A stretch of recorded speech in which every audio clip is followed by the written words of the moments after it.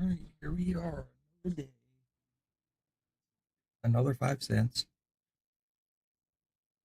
You don't have to pause. Yeah, I'm just gonna start up POE. Play some video games. The stream title is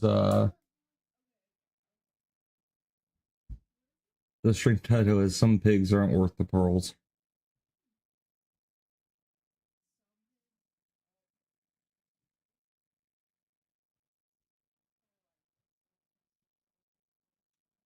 Mm-hmm. Mm-hmm. Yeah. No, I wasn't disagreeing. Completely agree.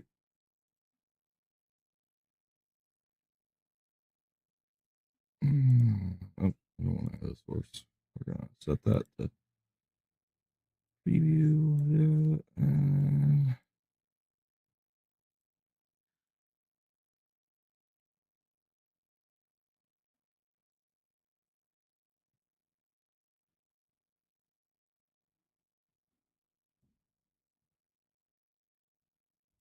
Close that window. I don't need timers right now.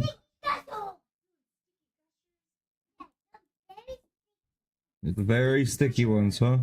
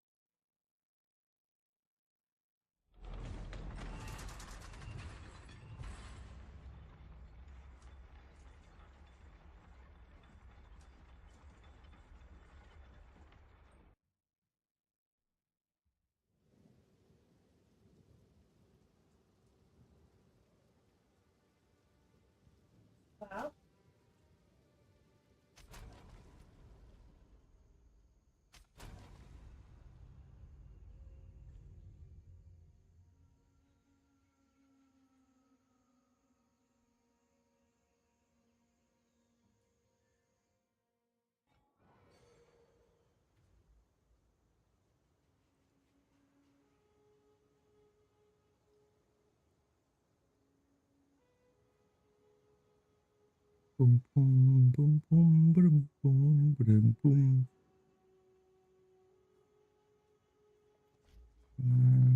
I'm sure we are going to.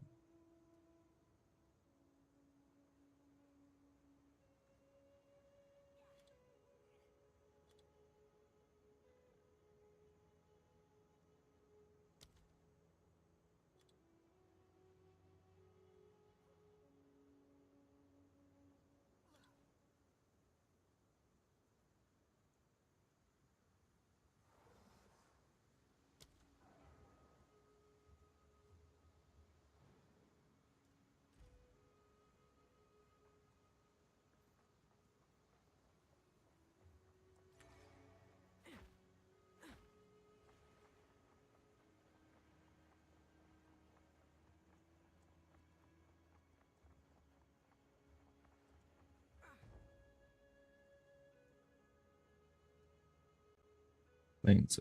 Amazon. Well, what is this? What is she called? Yeah, Amazon. The size of this place. I can hardly believe it.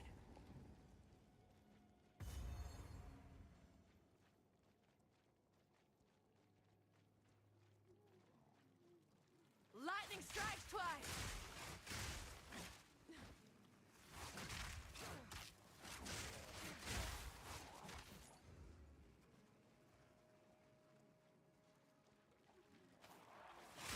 Good. My computer's working harder just to do I need to be.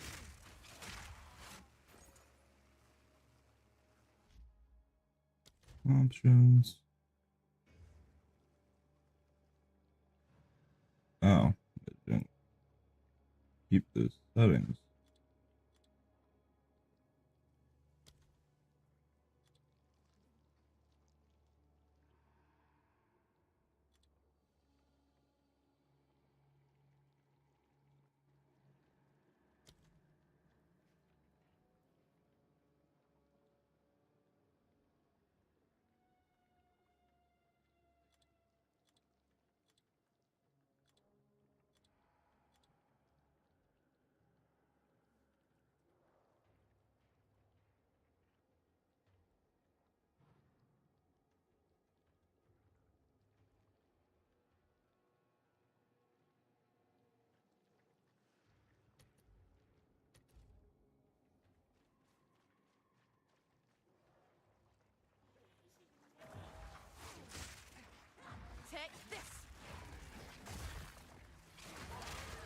Yeah, level.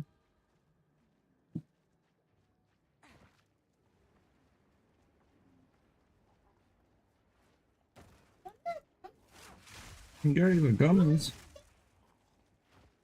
We got some sticky gushers. Oh gosh, we're gonna do this, huh?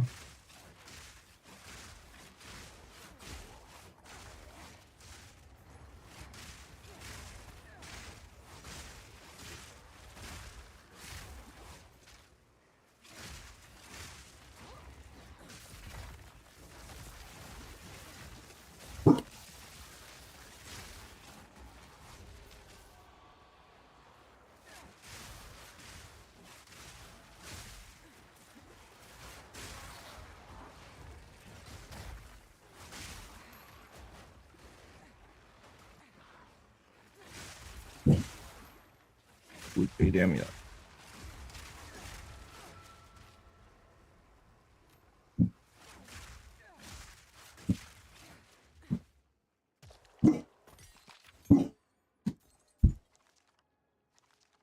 It's Superior.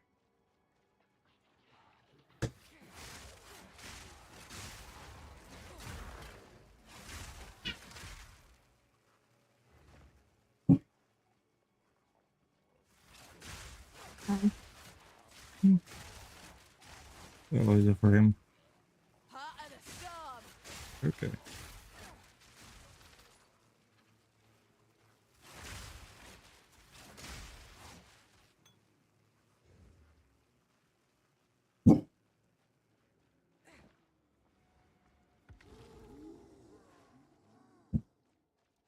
Huh?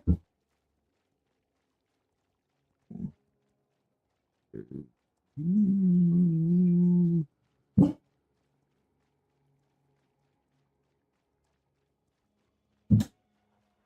Take care of them.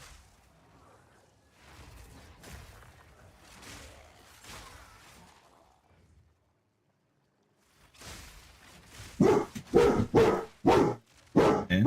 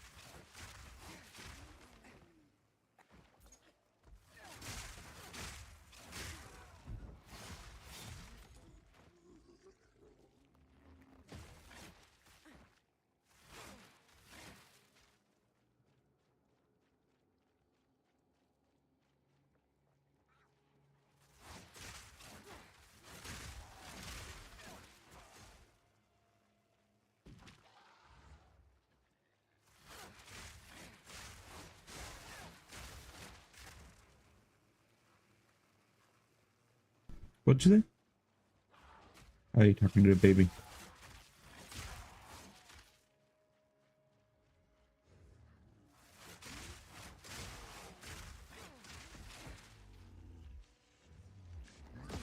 Oh, come on.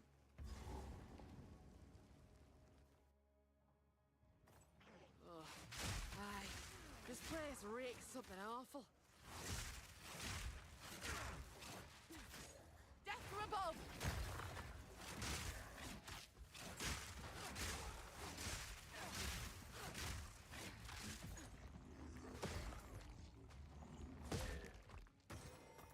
Pack's full.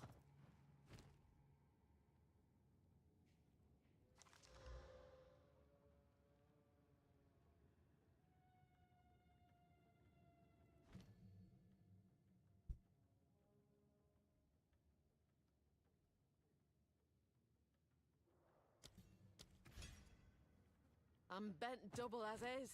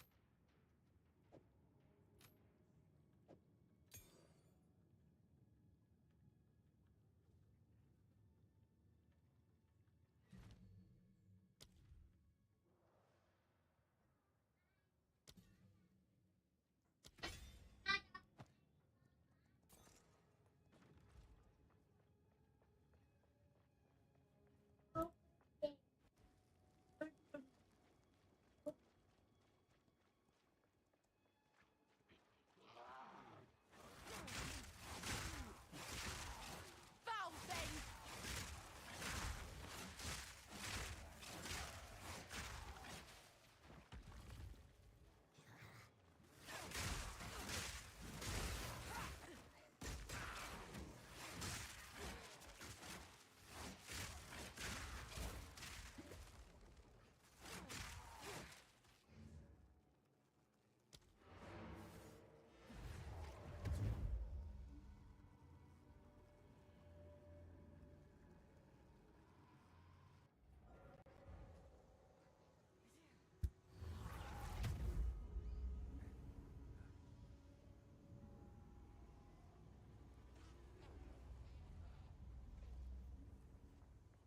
What have you learned?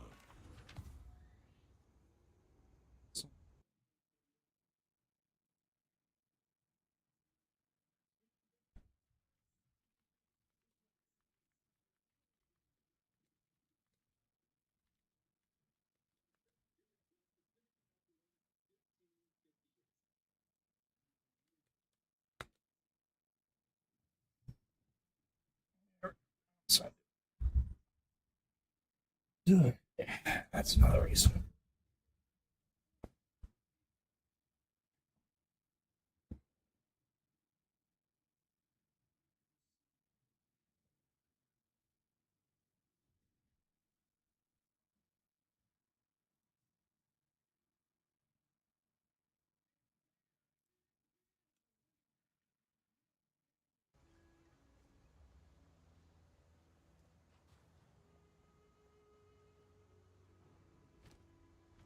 Move swiftly.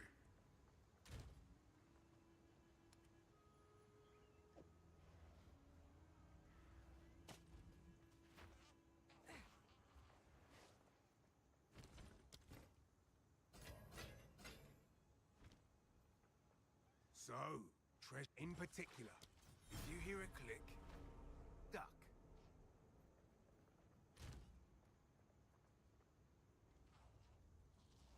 Excuse me. That's a good step.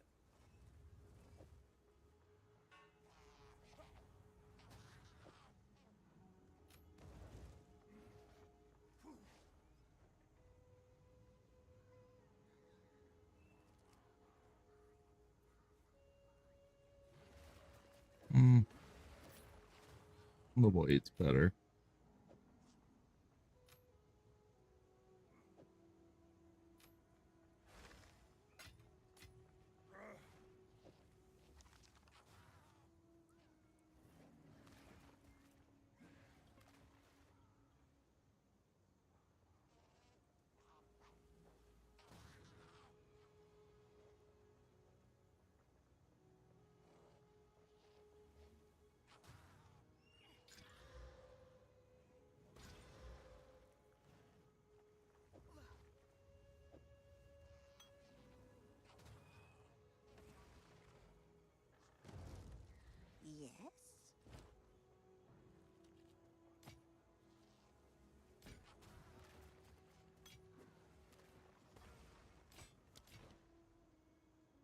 keep your eyes sharp.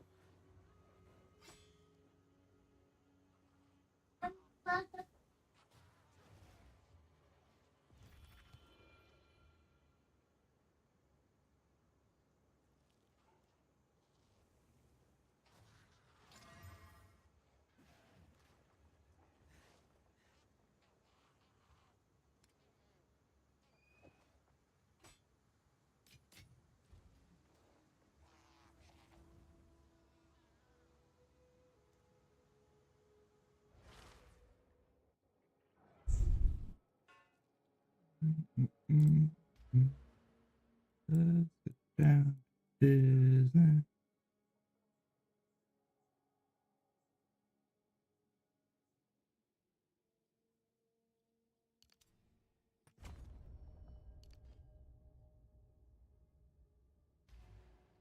Could it be the hunt? Oh, wrong log. Hang on. Nothing. Straight through the art.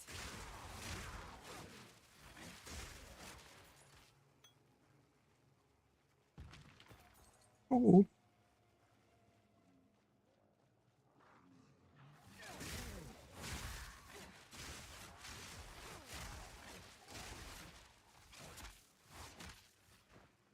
Yeah.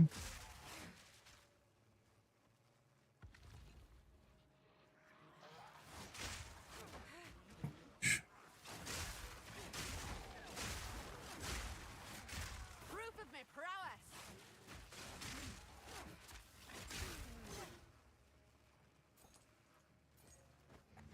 I don't want those.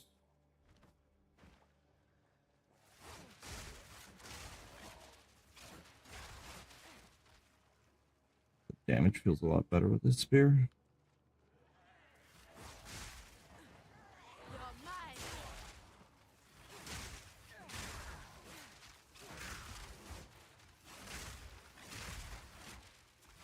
A lot of. Oh, I forgot to refill. I have to go do that real quick.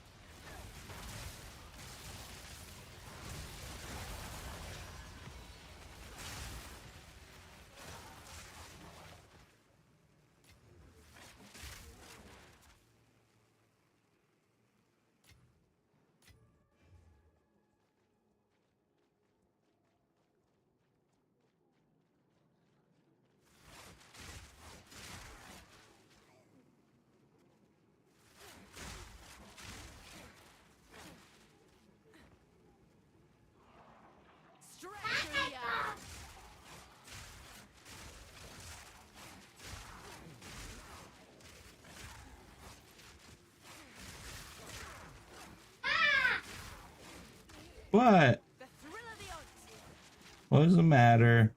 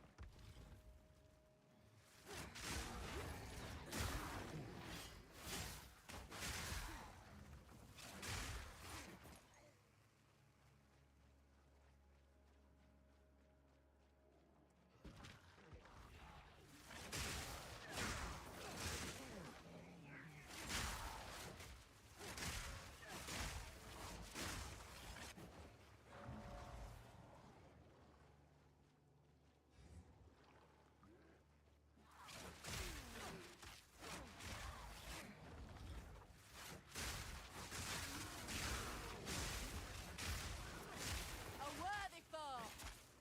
Funny. Another gold. Gamble for another spear.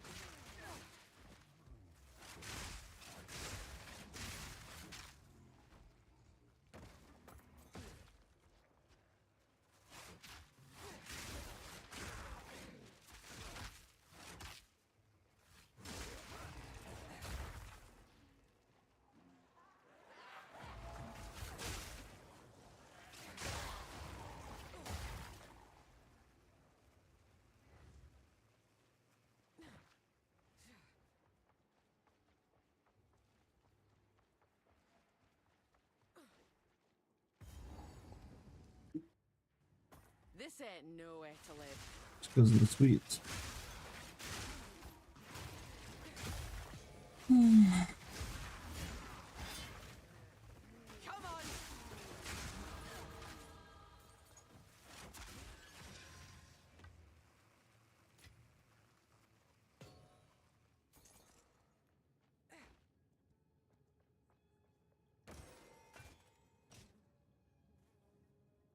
See what the barber spear holds.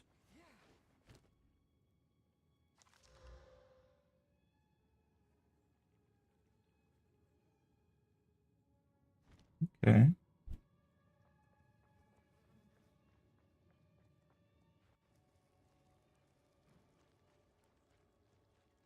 Straight through the heart.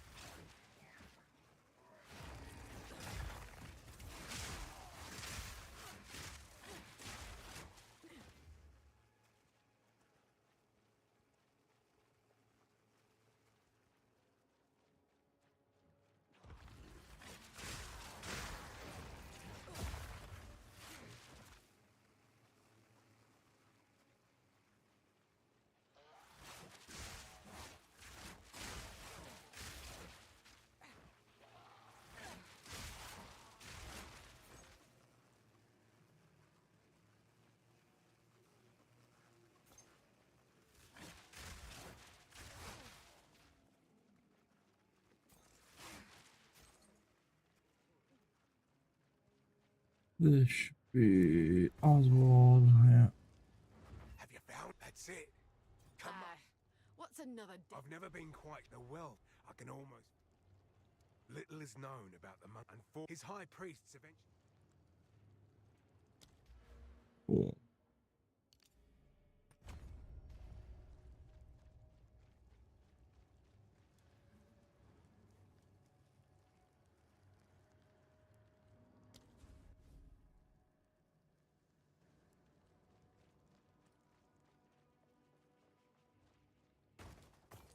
Of course it was a bed up.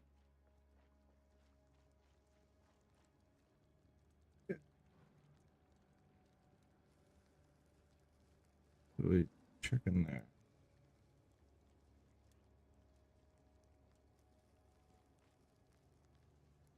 Pull down.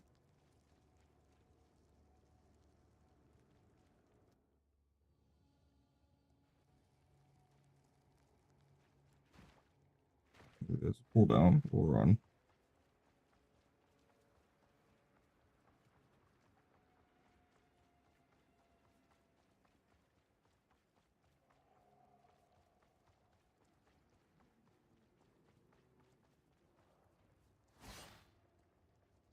Oops.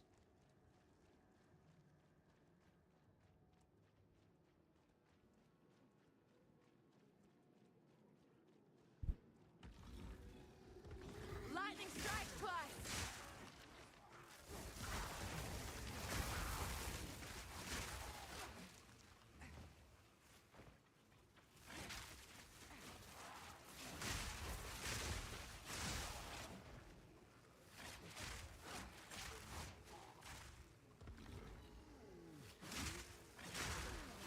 Death take you.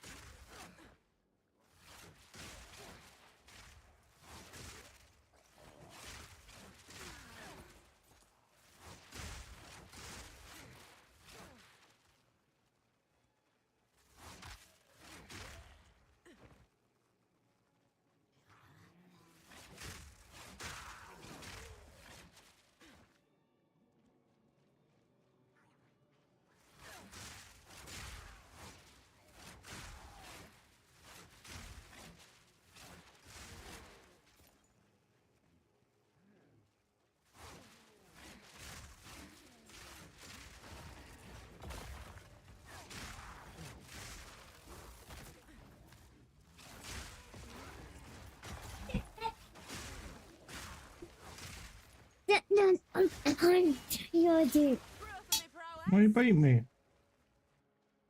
No biting. I go to. Why you don't steal my tea? You don't want to steal my tea, mister. No, Mm-hmm. no. Okay. Thank you. Next time, don't slobber it.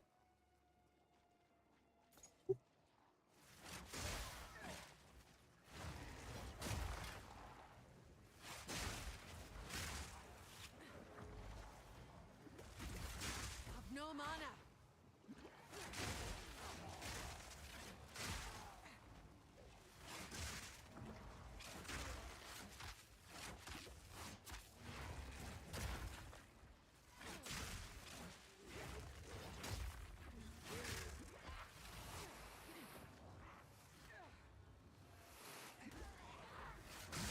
Man, mana eaters are hard.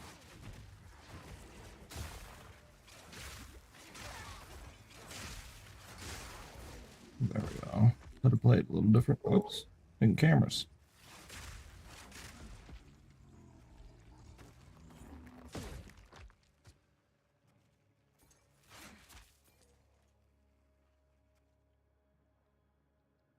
Do we get switchback?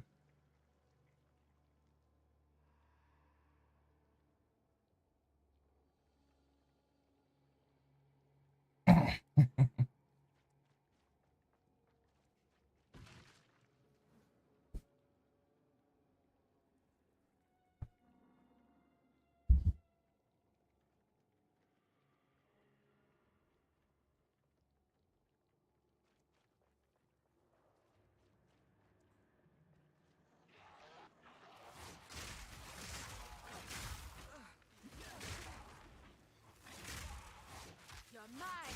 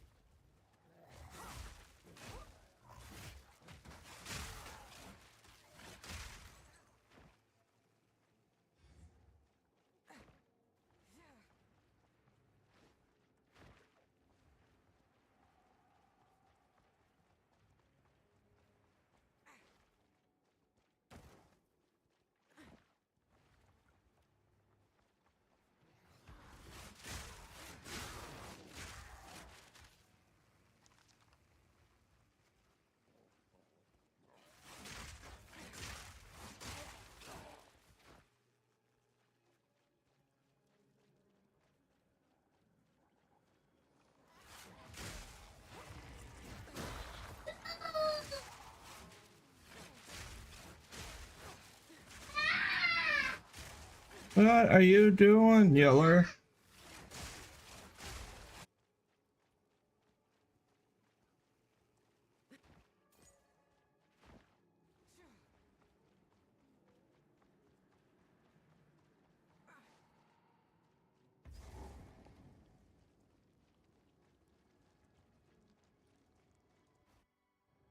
Reckon I'll put them out of their misery.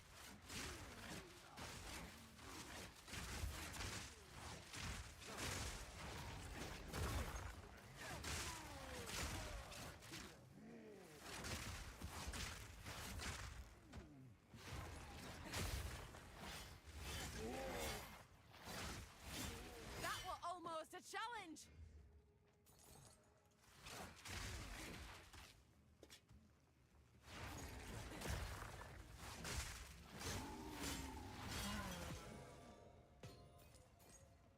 Mana flask. Nice.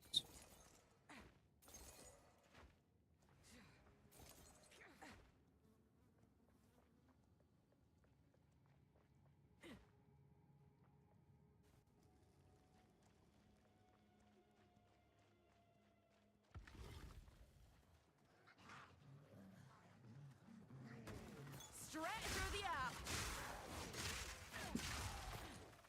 Unnatural filth!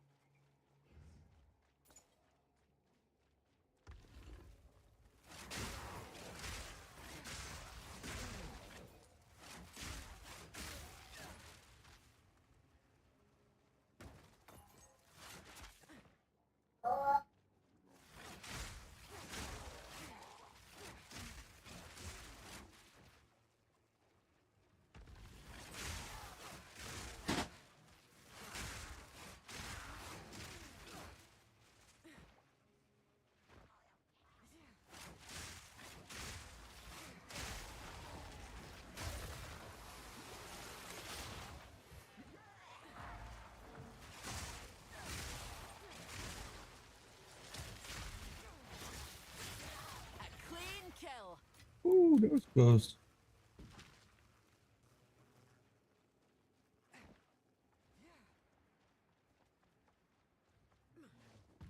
The hunt is on!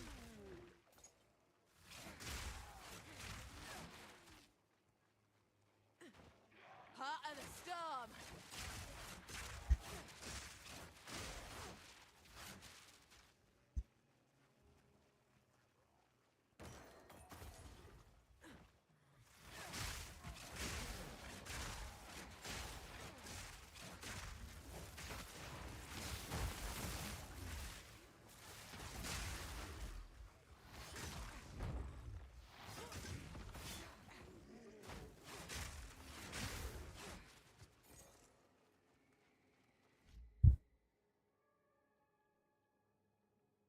What are you doing there, Missy? I heard you making noise. You okay, Savannah? Your swing isn't swinging. There's one party.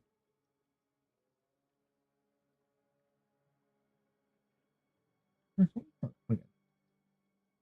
Her swing isn't swinging.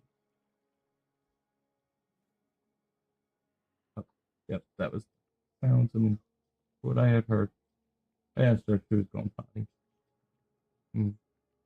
Now she's looking. Yep. All right, Mom, your turn. You need gingers.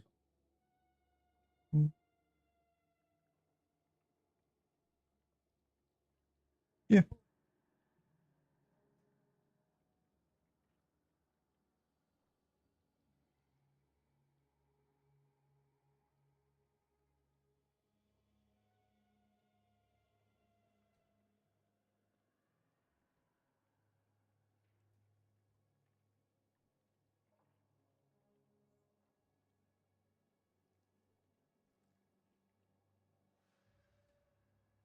Yeah, snaps.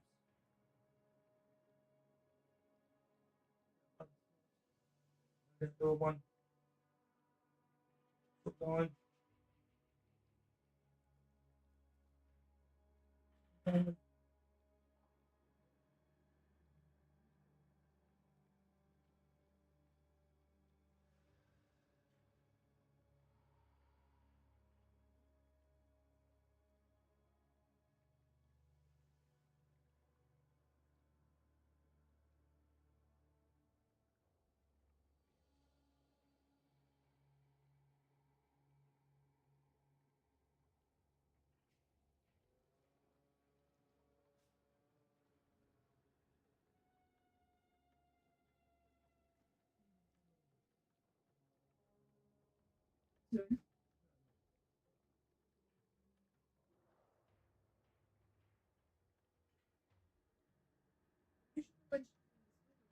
Oh, oh. What? What?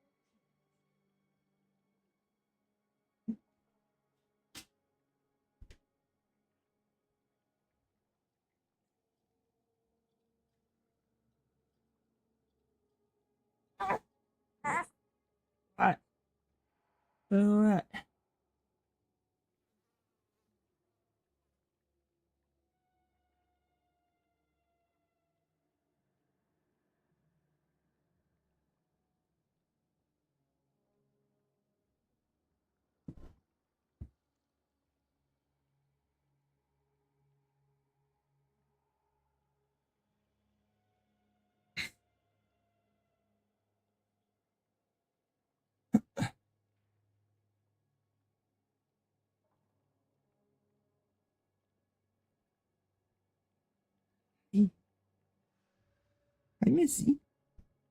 What you doing?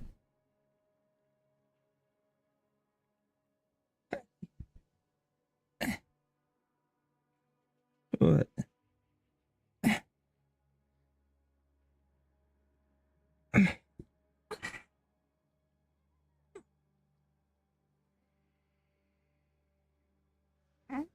Gabe home, Diva.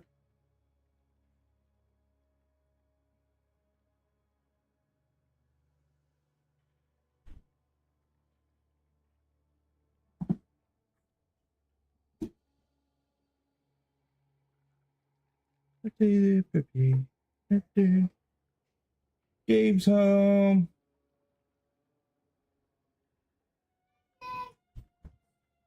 Hi, Gabe. Hi, brother. Where you going? What? Where was you? Hello. Savannah. Oh, she's big. Oh, Hello. Say hello, Gabe. Oh. That's so fun. Oh, you don't want to say hi to Gabe? You don't want to say hi to Gabe?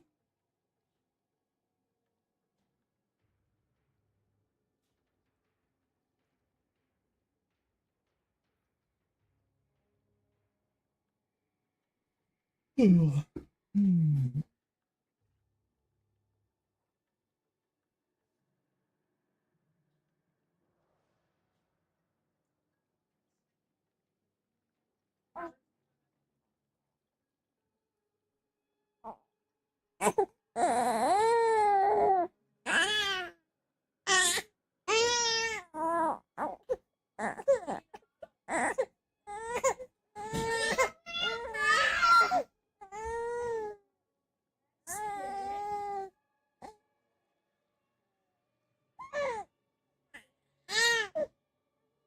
Yeah, probably a bottle.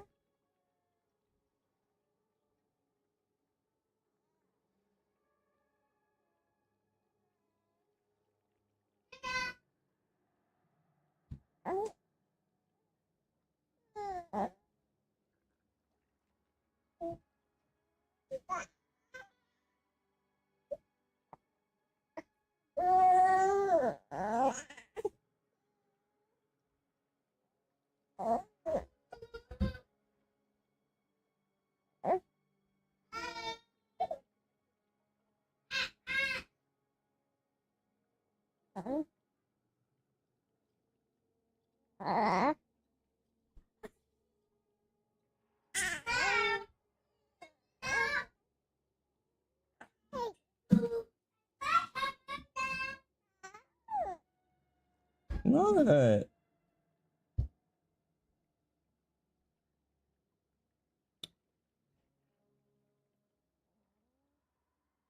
No, no. No, bud. I know. How are you feeling being Yeah, 34. Yeah. I don't know if I'm what age I'm gonna be. I can't even remember.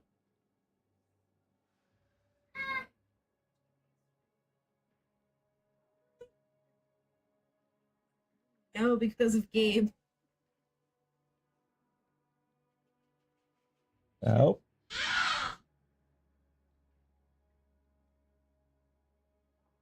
Yum yum yum. Yum yum.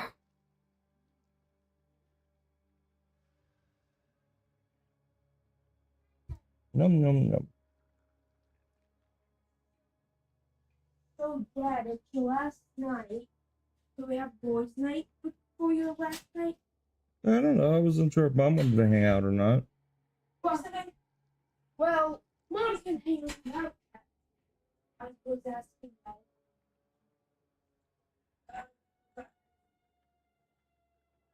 I mean, we can, but I don't know if I can hang. I did get up earlier than all of you.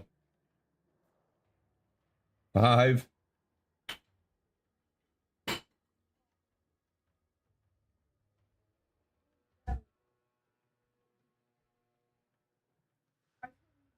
I can get out of the shower pretty quick, but I can't wait till that old.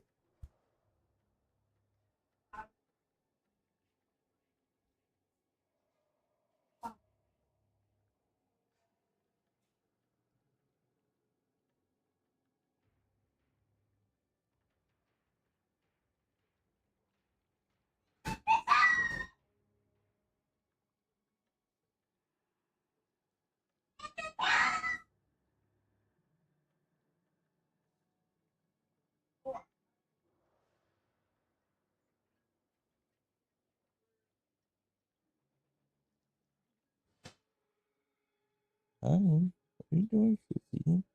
You okay? Mm, great. Good.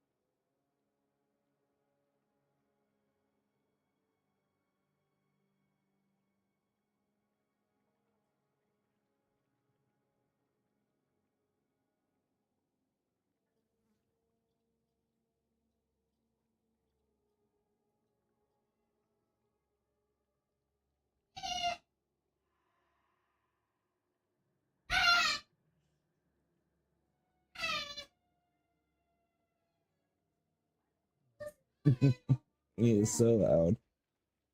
You are so loud, Mr. Eli.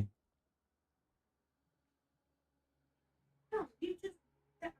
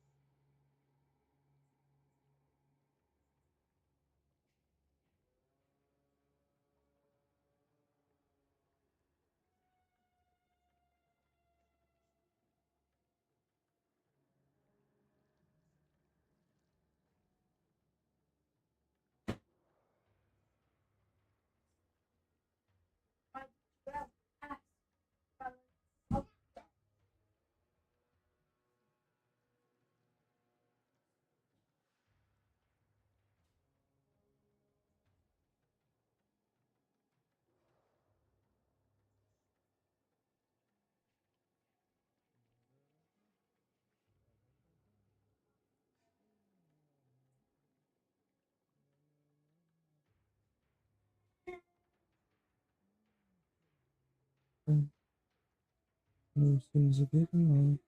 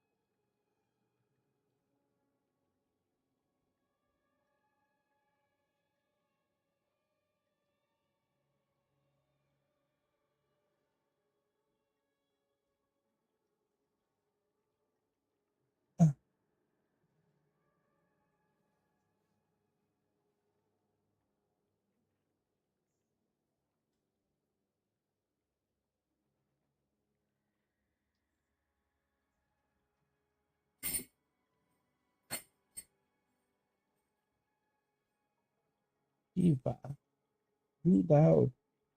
We hear ya. Steve's got ya. Mailman already came.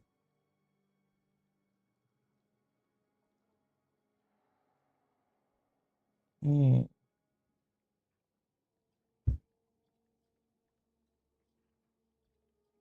Hmm.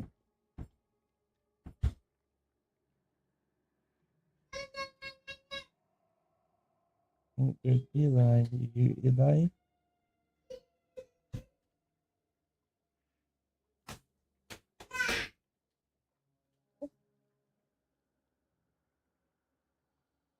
Hmm.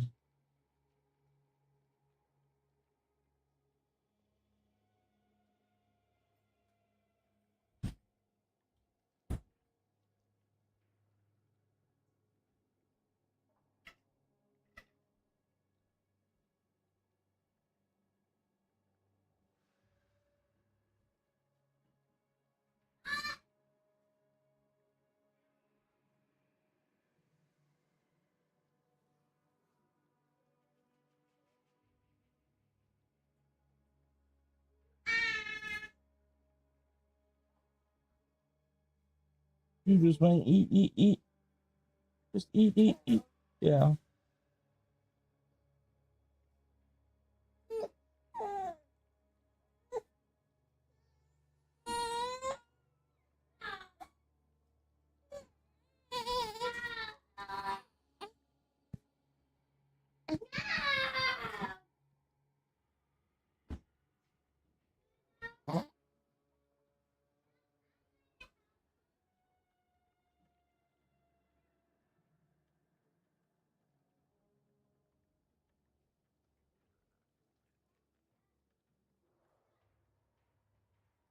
never done it. Or no? No. Yes. More? Yes. No, you don't need more milky, do you? You only drink a little bit, though. Belly okay? Got some burps in there. Do you? You got some burps in there? Oh, let's burp you. I'll help you. Ready?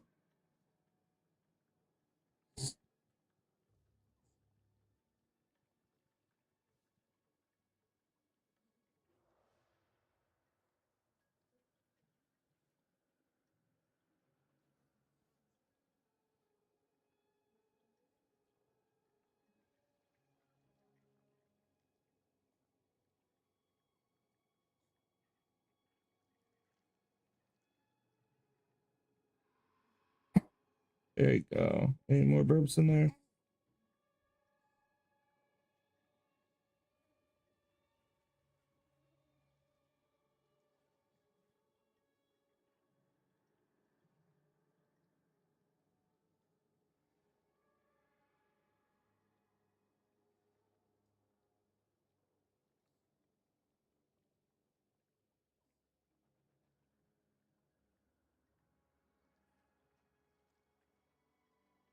Yeah, feel better.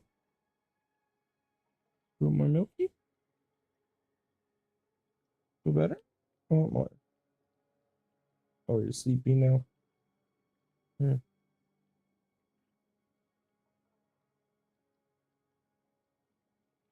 You want? You want it? No, you don't want milk. Yeah.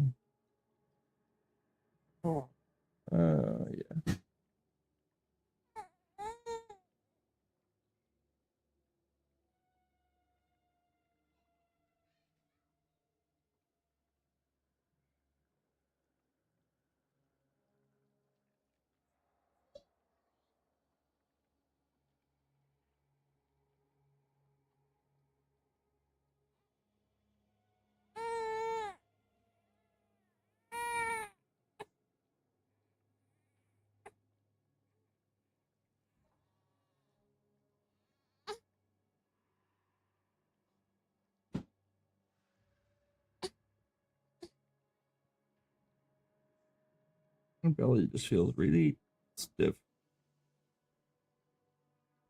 Really a little soft. So she might have more bubbles. More burpees. She also likes going to sleep like this for some reason.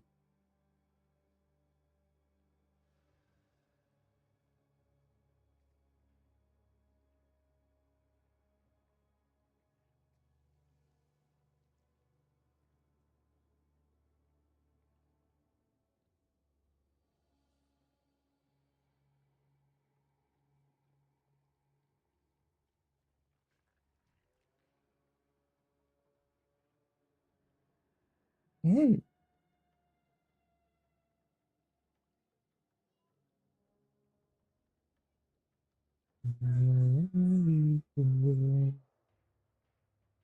My baby.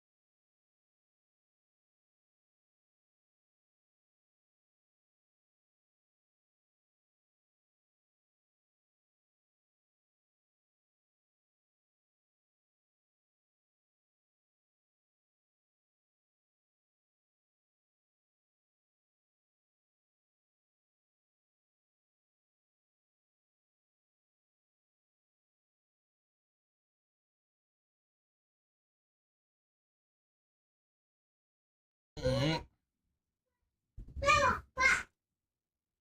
nice, this game has a pause button. This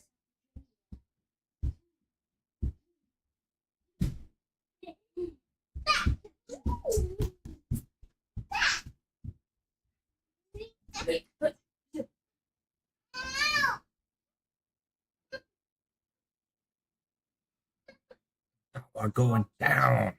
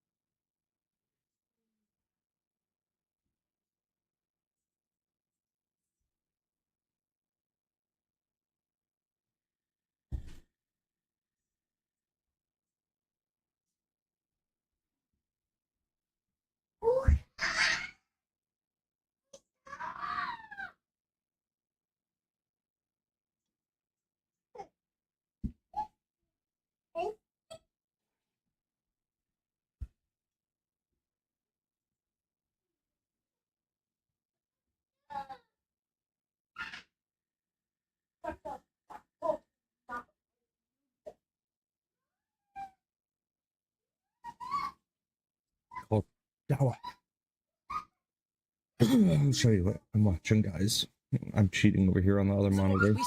David and I saw this in Times Square when this guy showed up, this older Muslim. He's like, "Oh, I'm tired. Please let me alone." And then he stayed for another 3 hours debating with people. They say whatever they can to get sympathy, and then they'll turn and go attack other people. If the Muslims are being attacked and being beaten down, oh, don't be so hard on me. But when they are on top and no, I'm destroyed. Look at how powerful I am. It's about deception and using any tactic they can to, So get a hold of is it safe to assume from now on, if I'm discussing with the Dawa guy, that I should assume that they're lying for sympathy rather than giving them sympathy? Well, Unfortunately, the it's the tough. thing is, you can't tell. Like if a guy is just super tired and doesn't have energy to go on, then he's going to say that. If he's just trying to deceive you, he's going to say the exact same thing. And so it's they make it difficult to tell. But I know someone like Paul Williams, I mean, and then he's acting like he's kind of like new to all this stuff. This guy's been studying the Islamic dilemma for over a decade. He's a speaker's corner. He's been a speaker's corner regular for like 20 years or more. He was one of the first people Nabil debated way back in the day. But I mean, think about this. He wants to discuss the Islamic dilemma.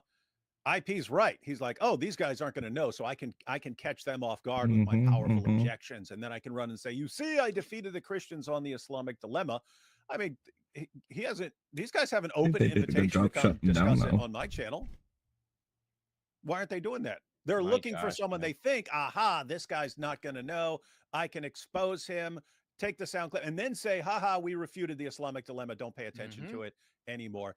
Didn't go the way he thought it would. And I already told IP that, I mean, this is serious. I mean, IP's fairly new to this. He's talking to a guy who's been doing this for like 20 years or more, and the guy can't do anything with the Islamic dilemma. He can't respond. That should be cluing everyone in right now. Wait a minute, these guys just have no responses.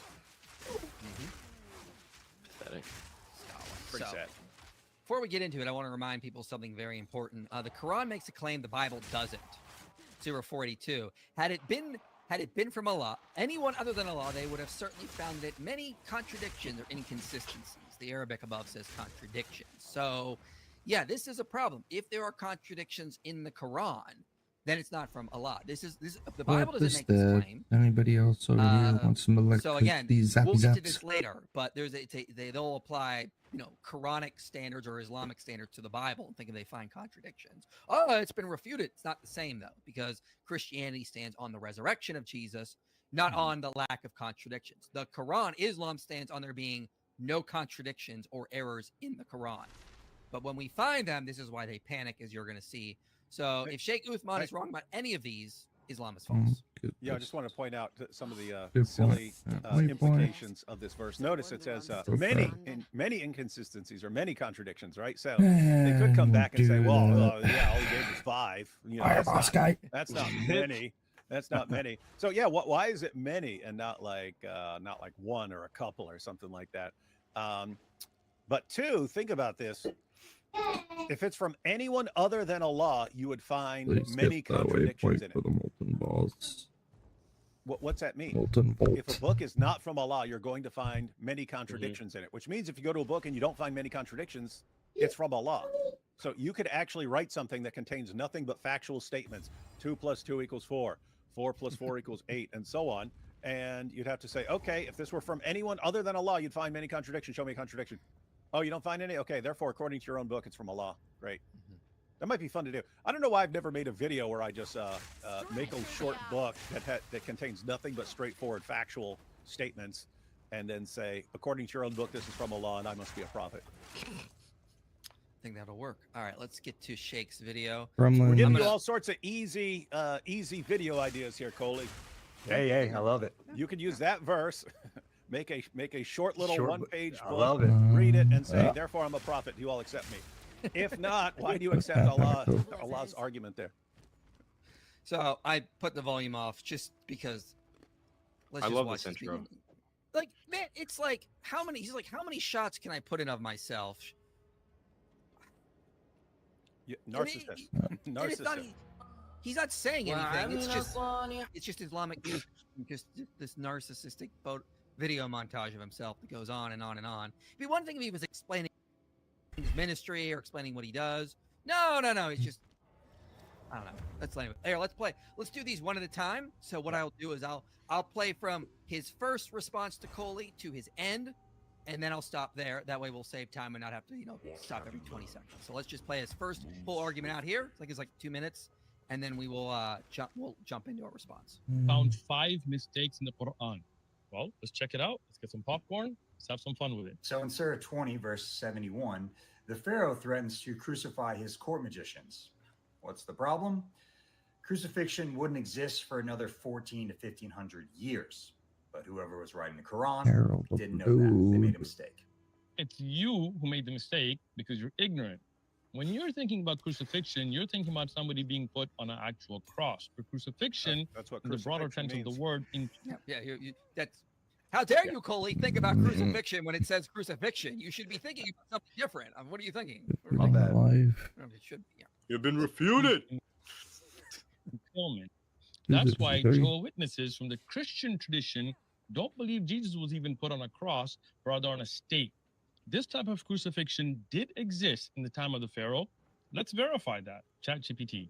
Did crucifixion exist in the time of the Pharaoh, meaning when people were crucified on a stake? Yes, there were methods of execution during the time of the pharaohs that involved something similar to being placed on a stake, which can be considered a form of crucifixion.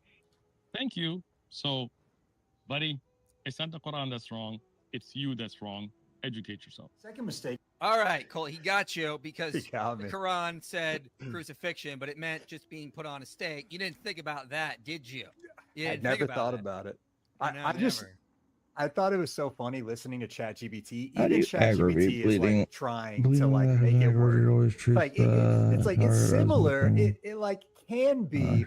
And so, I'm sure David's listening to this, but if you look into the root word, it like literally like salaba it's like a cross. It's to be put on a cross. This word in the Arabic is used in a lot of different circumstances, and they're all based on crosses, like at a cross section or a cross necklace or things like that. Like I don't know, just the idea. They don't seem to understand that crucifixion is a specific form of execution. And I made a similar response where I said it'd be like saying that the Quran says that he put them to death by the electric chair, and then what he really did was just tie them to a post outside during a storm until they got struck by lightning. Like, it's not the same thing because it's a specific method of execution. So, any thoughts? Well, I mean, I want to pull up ChatGPT here because I just put the same thing in there, and Yeah. so like, I did not get what he got.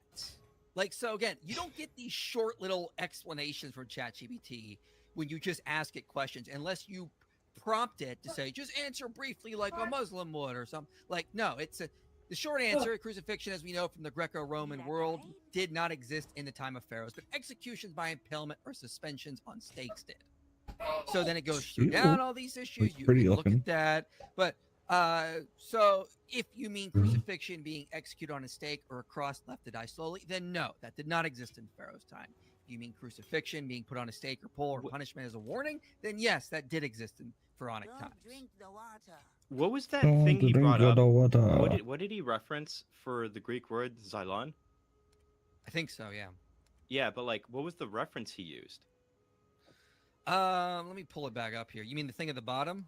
Yeah. I'll pull it up there, yeah. I'll pull it up so we can take a look at it here. The Greek word xylon that Bible writers use to describe the instrument of Jesus' execution, a critical lexicon in concordance to the English to Greek New Testament, defined as a piece of timber or wooden stake. It goes on to say that like staros exon was simply an upright paler stake to which the Romans nailed those who were thus said to be crucified.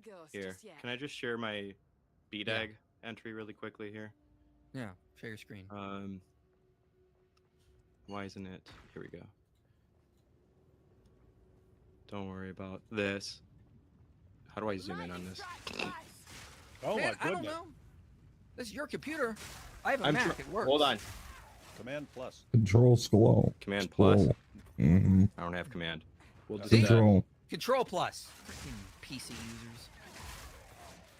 Whatever. Okay, look, this is the Greek word, xylon, and it says a wooden structure used for crucifixion. Like, this is, there's nothing in here that suggests anything like what he's trying to argue for. I don't know where he's getting this from. I also, by the way, I looked up the Arabic word. I don't know Arabic that well, but every single entry I could find for the Arabic word, there was no instances where it was impalement. Every entry that it's used in the Quran is referring directly to crucifixion, including Jesus's, lack of being crucified. It's about crucifixion, being hung on a cross. And I mean, it's an anachronism that they just have to justify because it's in there and it's clearly a mistake. Here, I just for sake of pulling it up, I actually put some slides together on this too. Okay. So I looked up as many as I can, and then you can tell I controlled F'd for impale on the pages. Not a single. Not impale like the men of Al-Zud impaled, but something like that. Not a single instance of impale showed up. Ironically, in this one it says crucifix, so that's interesting. But yeah, not a single instance. Even the wiki doesn't have it. So that's very source. Islamophobic of Trust me, bro. It's very Islamophobic of the wiki source you have there. I don't appreciate that, but I'll allow They're it. good. All right, let's get back to Sheikh Uthman. Oh, No, I'm just saying. No, this says crucified. So for anyone who's watching, this would be like if you're talking about something that happened 1,000 years ago, and you say, and they sentenced him to death by the electric chair. You'd be looking at, if you were looking at this way in the future, you'd be like, electric chair? They didn't have an electric chair in 1000 AD. What are you talking about? And then and then you get the Dawa response. Exactly. Anyway, back to the Dawa response. Let's see. Where's his next one? Go back. It's not the Quran that's wrong. It's you that's wrong. Educate yourself. Second mistake is in the same chapter, verse 95. We see Moses talking to a Samaritan. What's the problem? The Samaritan. He's face palming Coley. It's over. It's over because he's face palming. It's over. Samaritan people group didn't come until hundreds and hundreds of years after Moses, in the 600 to 400 BC range. The author of the Quran didn't know this. You're that ignorant. Look on the screen behind you. Stretch The green screen that you've put with the verse, just look at it. It doesn't say a Samaritan from the Samaritan people. It says, Ya Samiri. Samiri is a person, not a people. Ya Samiri. Oh, Samiri. Musa alayhi salam is speaking to a man named Samiri who misguided the people of Israel, the children of Israel, into worshiping idols while Musa alayhi salam was What are away. you doing on This my is an teeth? individual named Samiri. The third mistake. That would be that's Can you just do me a like favor? Yeah, can you pull up Quran.com and click on that verse and look at the footnote? Yeah. What is that again? 2095. Okay, hold on. Let's see here. Where did I put that? Oh, I'll just go back to the video I had open and then bet you navigate. that's a lie on the Muslims' I don't part. understand, Coley. You're so ignorant. Why don't you just look at the English behind you on the screen? I mean, honestly, you should have just looked at the English there. So he said. So footnote here. Where do you want me to click? There's a footnote on one of them. It may not be 95, but one of them has a direct footnote. There we go. It's telling it. Maybe it's not that one. Let me.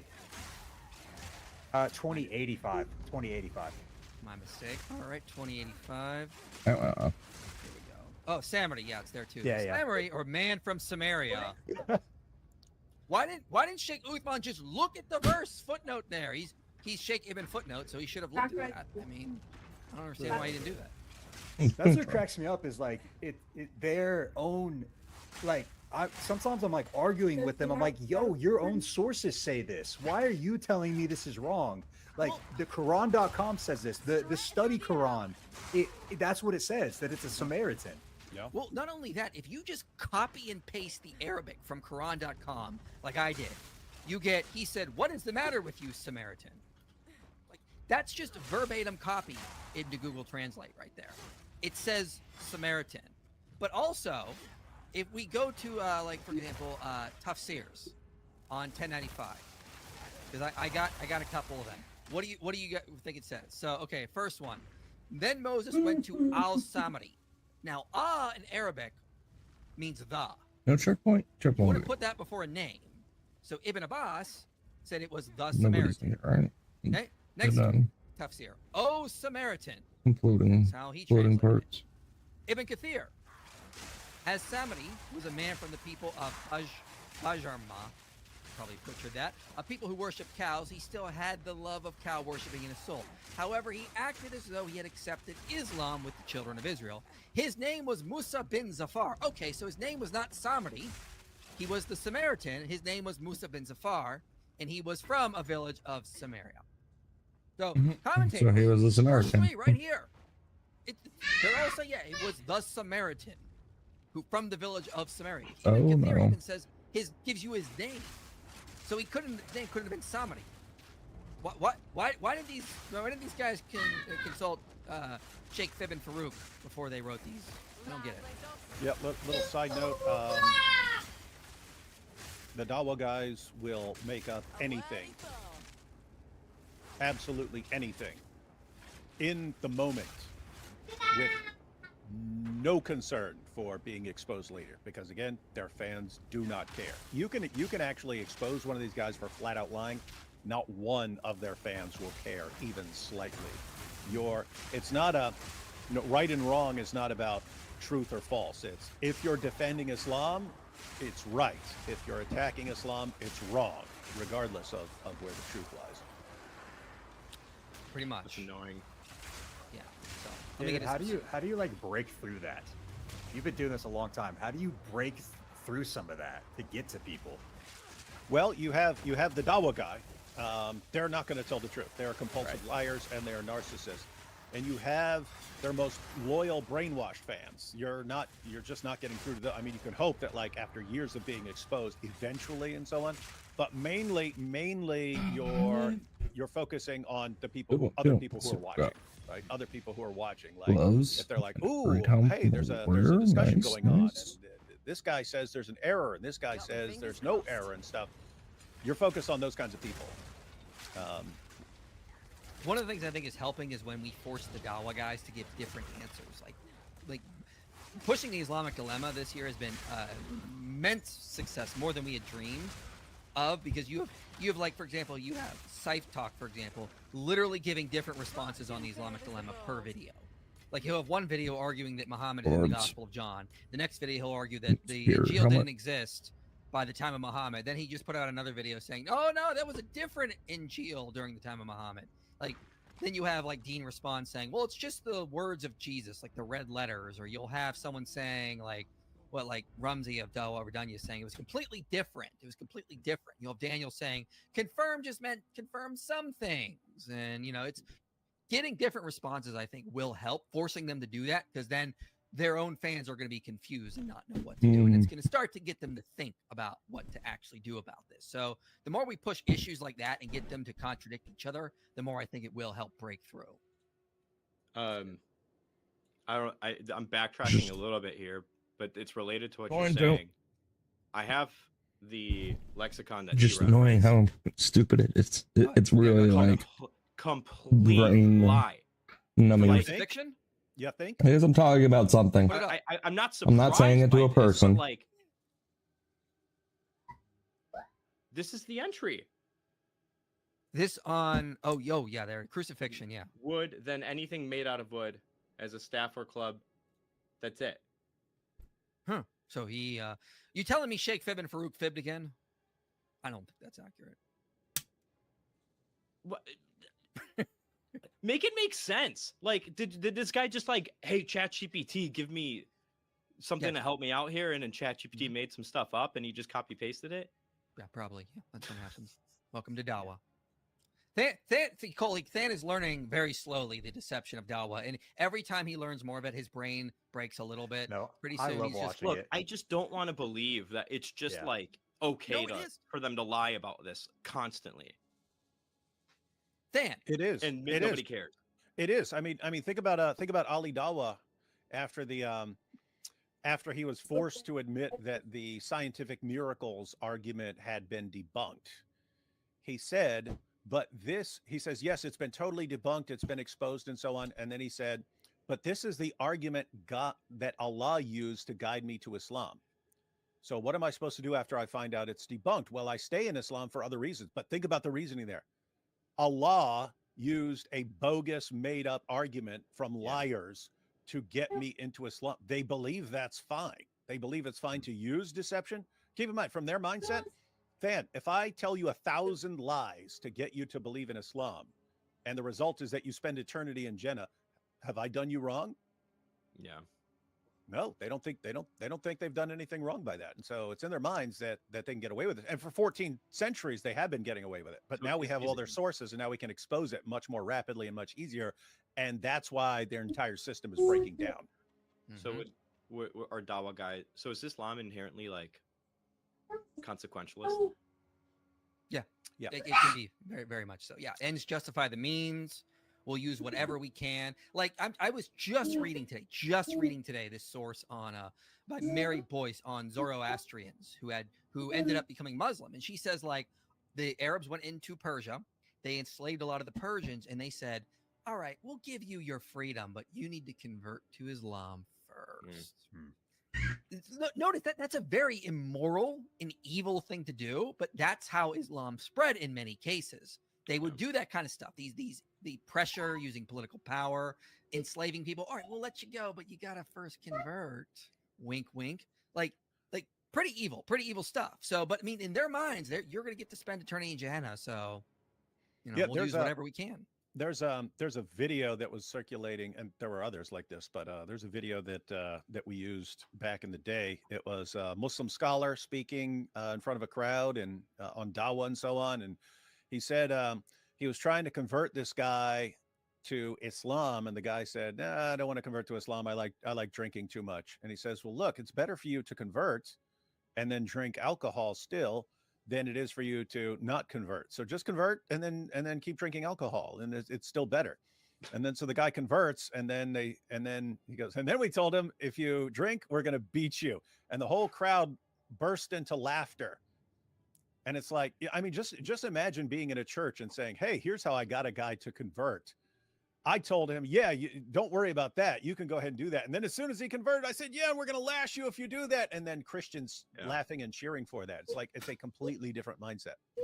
Yeah, I mean, it is. And this is the difference between the West and the Islamic world. We are very much interested in truth and facts. When Ravi Zacharias did all those evil things, what did the church do? We exposed him. We said, this is wrong. This needs to come out because the truth is more important than protecting the community or his image. It's the opposite in Islam. Honor, shame. It's an honor, shame culture. All about the honor of the community, the ummah, protecting the honor of Islam. Truth takes a back seat to that. I'm not saying they are completely like against truth, like they would get all mad. I'm saying it's secondary compared to honor for the ummah. That's most important. Muhammad's honor, Allah's honor, the ummah's honor. Those are more important than truth itself. Truth can take a back seat when those things are at stake. That's the problem with this. Completely different culture. Mary is the second person of the Trinity. Fact, you see? Yes, it's a powerful argument from the Quran that exposes the Trinity. I really love your patience and debate. Thank you. Unfortunately, Middle Eastern culture values strengths. That's why Dawagandists are so smug in nature. Yeah, totally agree. I'm going to try to do that, but I mean, this is a tight rope to walk because let's just go back to the conversation with Paul Williams. The goal was just to let him bury himself, expose himself for being someone who's interruptive, argumentative, and then rage quits. And I thought that was successful. Now, if I would have just been interrupting him to just control the conversation, Muslims would have accused me of dominating and not letting him speak, being afraid to hear him speak. So it's a very tight rope to walk on this. I thought Than did an excellent job interrupting him back and keeping him nailed down on things because he was just in the beginning we let him sort of ramble because we thought we were going to get share of time and response, and then he didn't let us. And so Than did a great job jumping in and saying, you interrupted us, now I'm going to interrupt you as much as I want. So, but I mean, at the end of the day, it's very much sort of that. But I mean, like, it's a tightrope because we have to balance our cultural expectations, what our fans want to see, as well as what they're going to see. Coley, you know this. You do debates on TikTok all the time. Yeah, I wanted to throw, and I recently would just kind of I gave her the plate, with the guy, and just kind of watching it back. I'm like, I'm not being mean, but I am being assertive. I am kind of being shippy with him, and there's like an internal, it's like, we got to live. And then it's kind of on top of that, you don't know who's trying to deceive you and who's not in these debates, which makes it harder too, because I don't know if I can actually trust this person to be honest with me. And yeah, it's something I'm trying to figure out, because there is a part of me that just kind of wants to just, like, I was really respectful with Dean Responds, and I could have hammered it harder. And you look back and you're like, well, I'm glad I was, but on the other hand, did I really, like, am I really exposing the problem with this? Like, right? I don't, I'm trying to figure it out, but I do know there's only one plate. Paul, he calls us to be gracious. And I try to look at Jesus. Last thing I'll say, like, he's very, I think the Dawa guys, like, Jesus is very harsh with the religious leaders. And then he's much more respectful and loving and compassionate with just kind of the lost and wayward. And so I try to kind of I'm trying to work that out. How do I follow Jesus' example? Yeah, and that's true. That's true. Old Testament and New Testament is like the people who are on the receiving end of like brutal rebuke and mockery and insults and so on. Those were oppressors and false prophets, false teachers, people who are leading other people astray. And guess what? If those are the people who are on the receiving end of mockery and insults and so on, Old Testament and New Testament, I mean, Muhammad's kind of the supreme example of an oppressor, a false prophet, someone who's leading other people astray. But so are the Dawa guys. And so, they biblically they deserve a different response than a person who's like wrong, but isn't being massively deceptive, isn't leading other people astray. Hi, IP Than Coley. I hope you three are doing well. It's very, very Islamophobic of you to leave David.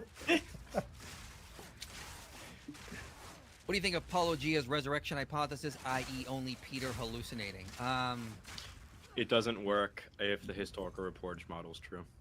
Yeah, if you bring in the reliability of the Gospels, it collapses immediately. Even Ehrman says, even Ehrman grants at the very least, he calls the big three Peter, Paul, and Mary. Mm-hmm. You still need Paul, and then he says Mary as well. He's more reluctant to grant the group appearances and so on. But yeah, even Ehrman says Peter, Paul, and Mary. It's very, very, very skeptical. Hyper skeptical, I'd say. Sahih al-Bukhari, 6929, the hadith to end the Quran. Yeah, I love this one. This one is, as if I'm looking at the prophet while he was speaking about one of the prophets whose people have beaten and wounded him, and he was wiping the blood off his face, saying, "Oh Lord, forgive my people as they do not know." Who could that be from all the prior prophets? I don't know, guys. I'm stunned. Who do you think that could be of all the prior prophets? Surely it can't be Jesus, could it? Is this attributing to Muhammad? This to Muhammad? Yes. Oh, Than, you're learning so much about how contradictory and hopeless the Islamic sources are. It gets so much worse. Yeah, Avery did a great stream on this one time where he just kept bringing this up to Muslims, and they were just like deer in headlights, like, No way, dude. Welcome to Islam. I don't have to tell you. I meant next trip to a Muslim country, London, as a joke. I see. Makes sense. Now I get what you're saying earlier. Have any of you checked out the recent work of philosopher Dr. Alan Zut? He goes by Al. I have not. I don't know if I want to look into his work. It seems kind of gross. Sketchy website for his published work. You guys have made a video on the cognitive dissonance theory of the resurrection. I did an interview, I think, in February with Nick Meter. Yep. He's a psychologist, just wrote a book on the resurrection, Extraordinary Evidence for Extraordinary Claim. He's willing to come back on the channel. Maybe I'll have him back on soon to discuss more about the stuff. We're kind of waiting for maybe a response from an atheist YouTuber. We're just patiently waiting. You're like... Oh, he's excited. He wants it to happen. So yeah, but you check out that interview, you get some stuff on cognitive dissonance. Blood the Impaler, angry noises. I don't see how he can confuse impalement with crucifixion. Very two different things. Sorry for my mistake. Muhammad got impaled. Not that kind of impalement, sir. Talking about different impalement. I don't have to tell you. Very, very gross. IP hermeneutic Q. Should John's Logos be understood more in Greek philosophy sense or Jewish memory sense? Ooh. By the way, Stan, favorite Stan Golden experience. Favorite Stan Golden. Oh, okay. I don't think that this is a true dichotomy. I think that John's Logos should be understood in the Philonic sense and the Jewish memra sense because they both see the Word of God in the Hebrew Bible as the second power, or like Philo calls him the Dephtheros Theos, the second God. So I have a video coming out on this particular topic actually, where I go over Palestinian Targums and a lot of exegesis of Philo's work, and how it connects to the New Testament. If you want a brief introduction to that, look at Daniel Boyarin, a Jewish scholar, has a paper on the Gospel of John and the Gospel of Memra that you should look up. But before he gets to that, he is currently working on a script using Bayes to explain the Islamic dilemma, and we're going to show that Islam. Do you want to mention anything about that? We're going to apply the Bayes theorem to the Islamic dilemma to show how incredibly unlikely it is for Islam to be true. Yeah, so here's the brief overview of it. It's a Bayesian rendition of the Islamic dilemma, and the long story short is I run through a bunch of math and I grant a 99% prior probability to Islam being true prior to the data of the Islamic dilemma. I break up Islam into 3 sub-models. So Islam sub 1, sub 2, and sub 3 for the 3 main ways that you can respond to the Islamic dilemma. And then I do a weighted average of the 2 after I assess some stuff. And the long story short is, even with a 99% prior probability relative to Christianity, which means Christianity in the calculation had a 1% prior probability, the posterior probability of Islam relative to Christianity is just under 5%. Yikes. Can't argue with math, ladies and gentlemen. So the only way that you can get out of the Islamic dilemma would be like, if you can prove that with 100% certainty, Islam is true. Wow. Oops. All right. Well, we need to get that out as soon as possible. And then, David, since you know Bays, you and Than should do a stream on that on your channel after that. That'd be His version sounds way nerdier than mine would sound. Yeah.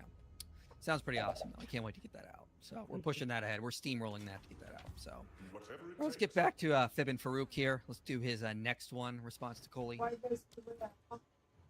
Mistake we see here is in 86.6, where the author of the Quran thinks that the fluid to make a child comes between the backbone and the rib cage. Once again, you had the tools available to know that you're wrong. How? Look at the little number 1 next to the verse behind you, and if you had actually clicked on it, you would have read, it clearly says there, that the testicles and the ovaries are formed in the abdomen of the fetus during the first weeks of pregnancy, before descending to the permanent place in the pelvis. Both are sustained by arteries originating between the backbone and the rib cage. It's right there. You could have just clicked that little number 1. Fourth and fifth. Wait, yeah, Coley. That's the solution. It's the fluid gushing forth from between the backbone and ribs, not during the development of the fetus. There's no the fluid's not gushing forth from the fetus when these things are descending and so on. I don't know how to interpret anything of what I just heard in a way that just doesn't sound absolutely. You're not. Guess what, Fan? Neither is anyone who is listening to them. They're listening to they're paying attention to his level of confidence. He sounds like he knows what he's talking about. He sounds like he's refuting what they claim. Hey, Sheikh Uthman, show me Ibn Abbas, Ibn Kathir, the 2 Jalals. Show me anyone saying that. Show me anyone saying that ever until like now, the modern world, where you guys are looking for any way to defend this, and all of a sudden you come up with this amazing explanation that no one else ever had because it's not what they thought it meant ever. Yeah. And like, if we just look at that, it doesn't say that. It says the people then consider what they were created from. They were created from a spurting fluid stemming from between the backbone and the rib cage. It's not the organs that create the spurting fluid. It's the fluid itself. So again, we're just lying. Spinal fluid. It's spinal fluid. Very good, Than. I like that idea. It must be spinal fluid. We are from spinal fluid. And here's that footnote he pulls up. But go ahead, Coley. Well, it's funny. Like I've just started a running list. I just bring this up to Muslims, and I started running lists. So I'll just give you some of the responses I've got. They'll bring up this footnote. They will bring up. I heard one person tell me that it's referring to stem cells. So I got a stem cells response, and then I heard one that the stem cells are spurting, or the fluid that's gushing forth. I don't. That's just what I got. He told me all the other Muslims are wrong. It's stem cells, and then some will say that it's the person emitting. That it's not. I don't know how you get that within the context. Ectoplasm. Yeah. From the Jinn version of the Al Zoot story. And then interestingly enough, the one I find most fascinating is the study Quran actually just translates rib cage to pelvic arch. And I tried to look all through the Arabic. I can't find anything about that word in Arabic. I can't remember what it is, but it being anything not related to the rib cage. And so that's how the study Quran tries to do away with it. And I just think it's funny because I just have a growing list of different answers because it's so simple, but it so clearly demonstrates that this is not from God because he would never say something like this. Mm-hmm. So, well, if we go to the tough seer, go ahead, and I'll go to the tough seers after that. Oh yeah, IP, bring up a hadith for me. Sure, what is it? Sahih al-Bukhari 6557. And yeah, it's good to go to the commentaries, and I have some here as well on this. It's just interesting how a Muslim today will suddenly figure out what Allah meant all along, and it Oh, my never drink. crossed anyone's mind. Now look at this. Mhm. Narrated on No, but I the just Prophet said, realized he Allah stole will it. say to the person who will have the minimum punishment in the fire on the day of resurrection, if you had things equal to whatever is on the earth, would you ransom yourself from the punishment with it? He will reply, yes. Allah will say, I asked you a much easier thing than this while you were in the backbone of Adam.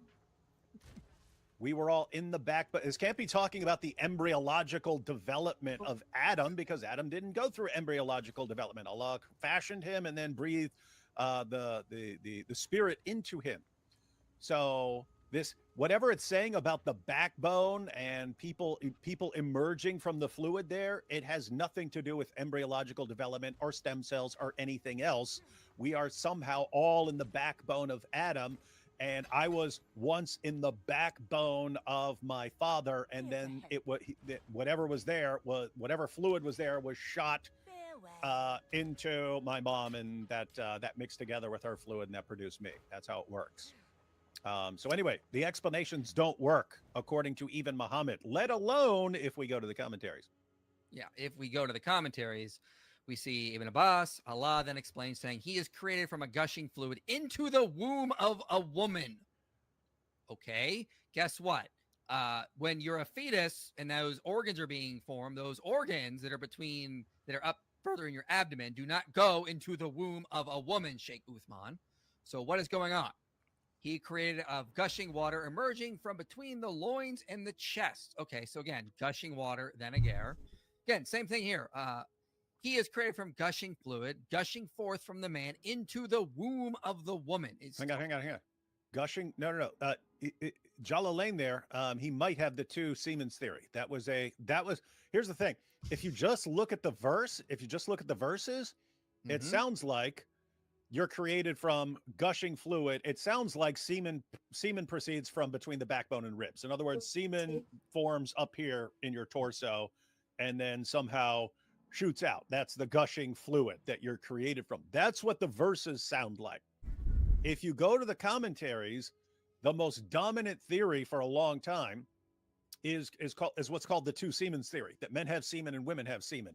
And so the claim in a lot of the commentaries is the fluid that's coming from the backbone, that refers to the fluid of a man, because the fluid comes from the backbone, as we see in the hadith of Muhammad, and that women also have a semen. Muhammad talks about the semen of women. It's yellow and thin, and these two kind of mix together, they mingle together, and then you have other hadiths, like whichever one rises to the surface and so on, that determines whether it's a male or female, and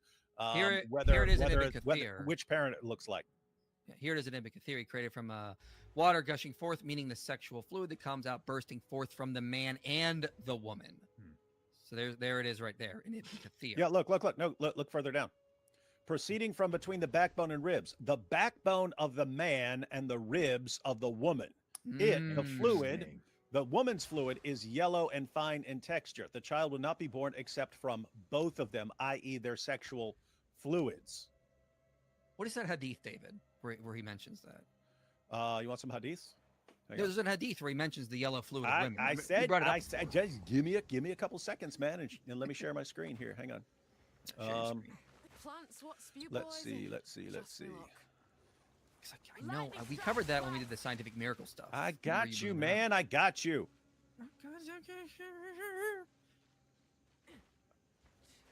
All right.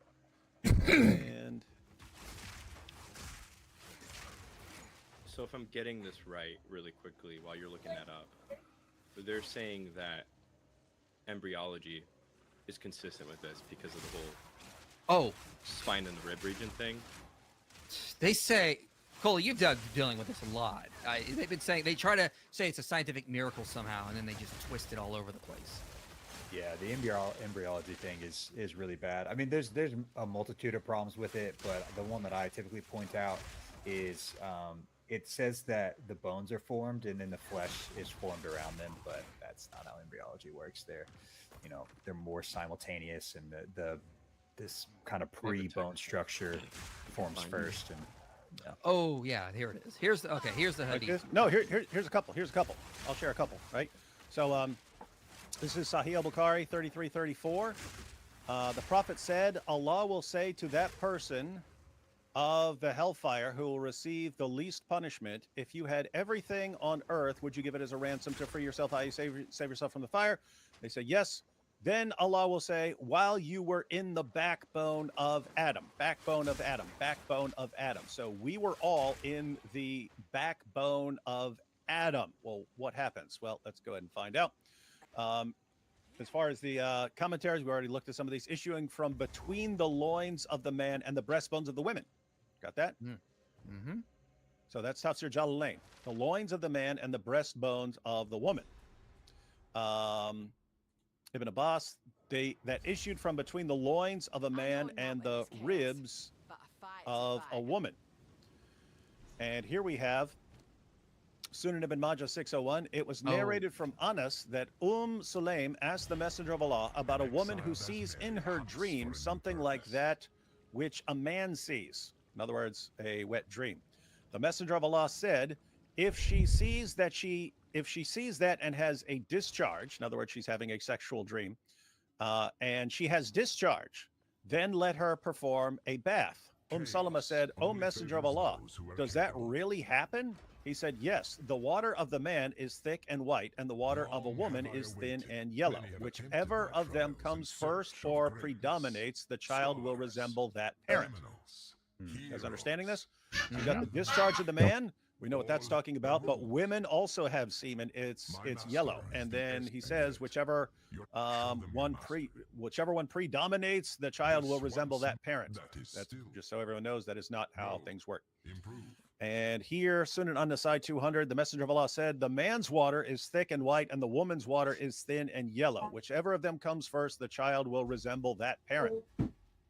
Everyone getting this? This is Muhammad's explanation for this.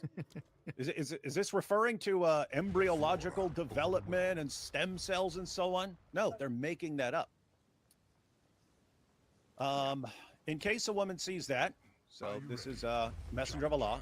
He says, in case a woman sees that, matter of fact, let me read the intro there. Anas bin Malik reported that Sulaim narrated it, that she asked the Messenger of Allah about a woman who sees in a dream what a man sees, a sexual dream.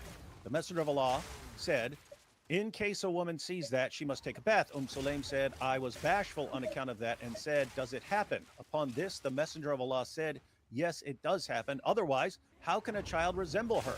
In other words, she's asking, do women have semen? And he says, obviously women have semen. If not, how would a child resemble the mother?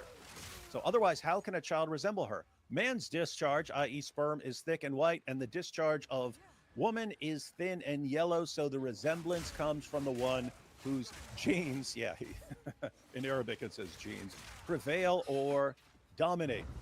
So, again, it's if you just read the Quran verses, it sounds like it's just saying that semen forms between the backbone and ribs. But the commentators are reading that in light of what Muhammad said, and Muhammad talks about two different semens, the semen of the man and the semen of the woman, and that's why it just became a very common view that the fluid, the semen from the backbone is the man's, and the semen from the ribs is the woman, and these two mix together, and that's what forms the child. All right, Coley, I want a video very soon on the semen theory. Yeah, in the Quran. It makes sense why Muslims never bring this up, because it would be laughed at. Very much. And Coley, I mean, think about it. Sheikh Uthman just gave you five videos right there. He just gave you 5 video opportunities and stuff. And he's lying for every one of these and can be exposed for lying for any of these. Yeah, that's good. Let's get to Dual Karnaim now. Just click color number 1. Fourth and fifth mistakes are actually in the same story. One is the story itself, which I'll get to, but within the story, chapter 18, verse 86, the Quran says that the sun sets in a spring of murky water. I also like how he has blurred out your TikTok thing. He does not want his followers to find you. Notice again, we gotta protect the Ummah. We cannot let them be deceived. Maybe one of his followers could go, oh, let me just go see what this guy has said to get another perspective. Nope, can't have that. We gotta hide his stuff as much as possible. The man, the insecurity from a lot of these Muslims is I just think it's funny he doesn't know how to remove a watermark from a video. No, yeah, I can do that easily. Yeah, and also along those lines, they're to the point where they usually won't even mention us by name because they don't want anyone looking us up. They'll say, and there's one guy who says, and another guy who says, and there's one guy who says this, another guy who says that, and they won't mention anyone's name. They won't mention channel names and stuff. I mean, think about that. We're pretty darn straightforward. Exactly who we're responding to. What we don't care if you go check these guys out. Their arguments are stupid. Yeah, the insecurities. They're obviously terrified. They know the avalanche of apostasy is coming, and that's why they're panic. That is a mistake. Maybe this gentleman is unable to read, but right behind you, the Quran does not say the sun sets in murky water. The verse is on your green screen behind you. It says that Dhul Qarnayn reached a point where the sun appeared, read it right behind you, to be setting in the spring of murky water. That's this is a place where these. What's up? That's a deceptive translation as well. Yep. Yeah. Really? Oh, yeah. It says he found it. Yeah, most translations just say he found it. Yeah. I found 14 tafsirs. I'm sure you can pull them up. I found so many that they all think it's exactly what it says. Let me let finish this out. The sunset hits the horizon, appeared to him. It's not saying the sun sets in murky water. It appeared. If I go to the beach in San Diego and I see the Pacific Ocean and I see the sun is setting in the ocean, I don't mean the sun's going into the ocean. When they say he rode into the sunset, it doesn't mean he actually rode his horse into a sun. No, this is where it's describing the location and how it seems when the sun is setting. When we say the sun rises in the east and sets in the west, we don't mean that the sun physically comes out of the east part of the earth and falls into the western part of the earth. No, this is where it appears, what we see visually, and that's what the Quran is saying, and it's in the verse right behind you. The story. Yeah, Coley, it's in the English right behind you. Yeah, how dare you? Again, a deceptive English translation. Let me give everyone. Let me just give everyone 10. I'll give you 10 translations. 4 Orthodox Muslims, 2 more heretical Muslims, and 4 non-Muslim translations. So, till when he reached this is Pickthall. Till when he reached the setting place of the sun. What did he reach? He reached the setting place of the sun. So that's one mistake. He found it setting in a muddy spring. So there's the setting place of the sun. There's a place where the sun sets. And he found it setting in a muddy spring. He found it setting in a muddy spring. Yusuf Ali, until when he reached the setting of the sun, he found it set in a spring of murky water. Nothing about appearing. It says he found it. He found it. Hilali Khan, until when he reached the setting place of the sun, he found it setting in a spring of black, muddy, or hot water. Ahmed Shakir, until when he reached the place where the sun set, he found it going down into a black sea. Sher Ali, until when he reached the setting place of the sun, he found it setting as if in a pool of murky water. There you get that's the Ahmadi translation where they try to fix it. As if. There's no as if in Arabic. Khalifa, when he reached the far west, they just say the far west, he found the sun setting in a vast ocean. So the sun, he tries to correct the first part and then leaves the sun sets in a vast ocean. Arbery, until when he reached the setting of the sun, he found it setting in a muddy spring. Palmer, until when he reached the setting of the sun, he found it setting in a black muddy spring. Rodwell, until when he reached the setting of the sun, he found it to set in a miry fount. And Sale, until he came to the place where the sun setteth, and he found it to set in a spring of black mud. The question is, for Sheikh Uthman, if this is just saying, oh, it appeared to it looked like it, why is everyone saying he found it there? He found it. He found it setting in a muddy spring. Why is everyone saying that? Yeah. It's when they discovered how the world actually works, they had to start changing it. Well, it can't mean what all the early commentators said. Hey, now listen. Go ahead. Oh, go ahead. No, I put one hadith in the chat, which, well, I said he's burying himself. Sheikh Uthman just claimed to understand this better than his own prophet did because his prophet explains. His own prophet explains. I was sitting behind the messenger of Allah. This is Sunan Abadal 4002. Sitting behind the messenger of Allah who was riding a donkey while the sun was setting. He asked, do you know where this sets? I replied, Allah and his apostle know best. He said, it sits in a spring of warm water. Hey, anything about it appearing that way? No, they don't even see where it sets. He's asking us, hey, do you know where the sun goes?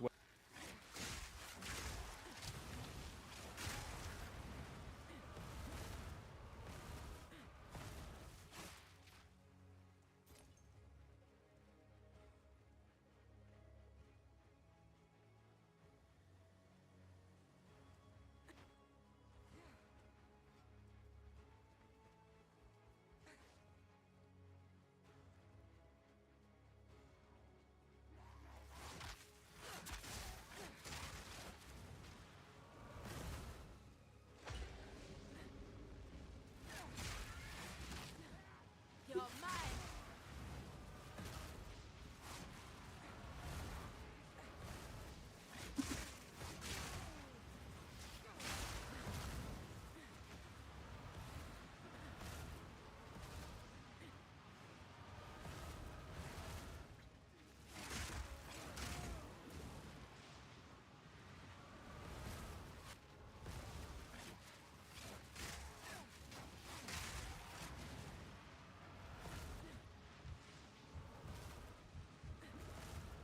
Why am I dying here?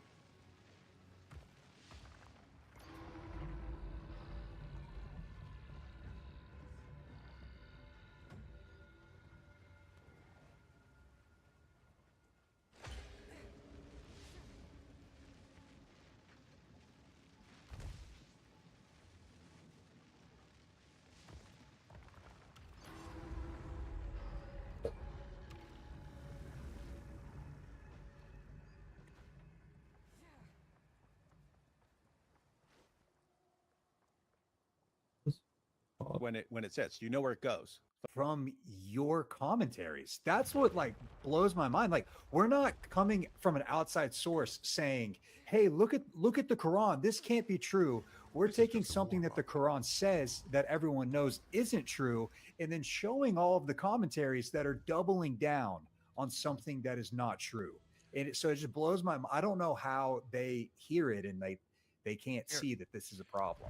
Hey, for Khan, who's Allah praying to in Surah 33, verse 56, where it says that Allah prays upon Muhammad? Allah and his angels pray upon Muhammad or pray for Muhammad. And just to answer his so Jesus prays, yet he's God? Come on. Okay, once again, how do we answer this every single time? That's mortalism, Patrick. What? Mortalism, an ancient heresy confessed by teachers such as Noetus and Sibelius, which espouses that God is not three distinct persons, but that he merely reveals himself in three different forms. This heresy was clearly condemned in Canon 1 of the First Council of Constantinople in 381 AD, and those who confess it cannot rightly be considered a part of the Church Catholic. Come on, Patrick. Yeah, get it together, Patrick. All right, so once again, if you don't understand the Trinity and what Christians actually believe, shut up. Go learn it, and then we'll have a conversation. Yeah, and since we actually have a topic, ask Furkan. Hey, Furkan, where does the sun set? Good point. Furkan, I noticed, I mean, think about this. Think about the progression here, Furkan. A Muslim woman says, find me an error in the Quran, I'll leave Islam. And Kohli posts a video, says, I'll give you 5. Here are 5 errors in the Quran. And then this spread so rapidly that Sheikh Uthman has to post a response video.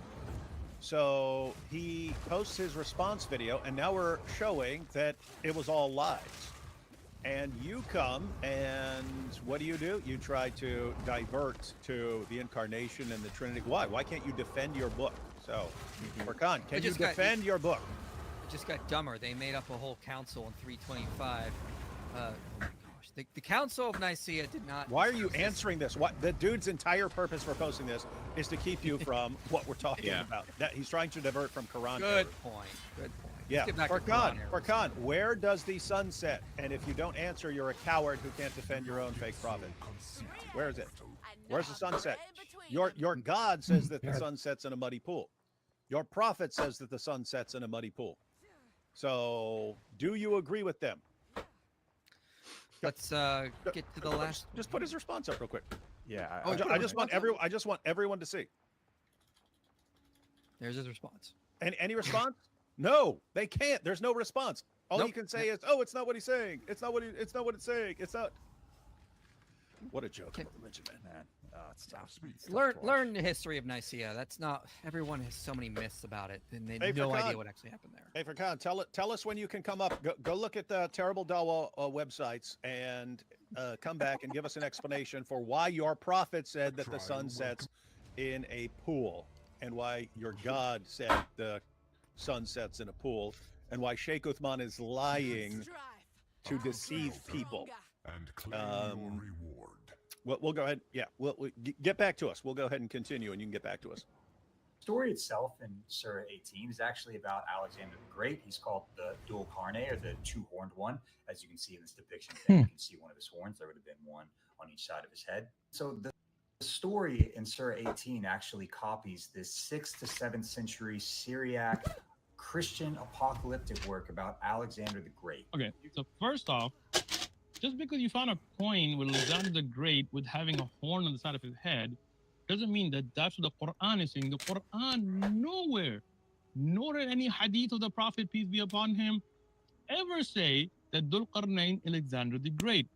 In fact, the great scholars of Islam have been very explicit. Shaykh Islam Ibn Taymiyyah in his works, Ibn Kathir in his classic book called Bidayah wa Nihaya, they have made it very explicitly clear that Dhul Qarnayn is not Alexander the Great.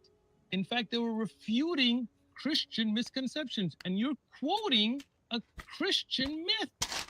Muslim scholars have made it clear, I'm putting the quotes here, that Alexander the Great, according to Muslim tradition, is not Dhul Qarnayn. In fact, Alexander the Great is only from 323 BC to 336 BC. Azraqi, the Islamic scholar, mentions that Ibrahim alayhi salam is the one that brought Dhul Qarnayn to Islam.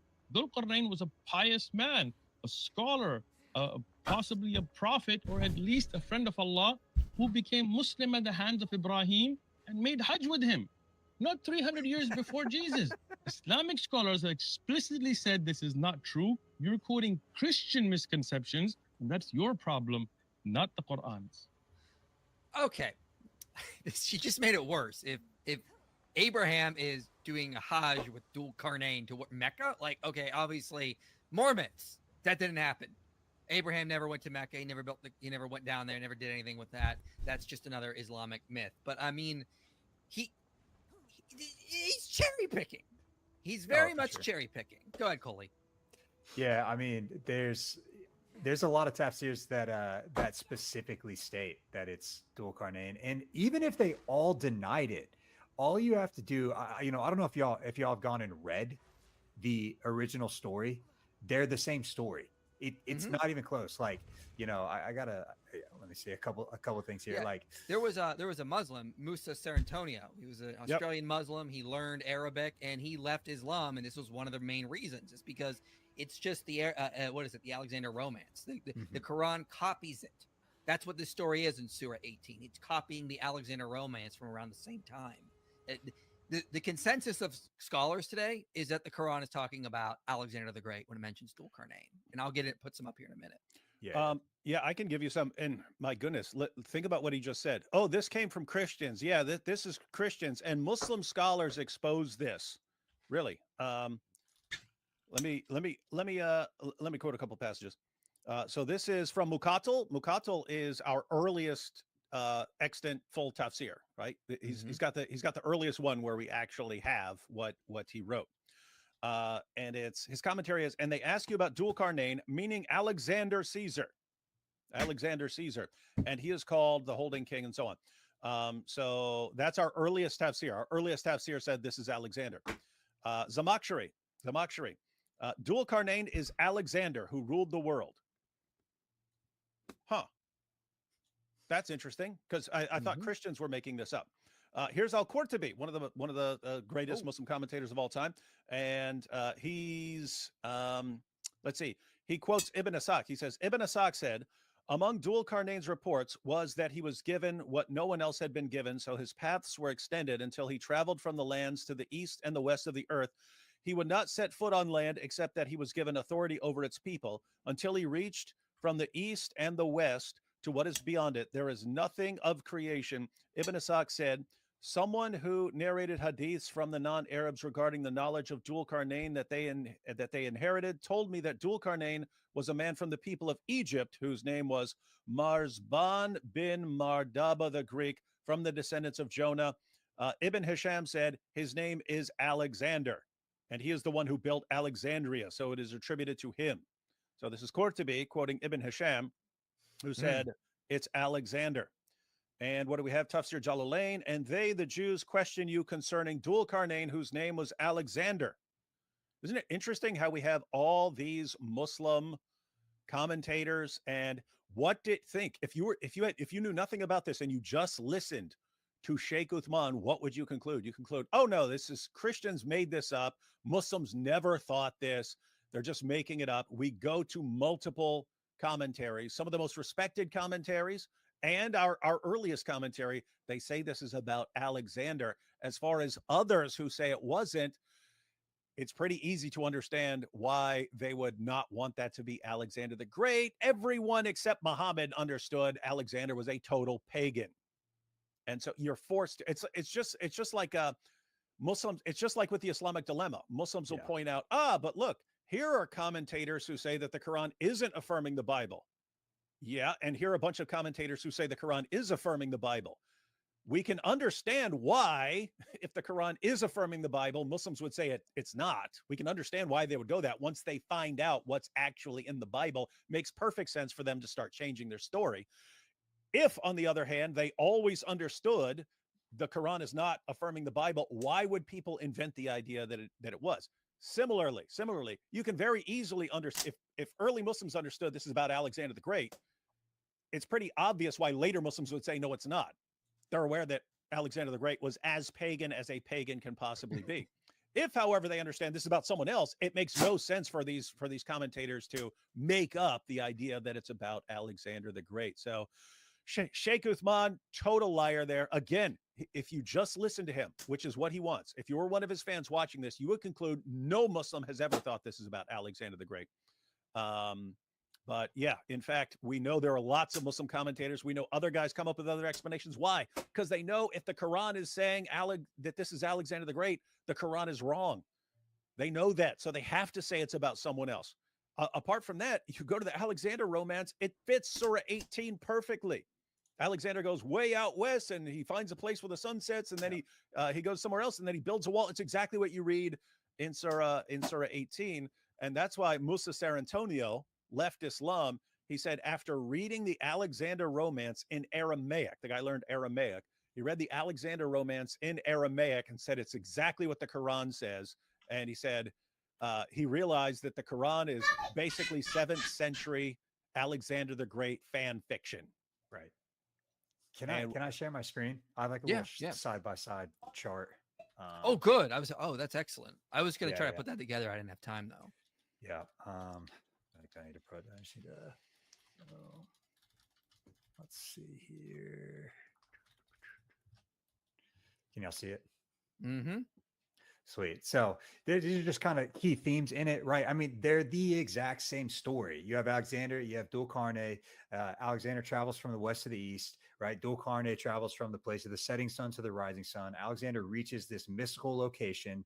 Dhul Qarnayn reaches the place where this sun sets in a murky water, where guess what? The same thing happens in this mystical location. Alexander then creates this great barrier between two mountains to trap Gog and Magog. What does Dhul Qarnayn do? The same thing, right? He makes this barrier out of iron and it's holding back Gog and Magog until the end times. Like they're the same story. It's not even, there's no debate about it. This is in the Quran. There's apparently a wall somewhere on earth in Surah 18 that's holding back Gog and Magog until the end times. Okay. It's 2025. Mm-hmm. Muslims, where's the wall? Please, we can take a ship, a plane. We all want to see it. Where is this wall that Dhul Qarnayn built? Oh, and keep in mind, this has to be serious because there are billions of people behind it. There are billions of people trapped behind this wall. Billions of people are trapped behind this wall. And they still can't get out. They're trying They're trying. It's ready to break. So there's some wall somewhere in the world with billions of people who are somehow surviving. So they eat and so on. Billions. This is interesting stuff. Wow. Yeah, I mean that Surah alone just shows the Quran is nonsense. I mean, this is clearly a made-up story. In the year 2025, when we've explored the whole globe, you can go on Google Earth, get satellite images of just about anywhere. There is no place where billions of people are being held back by a wall called Gog and Magog. The Quran is wrong. Okay, get over it. It has a blatant error. Just that error alone is enough to show this is not from Allah. That's just silly. No, it's at the place of the setting sun. You just have to go there. That's why you can't find it. I see. Keep going west. I'll find it eventually. Yes. Oh, this. Let's get to some super chats, then we'll get back to the video. Thank you for your videos. Help me teach church class on New Testament reliability. Excellent. I was on Joel Reads the Bible stream, and they were pushing myth, vision, and Marcy and priority. I'm eventually going to have to do a video on this Marcy and priority nonsense. It's such a speculative theory with no evidence to back it. The paper that's in peer review right now will directly refute this as well, by the way.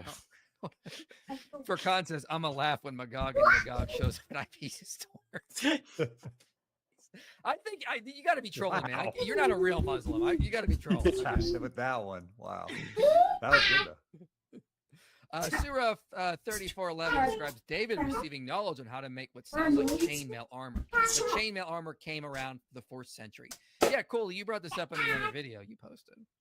Yeah, this one is one that I haven't like super looked into, but I do find it interesting. Like I just find the anachronisms as a whole interesting that are like riddled throughout the Quran. It just shows that the author of the Quran just didn't have a good grasp on history, on biblical times, and really just the invention of things and how they didn't proceed or go back into the past as far as he thought they would, which is why it's clear that this is not direct revelation from God, because God would know this. And if you compare this to, like, say, the Ark of the Covenant, even like the non-Christian scholars like Scott Nogel note whoever came up with the design of the Ark of the Covenant in the Torah fits with Ramesside depictions of Egyptian ritual furniture. Incredibly hard to make up. Incredibly hard. He says this is going to be an old tradition that goes back to the 1200s, basically, is what he says, 1200s BC. I mean, like, the stuff you get in the Bible is the exact opposite. They somehow know about these old, like, Egyptian ritual furniture practices and how to build things specifically to those designs of specific periods. It's crazy. David Falk has a whole book on this. My favorite part of the uncorrupted Injil is when Jesus accelerated time up to the big crunch to achieve the new heavens and the earth via a new Big Bang. Obviously, this was after putting Satan in the infinite death loop. This is true. This is in the uncorrupted Injil, but I wrote that. So until Muslims show me the uncorrupted Injil, I'm clearly right about that. Like the last man in the Al-Zut train, I too am patient. Can we give a brief description? Like, I know that there's people in my life that are watching this that have no idea what is being referred to here. David, could you just give a brief description to show like this is from the Hadith. This is not something that we're making up or. Yeah, it's a weird story. I've got a couple of videos on that if people want to check those out. But yeah, you find in the Muslim sources, you find a weird story where Muhammad goes out into the desert with his companion Abdullah ibn Masud, and we'll go ahead and read it here. Abdullah ibn Masud related, "The Messenger of Allah sent for me, so we set out until I reached such and such place, and he traced a line for me and told me," we call this the Diddy line. He traced a line for me and told me, "Stay between the two edges of this. Don't go outside of it. If you go outside of it, it's over for you. You are doomed if you cross that Diddy line." That's a consent line. Abdullah said, "And so I stayed there. Then the Messenger of Allah went off a stone's throw away or a little farther or something like that. Then he, Abdullah bin Masud, mentioned a group of male members who looked like Zut people. The Zut people were famously virile. There was a saying among the Muslims that the penises of the men of Al-Zut never go limp. That's what these guys were known for. Okay. Afan narrated or something like that, blah, blah, blah. They didn't have any clothes on, shocker, and I didn't see their genitals. Well, they were stone's throw away, and they were tall and scrawny. He, Abdullah said, and they came and started to ride, Yarkabun, the messenger of Allah, and the prophet of Allah began to recite to them. And they started to move closer and lean around me. So they're getting close to the Diddy line and get in my way. And I became intensely terrified of them. So I sat down. And the implication is he sat down to cover up the part that they were trying to get access to. And when the morning light broke, they began to go away or something like that. Then the messenger of Allah came back exhausted and in pain. So they were riding him all night long. The Zut were riding him all night long, and he came back exhausted and in pain, or practically in pain, from how they had ridden him. He said, indeed, I am exhausted, or something like that. Then the messenger of Allah put his head in my lap, or something like that, and the men came with tall white garments on, but the messenger of Allah had fallen asleep, and I became more intensely terrified of them than I was the first time. You know, David, after you popularized this hadith, they changed this. This used to They just started have adding this all kinds of paragraph. stuff to it, yeah. They added this whole thing to make it sound more like the night of the jinn, because that's what Muslims say. It's the night of the jinn, and the jinn they just look like the Zut, and Yarkabun ride is just slang for crowding him, and it's a very weird hadith. Either way, it's just so weird. really weird. Well, yeah. If you want to say these are jinn, Raymond Ibrahim already responded to that. He said, if you want to say these are jinn, jinn are invisible, but they are physical. They are physical. So you could have a bunch of jinn banging him out there and stuff like that. This guy who just happened to look like the men of Al-Zut. But he also pointed out it's a secondary definition. So the main definition is mounted or ride for Yarkabun. But he said a secondary definition, which could apply if you want to insist that these were jinn, is it can also mean possessed. And so Muhammad would have been possessed by them all night long. But still, I mean, he comes back and he's in pain and he's exhausted and in pain. It's and why does Ibn Masud try to cover his butt when these guys approach him and so on? Anyway, weird, wild stuff. Yeah, and weird. That's what we're dealing with. And the point is, we're not trying, when Muslims stop lying about the Bible, we'll stop bringing this stuff up, these weird hadith, and give them actually, like, this is the whole point. They bring up they lie about the Bible, so we're going to bring up the weird stuff in their hadiths and not give them the benefit of the doubt anymore. Hey, yo, I just wanted to quote the study Quran here. I'm sure Coley's familiar with this. Just looked up what it says about Dhul Qarnayn. Oh, yeah. It's good. So commentary on verse 83, where Dhul Qarnayn is introduced, says the story of Dhul Qarnayn, the man whose travels encompass the east and the west, is one of the matters about which the Meccans questioned the prophet on the advice of some Jewish scholars, whose counsel the Meccans had sought in trying to determine the truth of Muhammad's prophethood. See the introduction to the surah. According to one report, some of the people of the book came to the prophet directly to ask him about Dhul Qarnayn. Here we go. A hadith identifies Dhul Qarnayn as a youth from Rum, i.e. from the western lands, who built the Egyptian city of Alexandria. That's interesting. He built the city of Alexandria. Wonder why he called it Alexandria. In other words, the Greek Alexander, son of Philip, widely known as Alexander the Great.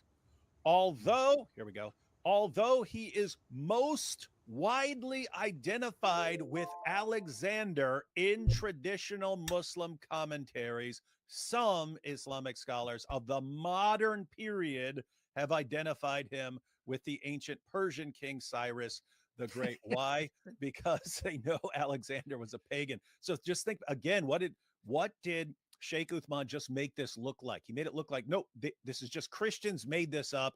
Ha, ha, ha. Bunch of dumb, deceptive Christians making this up. What does the study Quran say?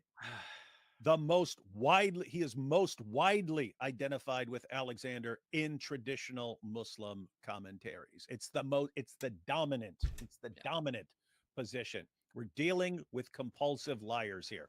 Yeah. And in the book on Alexander the Great, Christine. Oh, by the way, Coley, that's easy video right there. Easy video. I mean, you already had. It looks like you're already prepping, so you haven't made the video yet, right? I've responded to him. Oh, okay. You respond on all five. Yeah. Wait, on TikTok with a video? He has, yeah. Okay, good. Yeah, they all got a lot of views too. They hundreds of thousands of views on my responses to him. So I use a lot of this stuff. Now the two semen theory, I'll definitely keep that in the back pocket. That is for sure. Yeah, that's not where Zut kept it, but oh my god. Christine Kism says in her chapter of this book, she says Alexander the Great was usually identified by medieval scholars. Dul Qarnayn usually identified with Alexander the Great by medieval scholars. So she acknowledges medieval scholars were overwhelmingly identifying him as that. Also, we have this chapter of this book here on the Alexander romance. They point out, if we just zoom in here a little bit, early Muslim traditions, hadith, include the larger exegetical literature, such as Tafsir of Tabari, tell more extensive narratives around the figure. And in some of these traditions, a clear association with the name of Alexander is pointed out. So yes, we do see early Tafsirs connecting, like Tabari, Alexander the Great, with Dul Qarnayn. So yeah, I mean, even this has been acknowledged by scholars, and critical scholars today overwhelmingly say Dul Qarnayn in the Quran is, in fact, Alexander the Great. That's the problem. Let's see here. Brother Than Smith, peace be upon him, is such a nerd. I love him. It's pretty gay of you. That Bayesian analysis sounds like the true numerical miracle of the Quran. That's good. This is true. Yeah. Math defeating Islam. Islam invented algebra. You see? You can't win. I'm full, like, when this comes out, I'm fully anticipating one of the responses to be like, oh, this Christian thinks math debunks the Islam, but they think 1 + 1 + 1 = 1. Oh, yeah. That's what we're gonna title it, Math Debunks Islam. That's perfect right there. That explains why they worship a rock. Very true, very true. Dul Qarnayn found where the sun sets, says Buff IP. But the men of Al-Zut found where Muhammad's perhaps the miraculous moon splitting where the Zoots we met all along. Oh my god. Oh Lord help us. Maybe Muhammad felt like semen came from the ribs. Okay. Can't even. Than, These you people got too much time on their hands. Than, you read this one. I don't want to read it. Maybe Muhammad felt like semen came from the backbone of the ribs after he met all the Al-Zuts. You see? You guys Listen are unhinged, man. I don't have any. I'm at the point I don't have any sympathy for them. We keep lying about the Bible. The Al-Zut thing should just keep coming up at this point. I was a little while like maybe we should move on, and then they just kept lying. I'm like, yeah, no, never mind. We will never move on from Muhammad's late night rendezvous with the men of Al-Zut. Yeah, he was wearing the 90 for sure. Listen to Alex's opinion on John 10. Seriously disappointed. I expected better from him. Maybe he's grasping at straws to maintain his point of view. I don't know. What do you think? I don't know. What is his view on John 10? I did not see. I mean, he debated. He brought this up against David. That was nonsense. Yeah. But then he recently talked about it again on the Flagrant podcast. I recently cover that at some point. I made a YouTube video and then it was messed up, and so I had to delete it. I was so sad, but yeah, because his argument is that Jesus is denying being like his argument is that he used the words on the podcast that this is kind of the most important moment in the Gospels of Jesus is his divinity, and that they ask him directly and he denies it. That's his stance, John 10. David actually dealt with it in the argument. I don't know if you remember, David, but I do not. Yeah, you responded to it well. So good again for just no, yeah. I have no recollection of what he was saying or what. Yeah. Maybe Adam was name one of the Al-Zut. Man, the Al-Zut are all here tonight. This is what happens when David brings his fans over to the channel. Saying we were all in Adam's ribs. I mean, Adam's backbone. Muslims listen to strength and speech rhetoric. If you sound dominant in a debate, that's what grabs their attention. That's why they never concede. Yeah, it's very true. They're very much attached to the emotion of their dawagandas, not on facts. We see this all the time. People are showing up in my debate, the conversation Paul Williams had with Than and I when he jumped on his channel, saying that he destroyed us. He showed up and he destroyed us. Yeah, he destroyed us when he said he's not prepared to discuss the Islamic dilemma and ran on that topic. That's That's what they get. They'll declare victory on everything they ever do. You could have a guy go up there and just like a Dawa guy just go up there and just say over and over again, Allahu Akbar, Allahu Akbar, and never respond to anything. They'll say he won the debate. Yeah. Vlad the third zooted, 40 to 60 kilogram Muslims. What is Dan? Read your weird followers' response. Why are you blaming me for This this? is clear. This is lifting. You talk about lifting. This is clearly one of your followers. Where does it say lifting in here? Look, I look, see the look, word lube. That sounds like it's one of your followers, Mike. I have no idea what's going on with this. I'm moving on. Vlad, okay. Just joined. What mad? Yeah, I missed? agree. A Do you lot of- imagine a lot poor? of Do you madness. imagine poor Coley coming over here and Just everything's finished about it. zooting this and zooting that? No, I'm trying to get away from it. The Dude, comments this- just dude, won't the let it Discord happen. server is really Yeah, but then right he now with comes the over and lawsuits. starts undressing. I'm not Well, an yeah. anti-vaxxer, but when it comes to the And story Gabe of starts freaking out. I'm like trying to tell Muhammad Gabe it's and the fine. also He's the not guy like in myself, camera. Like not in undressed, favor of threw his injecting. diaper out. and- IP, I'm not going to come in your live streams Yeah, it's anymore pretty cool. if this is what everything's like. Like a bunch of perverts over here talking about all this perverted stuff.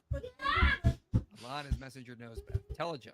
Very good. There. Finally, not an Al-Zut comment. IP, you didn't get it. It's the lost book of the Council of Nicaea. Come on, man, do your research. That's very true.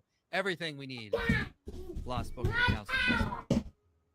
You'll find the uncorrupted Injil in the same place the sun sets. Oh, maybe it's in Gog and Magog. We didn't think about that. Maybe that's where the uncorrupted Injil is. They'll let's set in Muhammad's money. This is a huge step. IP, did you read Paul's source about Muhammad? The book of from Sinai looks like it's complicated. I've ordered it. It's not here yet. It should get here at the end of the week. I can't. I'm wondering. I'm very much wondering if he represented it properly. I seriously doubt it. Yeah. I would be on that shocked if he represented it. I will look at that when it comes. It's the Great Wall of China, don't you see? Yeah, the Great Wall of China in the east, not the west. Yep, that makes sense. Oh, I don't want to think about it. Muhammad's ham. Yeah, that's why he was so upset. I like cheese, but I don't like eating So if cheese. semen is found between the backbone and the ribs, what is the point of a man's testicles? I'm just asking questions. What is the point in Islam? I would wonder what they eating would it. say about that. What are the early I have no idea. Nothing. What They're are the early- useless. That's Wonder what they would say. yeah. Recite to them. He was like Maybe Yellen rusted, Sunan I Abadawah believe. 203. Oh, when That's yeah, the, that no, that's the eyes My over the leather oldest strap brother. of the anus. right. That, but he says like when Muhammad was with the men of the Al-Zut, what was he reciting to them? Oh yeah, he's reciting the eyes of the leather strap of the anus. Yeah, Coley, don't know if you're familiar with that one, but Sunan I Abu am. Dawud. Yeah, it's powerful, He's been powerful. here. Yeah, He's seen some of our streams. and It's he's- I've super been powerful stuff. explaining it to some of my friends. I'm like, I gotta tell you something. Like, he really is really recorded as saying this. Let me explain to you what this means. And A lot of- that would be one thing. It would be one thing if he just said stuff in this super stupid, weird way. That would be fine. But he's also the guy who brags about his supernatural eloquence and way of saying things. And it's like, okay, you guys. It's another Islamic dilemma right there. Mhm. If Muhammad had this supernatural eloquence and that's his defining characteristic, then we all have to agree that the eyes of the leather strap of the anus is supernaturally eloquent and so on.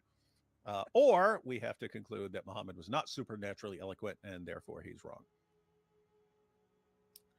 You can conclude the truthfulness of a religion by how well its preachers, missionaries tell the truth, with Islam being almost exclusively spread with lies and violence must mean Islam is false. I wouldn't say it must mean, but it's a red flag for sure. Definitely a red flag. Isn't it crazy how Muslims believe in Jesus more than Jews do? Muslims believe he was a prophet. Jews think he was another guy trying to be the Messiah. Which Jews? Yeah, which? Yeah. Yeah, I mean, and it's just like the Quranic version of Jesus it's a made up version. Like they don't believe in Jesus. They don't even know why he's the Messiah, what that means, what the significance of his virgin birth, any of those things. And so No, and it's just ridiculous. I mean, you look at what I brought this up in my recent debate with Daniel Hakikachu. Like you look at, oh, we believe in Abraham, we believe in Moses, we believe in Jesus, we believe in all these people. Okay, and even Alexander the Great. Okay, what do you believe? We believe they affirmed Muhammad and Islam. And why do you believe that? because Muhammad comes along and says, I'm a prophet. No, everyone who came before me, every important person that you guys think about all the time, they all said I'm a prophet and they agreed with me. And they say, you see, we believe in all these. No, you believe what one guy said about them. And that guy, all he ever did was just turn everyone who came before him into a sock puppet. Guys, I can do that. I can say, hey, everyone, Muhammad said David Wood speaks the truth and you should always listen to everything he says. So I believe in Muhammad because he said, always believe everything David Wood says. See, I believe in Muhammad. Any Muslim on the planet going to take that seriously? No, they would think that's the stupidest thing anyone has ever said. Great. That's what your prophet sounds like to us. Mormons are at least honest with what they believe, though they have their own problems with doctrine and indoctrination of obscure biblical verses. They're definitely far more honest than what we get out of Islam. By far. I mean, I've yet to run into a Mormon that will just admit that their theology is basically atheism yet, but I mean, like they'll you bring up the Book of Abraham, they acknowledge there are problems there. They don't go, oh, there's no problems at all. Yeah. There is an uncorrupted Injil and it mentioned the Book of Abraham. You don't get any of that crap, at least. Got to keep those leather straps open to watch out for all those Al-Zut. Don't want to end up like Momo. Never ends. Never ends. Mike Winger would never condemn all the Al-Zut jokes. This is his one failing. Never condone. Oh, his one never failing? Condone. Yes. He would never condone all the Al-Zut jokes. Everything that dude does is failing. All he does is fail. Yeah. Can you give a Steelman of both penal substitution and ransom theory? Ooh. Yeah, so penal substitution Muhammad could give a penal. Sorry, I couldn't. What? It's penile. Penile is the word you're looking for. So penal substitution is the idea that God has set a law that if you sin, you must suffer death. Jesus comes and stands in our place before God the Father and takes that punishment for us before the Father, suffering that punishment. Ransom theory is different. It's the idea that what Jesus does is he pays the debt to Satan and to death to free us. The good analogy I use is imagine that we are all slaves of Satan. One day Jesus shows up and says, all right, you let them go free, you give them to me, and instead you get me, he says to Satan. So Satan gets Jesus, we all go free. Jesus is not going to work for Satan, so Satan tortures and kills him. So he dies the death. But then the Father raises him from the dead, and now that he has made that deal, that Satan gets all the people who he has rescued from Satan as part of the legal deal. And it goes back to the idea that God is going to honor his laws. And if we have binded ourselves to Satan in sin, we need to be ransomed, paid for, but Satan is not just going to give us up. And so what will he take? He will take the Son of God instead, who he gives himself to Satan. Satan tortures and kills him because he can't resist that offer. He hates God so much. He wants to do this, but in the end, he ultimately destroys himself. And if you read some of the church fathers, they know that evil is irrational. It just does things out of its hatred, out of evil. It will take that deal just for the pleasure of torturing the Son of God. And that is why we went. A good analogy for ransom theory is read the Chronicles of Narnia. When Aslan gives himself to the witch, she kills him on the altar. He rises again. And that is ransom theory. He ransoms, I forget the kid's name. That is ransom theory. So it's a little different than penal substitution. I think it's more present in the church fathers. Penal substitution doesn't really come about till the Reformation. So I think that's far better understanding of the atonement. Any you guys want to add anything? Go for it. It's something that I've been thinking about, just kind of wrestling through. Yeah, I think there's a little bit of kind of a question of like, why not both? Right, like that's always been that's always been my thinking. It's always like, because you when people are like, there's this, and this. These are the views, and this is the correct one. These are the wrong ones. Well, sometimes they're not. Sometimes they're not inconsistent, and multiple things can be happening at once. But I've never spent a lot of time trying to. There's a huge problem with atonement theory debates because the word atonement just almost like presupposes a particular theory. Right. There's multiple levels. My atonement theory is pretty. Got the coffee going. I'm not. Thank you for the follow. Yeah, I think Christ Vicar is Christus Victor. Yeah, date. Christus Vicar is completely compatible with Weekends. ransom fees. I think those two can go hand in hand. I'm not Weekends. so sure about how penal. I used to think maybe penal substitution, but I don't think it can, because again, it's who is the debt being paid to? Is it the Father or death and Satan? And I think it's going to be death and A Satan. better way of like cashing it out is just like, hey, here are all these theories. What are the properties that can actually kind of like work together, and what are the best parts of it? And I think you can do a mishmash of what works best. So, all right, I'm gonna get back to the Sheikh Uthman video because he's gonna do whataboutism and bring up Bible contradictions. Oh, Before we get to that, it's important to remind people is that we don't have the same view of the Bible that Muslims have of the Quran. For them, the Quran cannot have contradictions because of what Surah 4 says. For us, Christianity's truth does not rest on the Bible lacking contradictions. It rests on the truth of the resurrection itself. So Mike Lacona is a Christian. He thinks there's contradictions in the Bible because we don't say the Bible is the uncreated speech of Yahweh. We say that Yahweh inspired Scripture. He inspired people to give Scripture, but they're going to write things in their own words, because that's what you do when you inspire someone. I can inspire you to write a play. You go write the play. I didn't write it for you. It's not my uncreated speech, so to speak. It is your words. So when the Holy Spirit inspires prophets or writers like the apostles, they're going to write things in their own words, in their own culture. So we don't have the same view. So when you bring up contradictions in Christianity, Muslims often assume, if we show them, this must mean the Bible is false. And it doesn't work that way.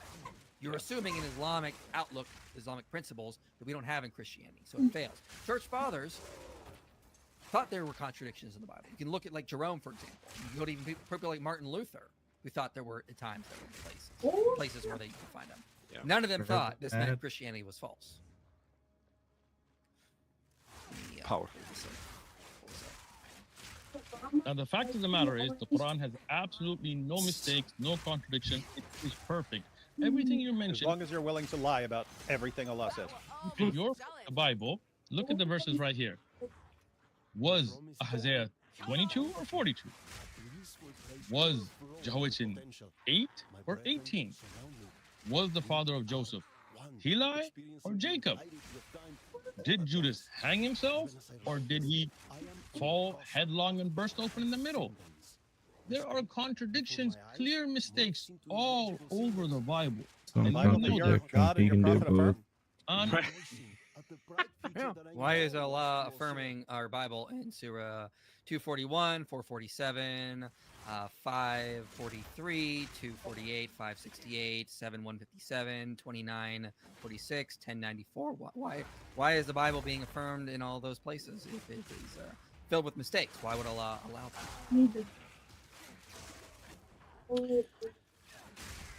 Pretty weird. I feel like I'm a Muslim now. Real quick, I'll play this part of Testify's video he did on one of these.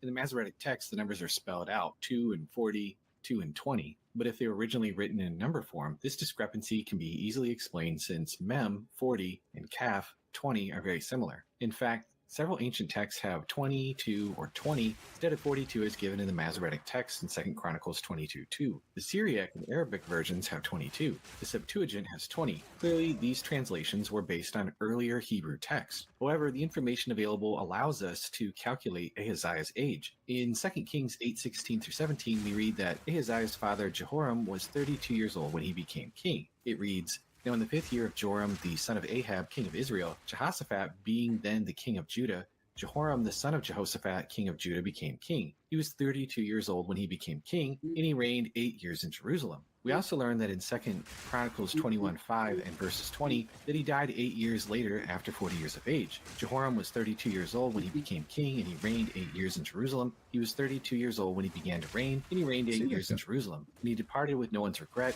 They buried him in the city of David, not in the tomb of kings. Obviously, Ahaziah could not have been 42 at the time of his father's death at age 40. Is this it? Is this all you can conjure, Saruman? So yeah, pretty easy to explain. It's just there's a copyist error in the Masoretic text. That's why we don't see it in other places. Same with some of the other ones. The whole issue about the different genealogies between Jesus and Mary. One is Mary's genealogy from her father, and one is Joseph's genealogy. That would be the one in Matthew, and then Luke is carrying Mary's. But yeah, go ahead, Dan. I just have a picture to kind of show this really quickly. That's Eric. So here's how you can like parse out the genealogical differences between Matthew and Luke's gospel. Oh yeah, that's good.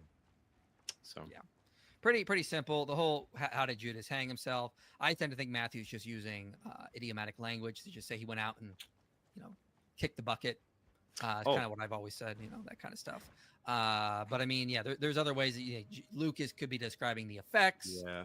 And Matthew could be describing how he died. There's different easy ways. Yeah. Again, we don't have this problem Quran has. Then he fell down and he burst open because the bloated body and all that kind of stuff. Ehrman objects to that because he's like, oh, well, so he fell head first. Because that's the translation I'll go with. But the Greek word perenis is forward, prostate, head first, headlong. And you actually see an analog here in, I forget off the top of my head the literature, but it's bursting as a result of a violent fall is found also like in an analog in some Greco-Roman text too. So the harmonization isn't even strained. We have analogs somewhat to it too. Very, very easy to address those kinds of things. Unlike his semen coming between the backbones and the ribs. What you don't know, Mike, is that sometime in the future we're gonna discover an embryology that the Quran was right. Right. We're actually gonna find a Quran within the testes of the developing embryo. Any more thoughts, Coley, on Sheikh Uthman's response to you? No, I knew when when I watched it, I was like, man, this is embarrassingly bad. And it's the confidence of which he comes with it, and the contradictory in one sense. In one of them, he'll show the footnote where it tries to explain away something wrong when it comes to the spurting fluid, but then when it comes to the Samaritan, he won't show the footnote because it directly contradicts what he's saying. And so you just kind of see the deception in there to do whatever it takes to try to mental gymnastics your way, and then of course lie to try to say the Quran is not corrupted or is not no mistakes. Such a great discussion amongst knowledgeable men of God. Oh, hey, AP, or hi, IP. And you can sense his resentment and embitterment as a disgruntled man that he is. That's what I think of you, Adamus Maximus. Disgruntled man of resentment. How dare you? How dare you? Momo always wanted to be a comedian. Momo, want to hear a joke? Thank you. Allah and his messenger know best. Nothing makes water unclean. Is there a hadith where he said nothing makes water unclean? Yes. I'm making everything heavy. Yeah, and he even had they come to him and they're like they needed to perform their ablutions, right? So they need to wash up and so on. And they said, Muhammad, the only water we've got here, is a water from the well of Buddha, but that's where people empty their toilet buckets and they throw dead animal carcasses, and women dump their women toss in their used menstrual cloths. And he said, water's not made impure by anything. No. So they're rubbing this water all over them. So now this is a huge blunder, massive blunder. Here, take the box. He's learned something new. The mainstream view in Sufism was that Jesus is divine. God breathed into Mary of his spirit, and thus Jesus was a mazhar of the spirit of God in a form perceptible. Ibn Arabi. Yeah, if you read some of Sufi Sufi poetry, sometimes you're like, man, they are almost there. Like they are almost there. Like they really are. It's closer to Christianity in some ways. It's actually really interesting. One of the books I'm reading right now is the intersections between like the Babylonian Talmud and Islam, and you actually find some discussions about Metatron with like early Muslims and how they interpreted Metatron to be like a second power. It's really, really interesting actually. I don't know why that made me think of it. Well, yeah, that's why. Never mind. I remember. Here's a hadith, Coley. Sunan Abu Dawud 6:6. David just sent it to me. Yeah. Ugh. The people asked the messenger of Allah, can we perform ablution out of the well of Buddha? which is a well into which menstrual cloths, dead dogs, and stinking things were thrown. That's human waste. He replied, "Water is pure and is not defiled by anything." This could very well be the stupidest person on the face of the earth. I was ready for that. I would understand if it said like the water, like pointing to the well specifically. Yeah. Maybe they thought it was special, but no, this is like a general statement about water. No, that pops up. That pops up again a different time. They're thirsty. This time they're drinking it. But they're not that water. But I think it was a dead donkey. Muhammad, we got a little pool of water here, but there's a dead donkey in it. No problem. Water's not made impure by anything. I don't know how these guys survived, man. A miracle. It's a medical miracle. Jeez, this is the fruit of Islam. I mean, I just think most of the hadith are unreliable nonsense. I'm currently reading Sean Anthony's book, Muhammad and the Empires of Faith, and he's just open saying, yeah, this is all nonsense. This stuff didn't happen. Very Islamophobic. Very Islamophobic, yes. At some point, I'm going to get him on the channel and interview him. And then he's got a new, and so, I'll read this book. Just be sure to ask him about the men of Al-Zut. No! No! We need a scholarly perspective on the story of Al-Zut. I don't know if I want to bring that up to poor Sean Anthony. He's a respectable scholar. I'm going to be saying his name and then following it with every time it comes on. It'd be funny if he's like, well, there are 4 scholarly perspectives on the story of the men of Al-Zut. On the one hand is the most obvious interpretation, where he was banged by a bunch of men out in the desert.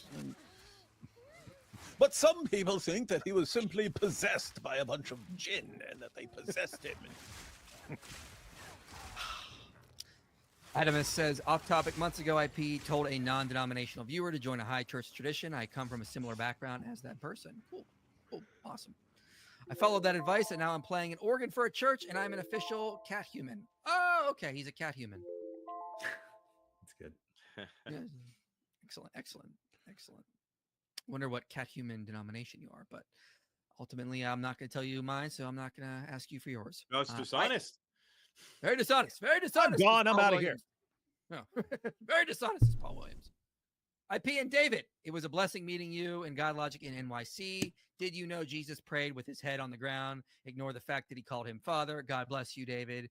You're big in person, and your videos help my faith. Excellent. Nice meeting you as well. Yep. Your profile picture, doesn't look like you, so I don't know what you look like. Like the Al-Zut, Jabril also left his mark behind the rib. Ugh. Gross. Thanks for that advice. Tithing, use some cash for the side hustle. Make sure Than gets his protein powder. That's true. We make sure Than gets his protein powder. He gets cranky if he doesn't get it. Yes. Oh, I like this comment. I started using the Islamic dilemma against Muslims at my work here in Manchester, UK, and now they actively avoid talking to me. That's what we want to hear. We want to hear this being used everywhere. That's great. Absolutely. Do it. More. We need more of that. Yeah. You have a Muslim, bring up the Islamic dilemma. It's quick, easy, and it debunks Islam that quick. And the vast majority, you'll have people who haven't learned it in all its details and therefore don't know how to respond to potential objections and stuff. And they might be worried, well, what if a person brings up a response? I'm not sure how to respond. Guys, keep in mind, probably 99% of Muslims that you run into, they've never heard this before. Yeah. They're not familiar with it. And so they're not going to know how to respond. If they are familiar with it and they give a response and you don't know how to respond, go look it up. Say, hey, that's interesting. Thank you for giving me that response. I'd like to go look into that. And could I come back if after I've looked into it? Mm-hmm. They're gonna say, of course. They're gonna then go look it up. I guarantee you, there's something wrong with their response because there is no real response to this. And a lot of. Oh, go ahead, Than. You go. I'll just be really quick. As somebody that's been just getting his feet wet for just about a month now, and Mike, if you remember me telling you about this when I was first getting into Islam stuff, I was like, man, it just feels like there's a huge barrier to entry. And about a month in, I'm already writing a new formulation of it. It's very easy. Once you get over the first hump, it's pretty smooth sailing from there. At least in my experience. Nah, the dots start to connect. Because I'm probably like 8, 9 months. I really started digging into Islam, and at first it's just like, dude, what is going on here? And then No, David's smiling on the inside because a year ago he's just realizing how many more people are now learning the Islamic dilemma and how just a year it has just been spreading around. Look at what you started, taking David. over. No, guys, it is awesome because I mean I've been using that argument since like 2007, 2008, and there were a handful of us. Using the argument, like 4 or 5 people. And then eventually a couple more people catch on, but now all of a sudden it exploded all over the place, much like the men of Al-Zut. Gosh dang it, man. Don't be a smartass. Seriously. I mean it. Conduct yourself properly. Oh, man. Let's see. Momo didn't die from that water, and you guys say he didn't perform miracles. The signs are there for those who want to see. Yes, this is powerful. Powerful stuff here. That's me. I changed my profile pic. Okay, hold on. Oh, okay, now I remember you. Okay. All coming together now, Armor Tube. All right. I'll try to remember that. So, all right. So tomorrow I'm going to be on the channel live with Thaddeus of Reason Answers Apologetics and AP. We're going to be looking at a video from Many Prophets One Message, claiming that Muhammad predicted the future and all these amazing modern prophecies like the Arabian desert turning green, which apparently has happened according to Muslims. Did you know that, Coley? Did you know that? I didn't know that. Yeah, the desert turned to green according to Muslims. It's already there. Wow. Yeah, it's insane. And then David, we're gonna be live on your channel Wednesday, right? What are we doing? Wednesday, we are checking out trigonometry. They've been doing some awesome interviews, but they just had Tom Holland on talking about the differences between Christianity and Islam and how they impacted the world. And I thought, hey, IP studies the sociological stuff on this, so be good to go. She doesn't really like that one. Some of the relevant clips from that. That's what the Al-Zut said to each other. Smooth sailing after the first hump. Sorry, guys. Fans of David Wood here. Yep. I heard. Why did you say fan of David D. Wood? You say AP or something like that. It's gonna give me a bad reputation and we're just disreputable folks. I heard fans say it. I'm like, I'm just gonna ignore that. Got enough of the Al-Zut. Nope.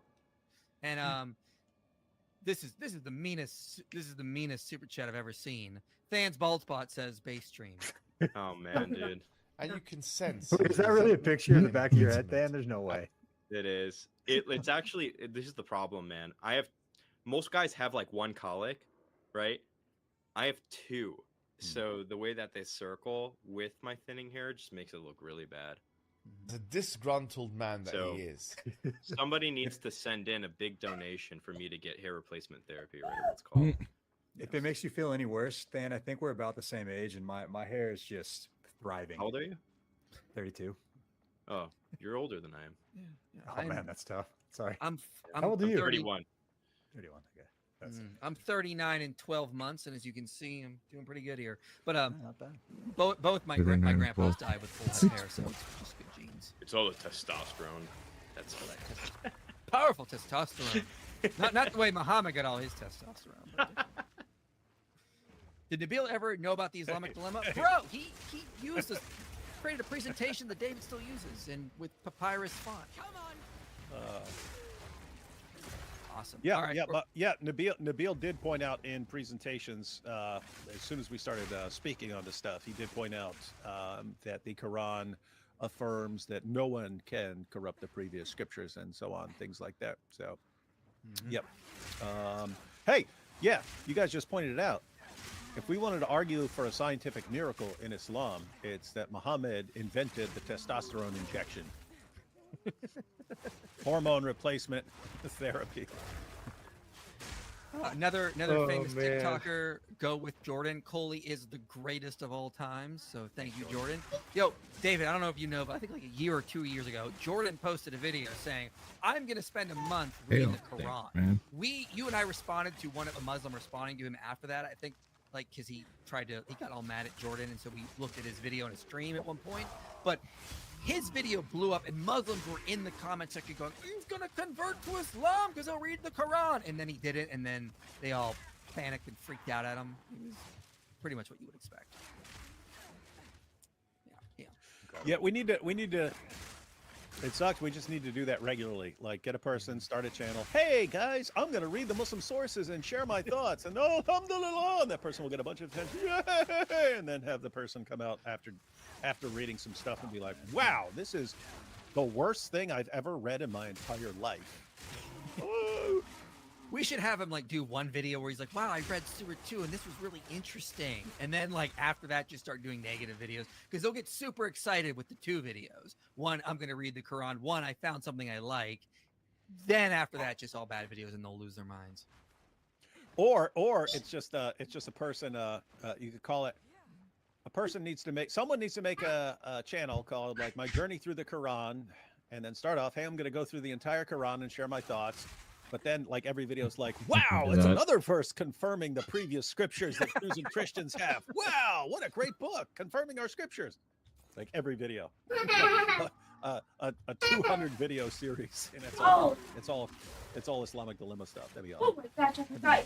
All right, I'm gonna close this out. I think we got through all the super chats. Hey. Coley, I linked your TikTok below. Yeah, People can go that's that. subscribe there. Anything else you want to promote before we close this out? I mean, you can find me on YouTube, Instagram, you, buddy. TikTok, whatever floats your boat. Not everybody's on TikTok, and so, but just hearing, you Yeah, you I can guys talk about them kind of going to TikTok and trying to. We need more people on TikTok. Yeah, we've got YouTube covered. We need people on TikTok. Yeah. Go with Jordan, Coley, myself. A bunch of us over there. You know. Coley, if you ever see Dawa dudes on TikTok that need to get zooted, shoot me a text with a link or something like that. If you don't want to take care of it, I'll start putting more of an effort on TikTok. Given what David just said. I'll shoot you some stuff. I mean, maybe. I'll zoot them. Thanks. Fan eventually left. The funny part was that he was just completely dead. Yeah, and if you need anyone who needs zooted over there, don't worry. I'll just yell, hey, it's zooting time, and then zoot all over him. Oh, well, I'm gonna go. What? Is he sucking on something? Yeah. I need to get sprinkled with holy water. Oh, good job, buddy. I need to put that in. I need to make that a title of a video. Sheikh Uthman gets intellectually zooted, and then just a response. Good job, kiddo. I'll respond to somebody on TikTok, and the hook will be, all right, listen, I'm going to intellectually zoot you. Yeah, we need to make a couple of videos where we're just talking like them. Wouldn't that be awesome? Yeah. Everyone, comment after the stream. It will help the stream get more views. So please comment below as soon as it's over. Subscribe to David. Subscribe to Coley. I'll be back live on the channel tomorrow with Apostate Prophet and Thaddeus over at Reason Answers Apologetics. See you guys next time. I peed on the potty. You made it to the end of this video, which means this message matters to you. If you want to see more content like this reaching people for Christ, you can help make it happen. Good job, buddy. Makes these videos possible. Click the link below and donate today. And if you want to go even deeper, consider joining our Patreon community. You'll get early access to videos, behind-the-scenes content, and a place to connect with others passionate about this mission.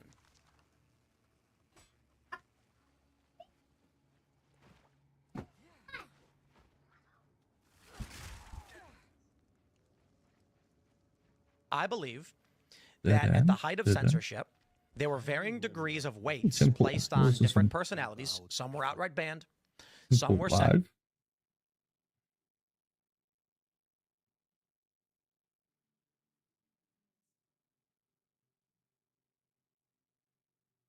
Jeez.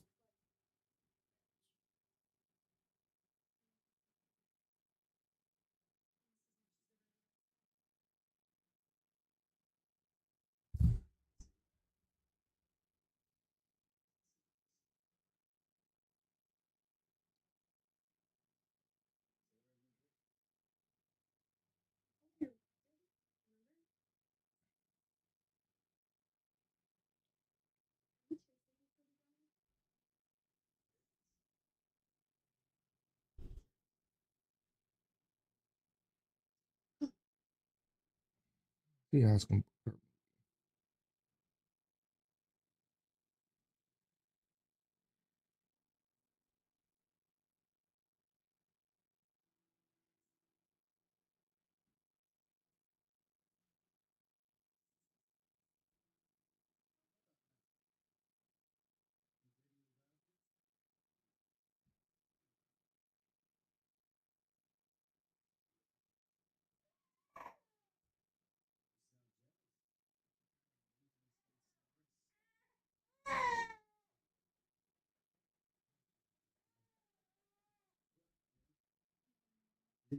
Looks like they'll be sending in the National Guard for sure. Chicago shopping center in broad daylight.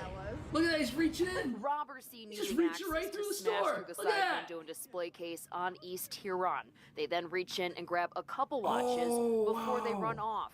Some watches seem left dangling from the window. I don't think Rolex thought could be broken. They found out the Yeah, hard they way. found If you've out. got enough leverage on a hatchet, you could break through. Chicago police say 4 men in masks broke the glass. The robbers fled in a red Nissan Murano. They then crashed the SUV into a parked car. Police scanner traffic says the men were seen throwing items out the windows, presumably watches. Honestly, it's sad. It is. But why weren't the police around to stop these guys? Oh, maybe this is why. Look at all these lunatics marching down the street, taking up police resources, protesting the crime crackdown, which they say isn't actually happening.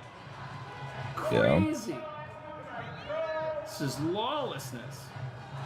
And apparently it goes on 24 hours a day now in Chicago. Look at all this patriotism for not America. Interesting. Very few American flags.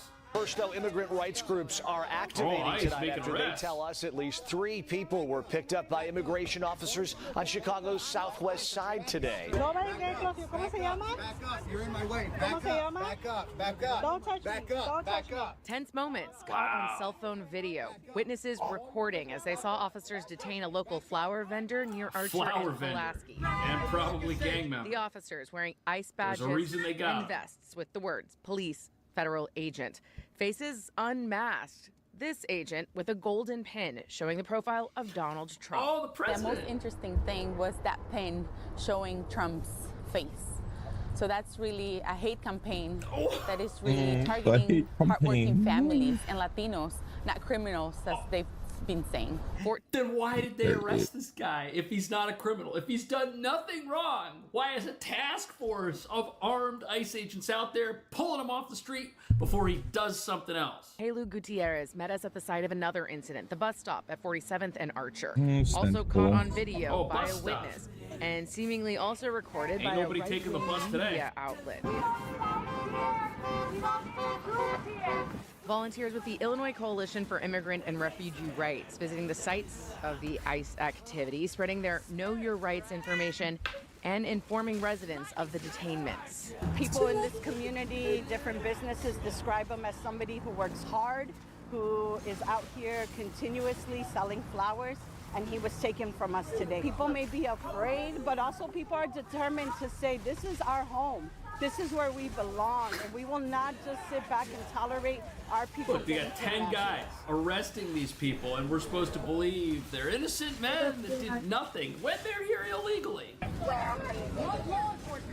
Oh, wow, these Chicago protests. They are not that bright. Where are you taking them? To their home country. How's that for an answer? Oh. Yeah, they're not kidnapping them. These people are going to exhaust themselves screaming like this. Look at these people. This is awful, man. Okay, Aaron. Or This is Katie, terrible, one or the man. other. Disgusting, disrespectful. I don't care who the president is. You don't do something like this. Even if you didn't vote for him, you don't do this. No, this is just It's a animal no-no. behavior. But I know what's yes, so it's funny to animal. me is the fact that we got people on TikTok and the people of Chicago saying that they're not scared of the National Guard. Which, okay, you may not be scared of the National Guard or whatever the case may be. But I'm gonna tell y'all Aw, something. I'm sorry. The National Guard definitely You ain't don't look scared like of a y'all, and the Susan. National Guard definitely don't mind bringing their ass to Chicago and shutting that whole city down. And the only reason these people saying this is Wait because till they Trump get said there. that they're going to find out what he did with D.C. and they're going to do the same thing in Right. Chicago. And I guess the people of Chicago feeling some type of way. The dude's talking about some, oh, we got switches, we ain't scared of the National Guard, we got all this, we got all that. as if this not the U.S. military that y'all talking about. I guarantee you, them folks start bringing those tanks and bringing those grenade launchers to the streets. There is absolutely nothing that y'all people can do to the National Guard once they get to Chicago. I'm gonna tell you that now. Man, y'all people like around to find out what it's really about and what America is really about. He's right about that, but the Chicago police are also learning what Chicago is really about. Look at what they just found. Now to a mystery beneath the surface of this part of the Chicago River. More than 90. That's right, 90 cars were found. Wow. Some new, some old and rusted out. Marissa Sulik rode along Why with the are there dive so many crew cars searching under the river? On this boat is the Chaos Divers team. What's happening in Chicago? They travel the to all country these looking for people? cars involved in cold cases. And this week they are traveling the Chicago River from Diversity on the cold North cases. Branch to Cicero via the Chicago Sanitary and Ship Canal. I thought there wasn't any crime in Chicago. Why would they come here? Lindsay Busick is the manager. We have 10 missing persons cases in Chicago. But as they were trying to solve cold cases, they came across dozens of other cars. Once we kind of reached that like 50, Oh no. 60 number point, then it was kind of like, okay, this was even a little more than we had expected to find. Busick says they found over 90 cars in the depths of the Chicago River over the last few 90 days. cars. To Holy find the cow. cars, This they is have sonars unbelievable. set up here in the command center, so they're able to find the cars before they dive in. There's so much that we can tell you from this. If they locate a car, There's a vehicle right here. That's actually a muscle car. they could Muscle retrieve it themselves. But Wednesday afternoon, they called Chicago police to take out this Nissan sedan Busick says was I damaged. bet you the police were hoping nobody would find these cars because that reveals there's a massive crime problem going on here, and the National Guard probably should have been in Chicago yesterday. This was a stolen car in 2023. Oh my goodness. However, there are times they do solve decades-old cases. Thankfully, we have had the opportunity to bring 20 people home over the last 4 years. 2 of those were here in the Chicago area. Wasn't that many people in the river? Holy cow.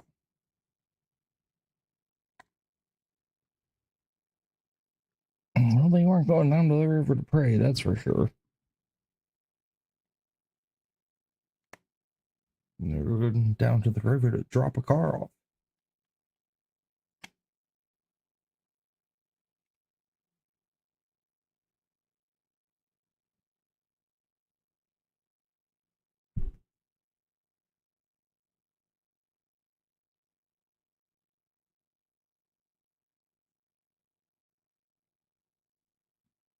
area. They found this car in the Fox River in Elgin this spring. So this is actually a full-size Audi SUV in the water. As for what's next for the over 90 cars in the water, when we reached out to Chicago police, they directed us to the Illinois Department of Natural Resources, and we are still waiting to hear back from them. They don't want to talk about why there are so many cars in here that they had no idea about. But as the leaders in Chicago complain that Trump sending the National Guard to their city is a bad idea and instead say, hey, just give us money so we can solve the crime problem on our own, we're learning where the money they already have already went. I heard that Brandon Johnson requested the money to pay for the 2,600 cops that the Chicago Police Department is down. Okay. If they didn't spend all that money over the last few years on harboring migrants who were not here legally, they would have the money for those cops, wouldn't they? Wow, so what it's a choices shocker. that they make, and it's not apparently in the No, best there's more interest to of it than the that citizens too. I'm sure. who I'm are sure voting that here in the mayor's city of hiding more, and I'm sure that So they're governor's running hiding out of more. police. They're running out of money, and they keep giving money away to people who are in the country illegally. What a disaster. Right. We don't care anything about these paid protesters. The real residents we are speaking, we see that our elected officials, they care nothing about the citizens. She's right. The only people they're interested in protecting are illegal aliens. Pritzker That told makes us sense. himself that, hey, big cities have crime. What a stupid Doesn't thing to that say. make it Does that make it easier for those families who lost loved ones? One life that's lost is a life too many.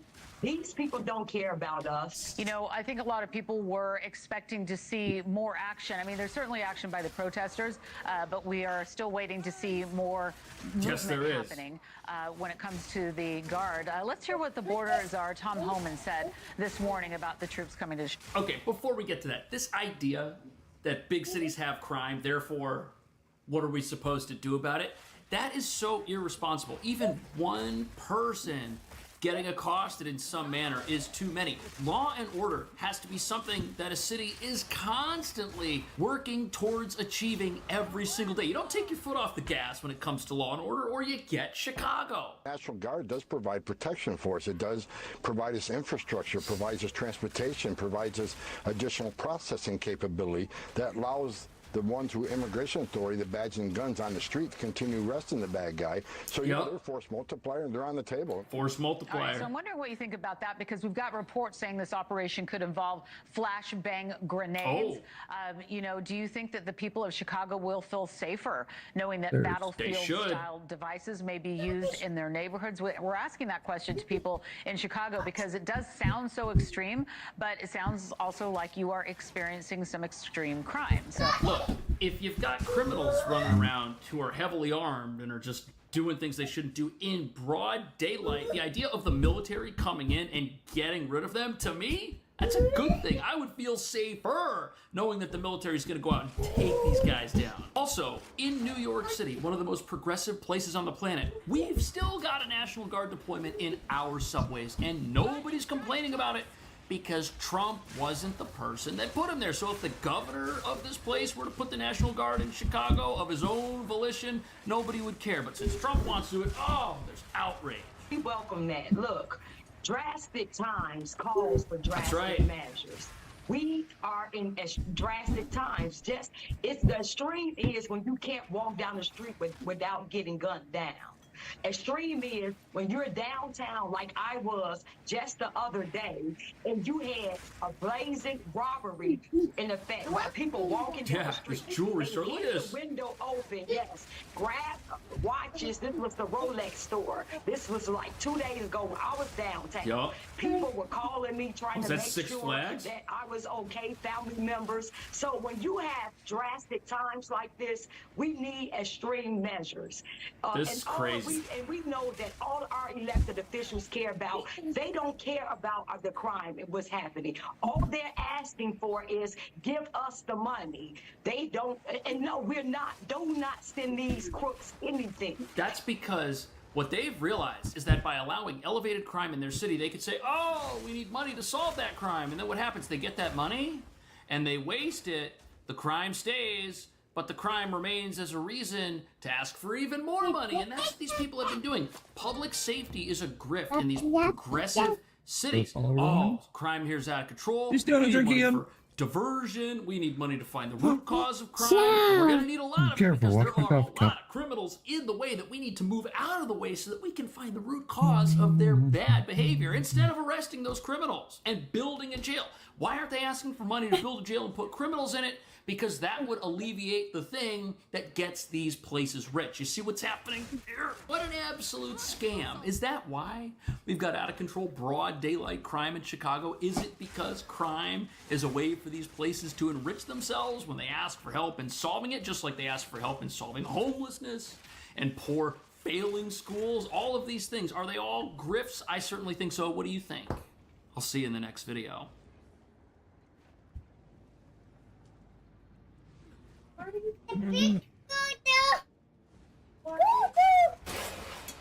A lunatic just got up and started. It's right on the tape. Not really watchable because it's so horrible, but just viciously stabbed. She's just sitting there. So they're evil people. We have to be able to handle that. If we don't handle that, we don't have a country. President Trump on that brutal killing in Charlotte, North Carolina, that is igniting outrage. Of course, that was just a short time ago from his remarks at the Religious Liberty event.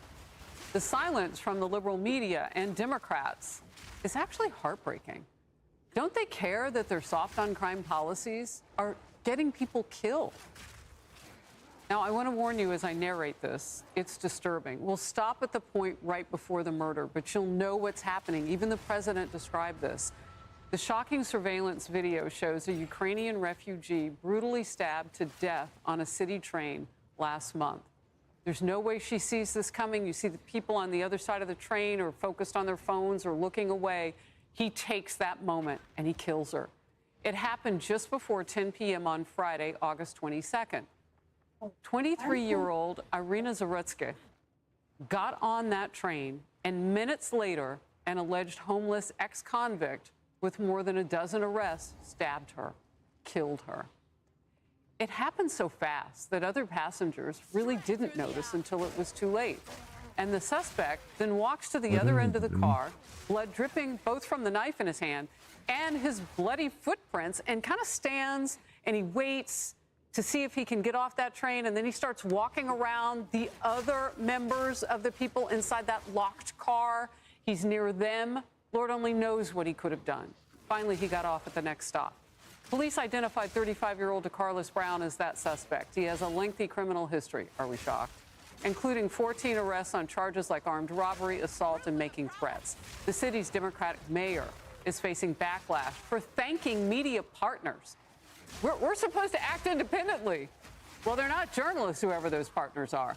And then she thanks community members who have, quote unquote, chosen not to repost or share the footage out of respect for Irina's family.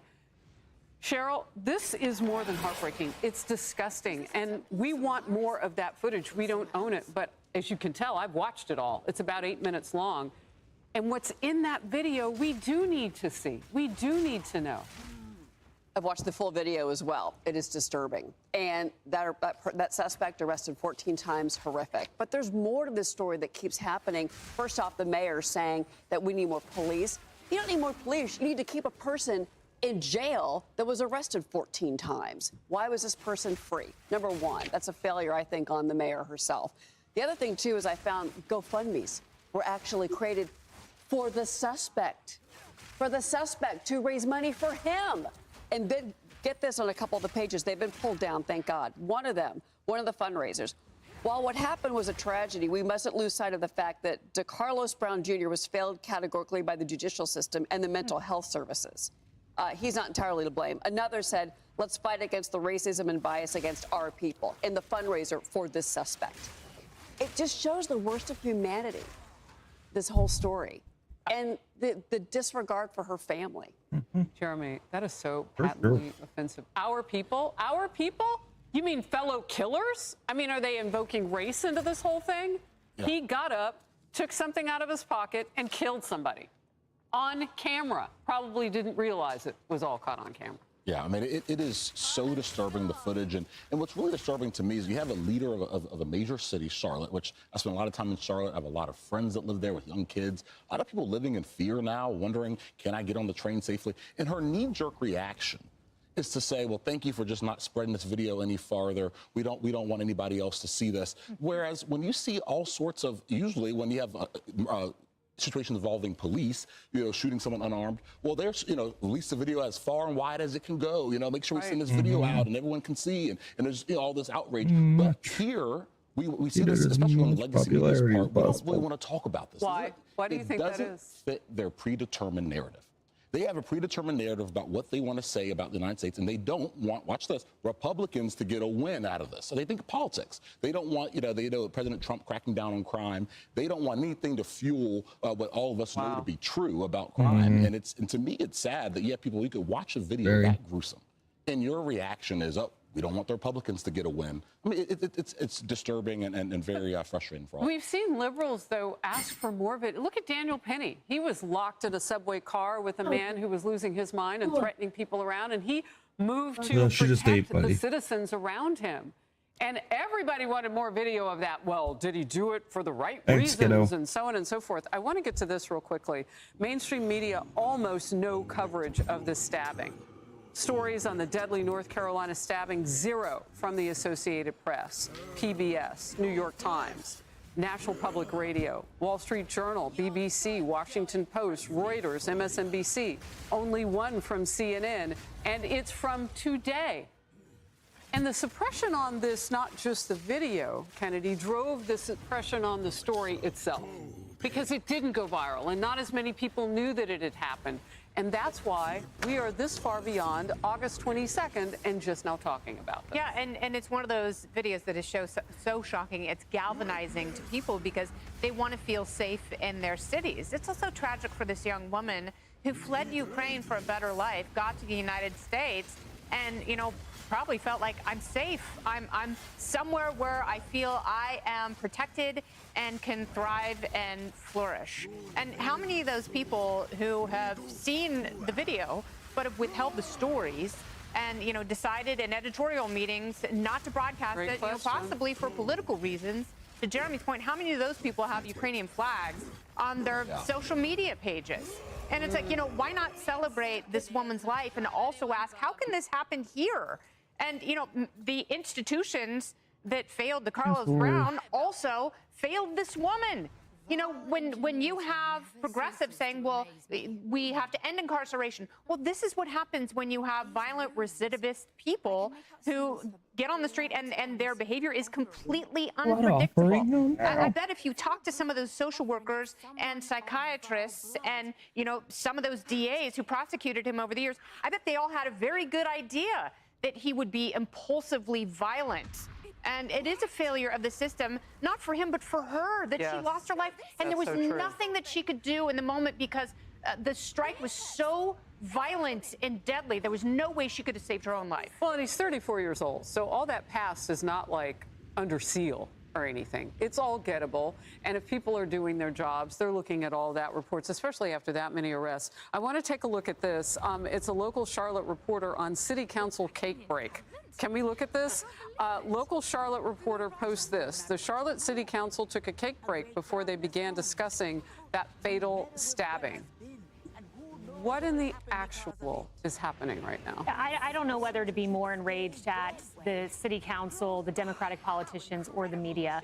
But when I looked at those pictures that you had up there, the 13 pictures of DeCarlos Brown, I didn't just see 13 mugshots. I didn't just see 13 deranged killers, allegedly. I saw 13 opportunities to stop him that went unanswered. This guy went to prison. You see his images there. He went to prison for 5 years on another offense. He gets out. Within 1 year of being out, he assaults his sister. Within 1 year, 2024, he had 3 encounters with police officers. And then his mother, who was approached by a local reporter named Joe Bruno, she involuntarily committed him, kicked him out of her house. And here's a quote she gave this local reporter. Brown's mom says that the court should have never let her son be out in the community knowing he had a mental health issue and previous arrests. This beautiful woman in her pizzeria outfit at 9:45 p.m. on a Friday night on a train should still be here today. She is not. You failed, and you failed, New York Times, because I'm on your website now. Still no story. Nothing. Yeah, she survived a war zone in Ukraine and couldn't survive a light train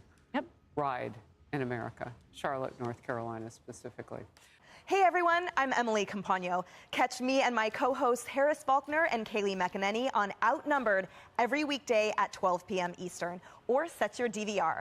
Also, don't forget to subscribe to the Fox News YouTube page for daily highlights.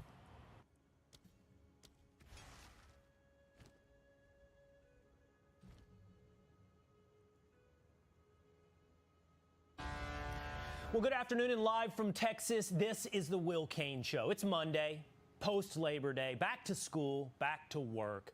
The beginning of dove season should be a national holiday, and it's also back to football on Sundays. It can be tough, though, to see the bright side on a Monday, but President Trump reminds us that as a nation, we have a lot to look forward to in America. I end up getting the Olympics, the World Cup, and 250. It's amazing the way God works, isn't it? Oh, it's amazing. Isn't it amazing the way God works? It's true. The Olympics, the World Cup, when you have guests coming over to your house, you pick up, you clean up. Maybe that's why the president is hell-bent on keeping America safe.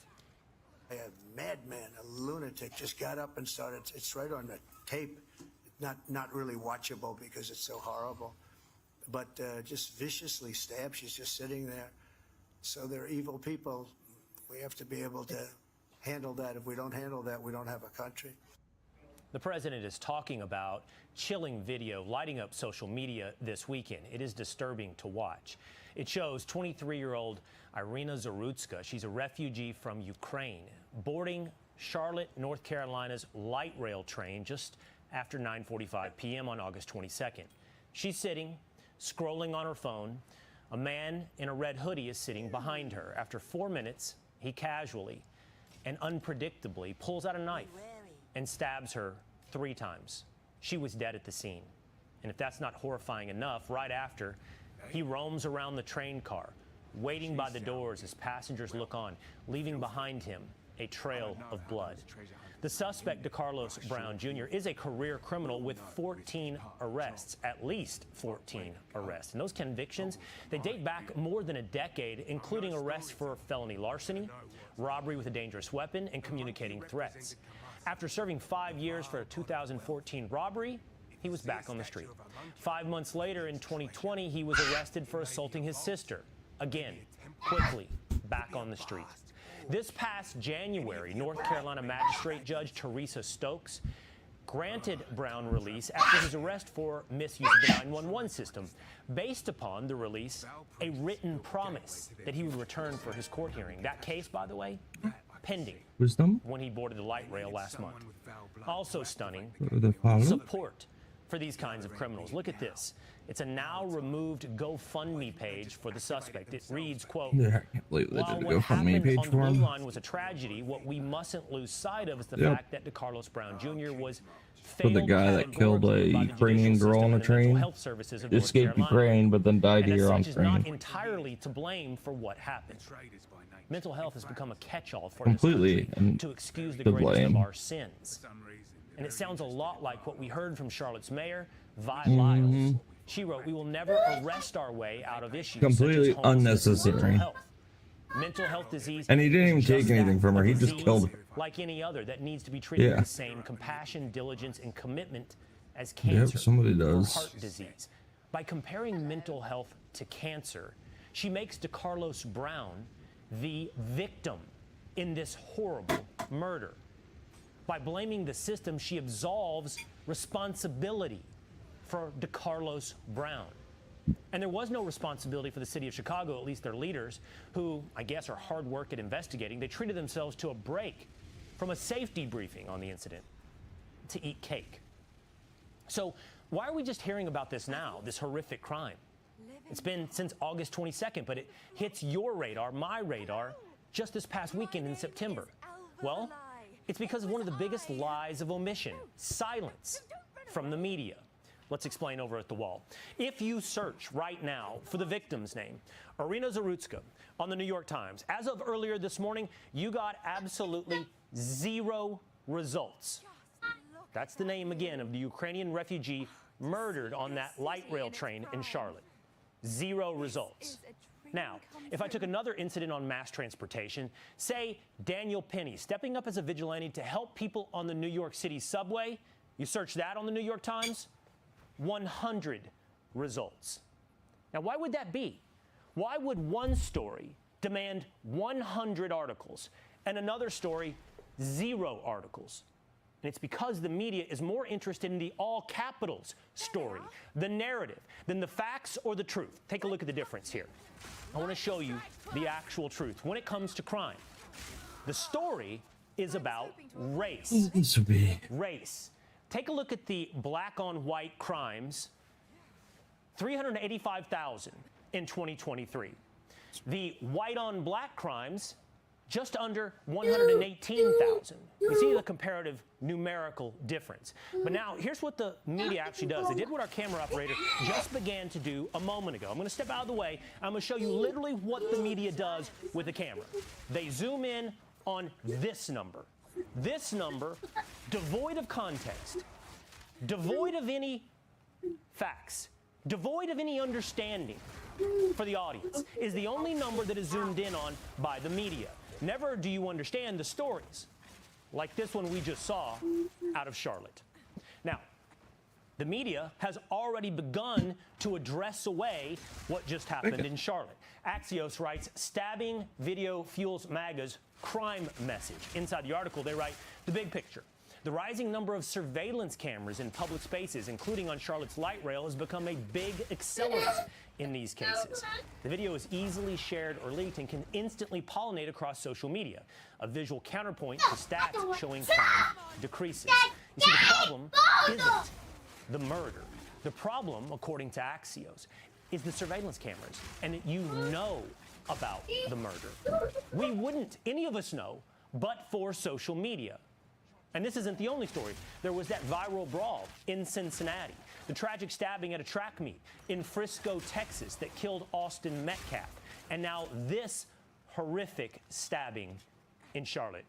All right, joining me now on all of this is film director and historian Erin Durham, who grew up in Charlotte and lived downtown, rode the light rail, and her husband, former nuclear scientist from the U.S. Department of Energy in North Carolina, Matt Van Swoll. Thank you both for being with us here today. Are you tired, Eli? Matt, let's start with why this story Is it bedtime? You want me to hold you? It still, to some point, has not broken through outside of social media and a few outlets like this one on Fox News. Why is that? Why is the public not allowed to know about what happened? Buddy, why are you crying? Well, it's the same reason that the coverage for Helene didn't break through as well, which we went through down here in Asheville, North Carolina, which was there's a narrative and it must be pushed at all costs. And if the narrative crosses into a political realm, let's just say left, that they don't want you to know about, you will not see the stories. And Erin's got some terrifying stories of her riding the light rail and being chased downtown. So, Erin, this is not an isolated I don't incident, what we just saw know. take place. I wasn't sure what this you refugee had. from Ukraine. If you had anything up your sleeve from mind, No, or I mean, I got super lucky growing up because my parents are just very safety oriented. My mom worked downtown, and she was almost assaulted on the street of downtown Charlotte, and luckily she's a second-degree black belt, and she broke his nose, so she was fine. But there are so many stories like that, and the police came up to her right afterwards and said, like, thank you, because you need to teach, like, we can lock this person up, but immediately after they're going to be on the street again. You hear about businesses downtown, because things aren't reported. I was gonna sleep down here one way or on the news. Businesses downtown will tell their employees, like, hey, somebody got assaulted in the parking garage last night, or they kind of warn their employees. But why on earth are we not, as a nation, actually telling these statistics, telling the statistics as they are, that violent crime is up, that murder is he's walking around, blood dripping off his hand and knife. knife. Mental illness. If someone has has committed a violent crime, they need to be in jail, right? Like, that just makes sense.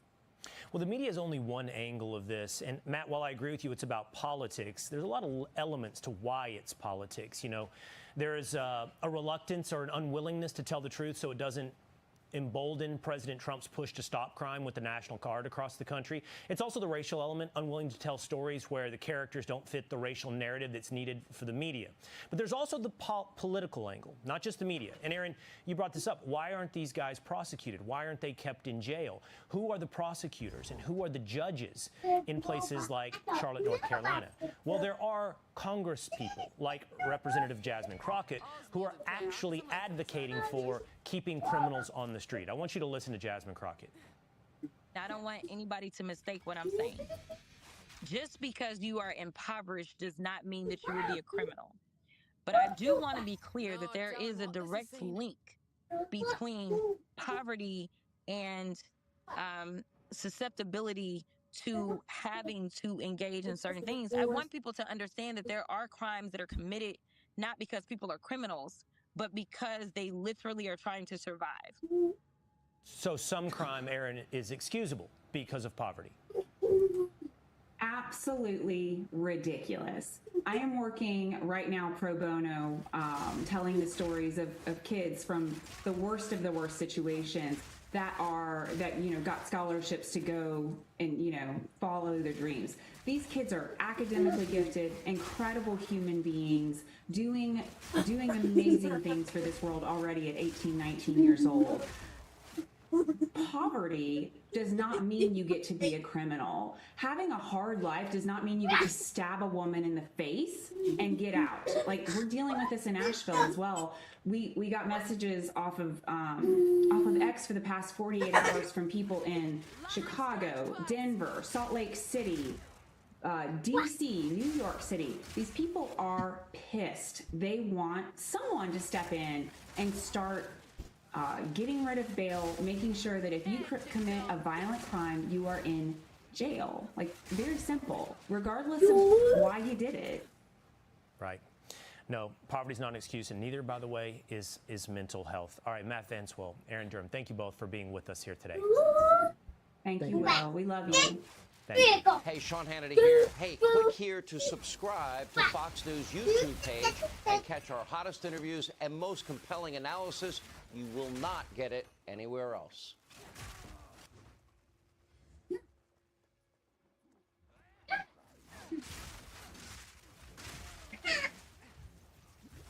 Justice Amy Coney Barrett, thank you so much for the time. Thank you for having me, Brett. You know, the title of this book, Listening to the Law. Why did you I wrote it because I really love the court and I love the Constitution, and I wanted to invite people to experience the court and Constitution with me. And was part of it demystifying the court or the process? Yes. You know, I speak to a lot of school groups. I speak to young children. I speak to lawyers, non-lawyers, all kinds of people. And I get the same questions across groups. How does the court get its cases? How does the court decide cases? Do the justices get along? And I can't answer all of those questions one-on-one, but I can write a book so people can find the answers if they're interested. Yeah, I've read it, and there is a lot of mystery and intrigue about what happens inside these walls. And the perception of that, like everything else in Washington, is that it comes from a partisan point of view, that there are somehow teams here, depending on which president nominated you for the position. But you write about things like the assigned seating in the court and what you wear when you go to the courtroom, and basically how the outside perception is not the inside reality. That's right. You know, we don't wear red and blue. We all wear black because judges are nonpartisan, and the idea is that we're all listening to the law. We're all trying to get it right. We're not playing for a team. We don't sit on specific sides of the bench, left and right. You know, we sit in order of seniority. And when you listen to the perception about how it's done, what is your thought about that? Well, there's a disconnect between what happens inside the court and what people think happens inside the court. I often ask new law clerks, what surprised you most when you started? And one of the most common answers is the difference between what's happening on the inside and what people think is happening on the inside. So, for example, in fact, the focus is always on these divisive cases and decisions, but there are a number of unanimous decisions that the media doesn't cover every year. I mean, we have 42% in this past term, 2024, 45% in 2023, 47% in 2022. You write, one who follows the court casually might be under the impression that practically every case is decided with the appointees of a Republican president on one side and the appointees of a Democratic president on the other. While that breakdown sometimes occurs, presenting it as the norm grossly distorts the court's work. That's absolutely right. You know, last year, I believe it was 6 cases, you know, roughly around 10% cases broke down by party of appointing president. That's a pretty small number given the overall number of cases that we're hearing. That said, the current perception, like I said, is that the left is saying this court is protecting President Trump and his effort to consolidate power. You can see that really from the recent headlines. There's a lot of them about that. The overwhelming evidence that the Supreme Court is on Donald Trump's team. New York Times, the Supreme Court is backing Trump's power grab. NBC, in rare interviews, federal judges criticize Supreme Court's handling of Trump cases. They say you're helping to certify this move towards authoritarianism. How do you respond to that? The court decides cases as they come. And one thing that I try to emphasize to students, and one thing I try to do in the book, is place the court in the context of history. We're not deciding cases just for today. And we're not deciding cases based on the president, as in the current occupant of the office. We're deciding cases about the presidency. So we're taking each case and we're looking at the question of presidential power as it comes. And the cases that we decide today are going to matter 4 presidencies from now, 6 presidencies from now, and so on. Each of these cases that we're getting, well, I mean, some of them overlap, but many present different constitutional issues. Mm-hmm. The right obviously looks at it completely differently, saying federal district judges around the country are overstepping. They're unelected, making sweeping decisions about a president's executive power. When you have to deal with those, it often comes in the emergency docket, which is something different that people don't fully get. Can you explain that? Sure. So the emergency docket, these are not cases that come up on our regular October term merits docket. Those cases are the ones that I primarily focus on in the book. There are about 60 of them per year, and they proceed very slowly with briefs and oral argument and a lot of deliberation. These emergency motions come up when a case has not fully been decided and settled in the courts below, and they ask for the court's emergency intervention to enter a stay, usually, or sometimes to lift a stay, to maintain a particular status quo while the issue is being litigated in the courts below. So it's not a definitive resolution. It's what Justice Kavanaugh calls the interim during the interim. There are a lot of them, though. This administration has filed almost 24. There have been a lot. And is that because you see more federal district judges stepping in and doing that? I don't know. The phenomenon of cases being brought on our emergency docket started a few administrations ago. There were some in the Obama administration. There were some in the Biden administration. And now we do have, it seems like we're on a trajectory to have more in the Trump administration. I don't know. I think it's a combination of, increasing use over time, not just this administration, of executive orders.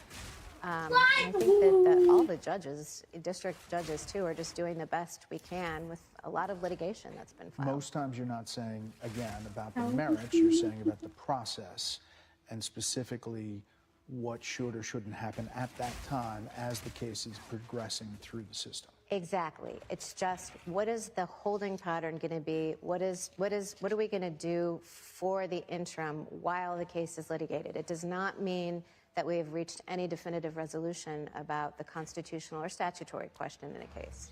In June, ruling on one of those cases, Trump v. Casa on birthright citizenship, you wrote this: federal courts do not exercise general oversight of the executive branch. They resolve cases and controversies consistent with the authority Congress has given them. When a court concludes that the executive branch has acted unlawfully, the answer is not for the court to exceed its power to. Some of your colleagues, including Justice Ketanji Brown Jackson, said that reasoning was a, quote, existential threat to the rule of law. I mean, that obviously got a lot of attention, that whole back and forth. And your response to her? Yes, let's see. I do want to clarify that I was writing for the court. I always feel funny about saying, I was representing the court, so it wasn't just my own opinion. But I was the drafter of the opinion. And I think that Justice Jackson and I just had different views of the judicial power. Mine narrower, or the court's rather, narrower than the one that Justice Jackson presented. I hasten to add that Justice Jackson and I get along just fine. Justice Scalia used to say, I attack ideas, not people, and that's my motto too. So we were sparring about ideas. It was not personal. But I do believe that. I think the judiciary needs to stay in its lane. And she wrote a solo. Correct. Yeah, and you responded in an interesting way. They got a lot of attention. You clerked for the late Justice Antonin Scalia, who was known also to have a pretty sharp pen at times. When it comes to your point of view and style, how do you see comparing or contrasting to Justice Scalia? It's hard for anybody to compare their writing style to his, because he was such a fantastic writer. So I'm sure, my writing does not hold a candle to Justice Scalia's writing. In terms of the heat, he was Italian, so I think he had naturally brought a little bit more heat to the pen. So I calibrate mine to the situation, and in that particular opinion, I was writing, in a little bit more of a forceful or, shall we say, spicy way than maybe I sometimes do. But as far as your point of view about the Constitution, a constitutionalist, the text, explain that for folks. So, in that way, you're close to Justice? Oh, yeah, of course. In terms of philosophy, you know, I did. I learned from Justice Scalia. And in terms of philosophy, my philosophy tracks his. And that is that the Constitution's text controls, and the way to understand what the text means is to ask how it was understood by those who ratified it when it became law. And for the folks who say, well, the founders were dealing with completely different problems back then. They were not contemplating what a country could look like decades later. How do you know, they want a living, breathing Constitution that changes. How do you respond to that? You know, the genius of our Constitution, and I talk about this in the book when I describe originalism and describe our written Constitution, is that it's written at varying levels of generality. So sometimes it's very specific. The president has to be at least 35 years old. But sometimes it's very general. We're protected from unreasonable searches and seizures. We have freedom of speech. And to have freedom of speech doesn't mean that you have freedom only to pass out pamphlets in a town square. I mean, it means that you have freedom to be on broadcast news.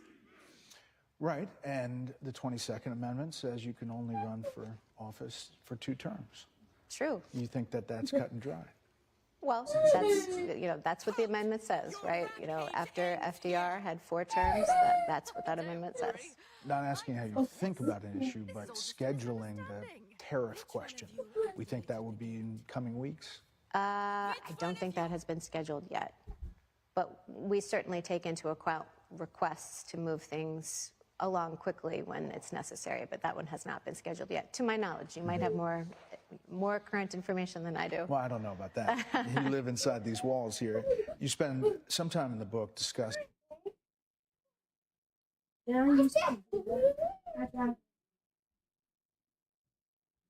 Which seat would be the least preferable for your black daughter to take?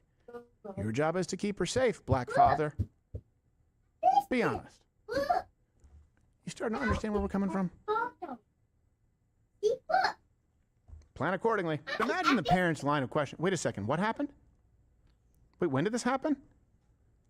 What was my daughter doing? Who was this man? This is the first time? It was the 14th time. Why was he not in prison? Yeah. What was his bail? It was nothing. Wait, he said he would go back? You guys knew this person was insane and violent, and my daughter is dead? Why didn't... Oh, he's black.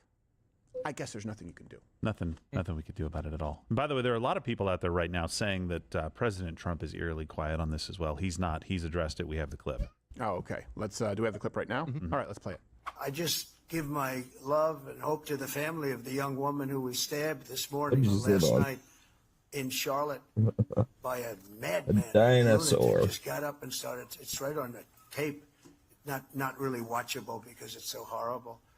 But just viciously stabbed. She's just sitting there. So they're evil people.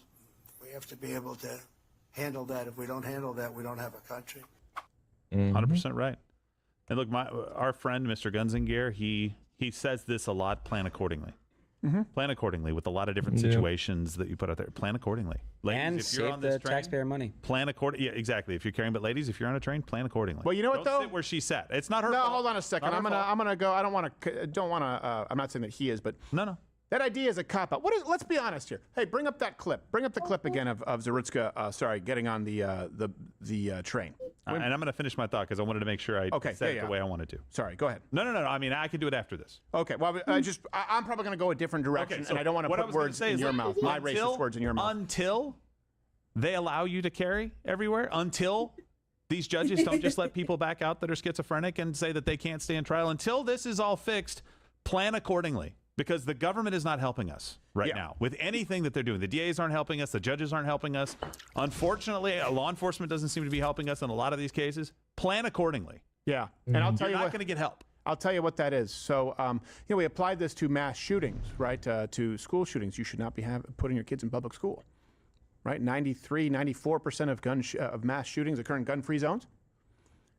Don't put your children in one of the most vulnerable gun-free zones for 8 hours a day. There's a start. If you private school is better. Private school with security is better. Yeah. Homeschooling is best. But there are a couple of steps. If you're an individual, you're an adult here in the United States, and you don't want to be a victim of this, well, First off, don't live in a major urban area if you can avoid it. Of course, avoid public transit in an urban area. And the left wants all of you on mass transit. That's why Mamdani wants more of it and wants it to be free. Of course you shouldn't. In particular, after dark. But I'll take it another step further. Let's play the portion of the clip where she actually gets on that train. Please stand clear. No, I have it. I have it. If yeah, the one where she's walking in. Yeah, the one where she's walking in. I got Okay, it. Noodles got it. all right, let's play this.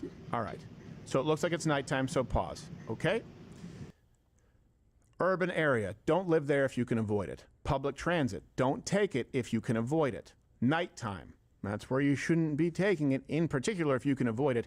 And please avoid doing so alone. Now, just to be clear, I'm not giving you any advice that I have not practiced myself. When I had to live in New York City, I did everything I could to get out of there as quickly as possible, and I wouldn't be traveling on the subway alone at night. And then I would be very, very aware of my surroundings if I happen to find myself in those single-digit instances. Keep playing. Okay, pause. Choosing a seat. Here's the cold water. I wouldn't sit with a blind spot to a man on public transit at night who is part of a demographic and seemingly emulating a culture in bright red where they make up 13% of the population but over half of the violent crime. I would profile him. And if you're a woman, you don't have the luxury of not. Now, none of this is to say that this is her fault. It's the fault of anyone other than the system and the judge and the culture that we have. But I do want to address the culture. I do want to address that little voice in the back of your head where, you know what I'm talking about. You get on that subway, you get on that train at night, and you go, oh, I don't want to move to a seat where someone might think that I'm racist and think that I didn't pick this seat. Who cares? Go to where you think is statistically safest, because you've already put yourself, unfortunately, in a risk pool that is much more dangerous than, at that moment in time, someone living in a suburban or rural area driving their own car. The idea of offending someone has nothing to do with it. And if there's no other seat available, which obviously isn't the case here, you should have eyes on that person the entire time. Would it have stopped it? No. I'm just going to tell you, we need to change this culture. We need to change the culture of poor victim when it's a perpetrator, and we need to change the culture of I don't want to offend anyone when it's about maintaining your life.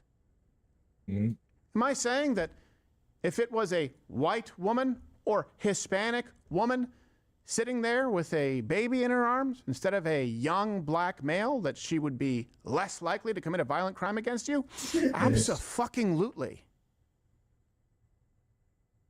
So plan accordingly. Let's be real about what that means. Let's be real about what that means. A white woman who's recently moved to this country by herself on public transit at night, sitting in front of a large, young, black male in her blind spot, that shouldn't happen. It shouldn't happen, and we shouldn't be a culture that wants people to be so colorblind and risk blind that they don't take it into account immediately when they find themselves in that situation. And black men watching, do you get it? Does that offend you? Let me ask you this, black men. If it was your daughter, it depends. You change culture. Would you give her the same advice? If it was your daughter, and you could a little bit. present this as a choose your own path. If it was your daughter and she had to come home from her job late at night on a subway or on a train, on a bus, and there are a few seats open, somewhere next to a white guy in a polo and khakis, an older woman, a Hispanic couple, now try opening it. and a lone black male in a hoodie What a waste of with time. his hood over his belt. Which seat would be the least preferable?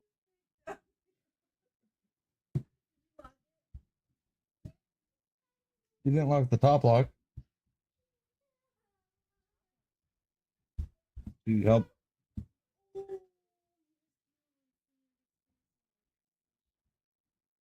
He's awesome.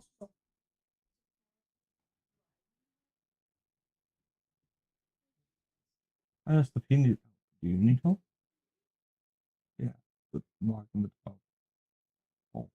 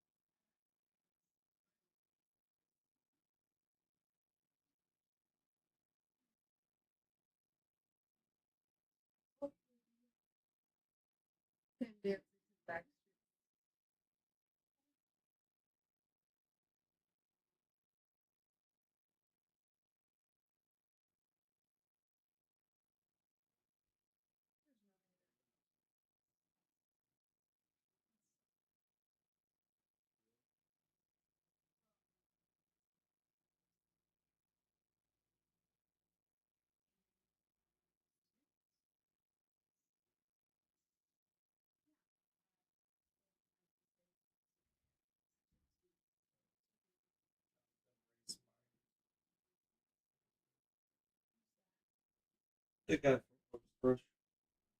I thought it was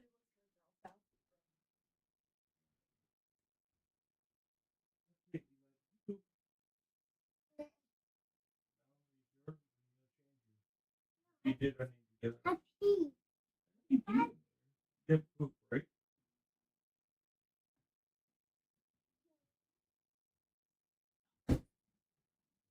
Sorry.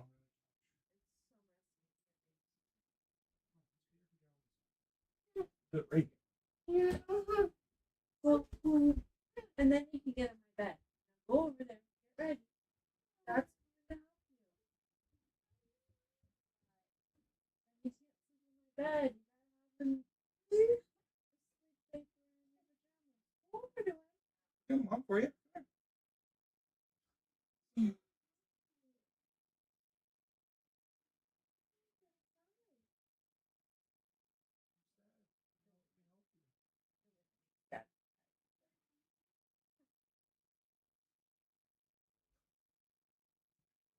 Oh, get over there and get. Are just worried to have poop? Yeah, poop. Do they get wipes? Oh, yeah, they'll be warm. But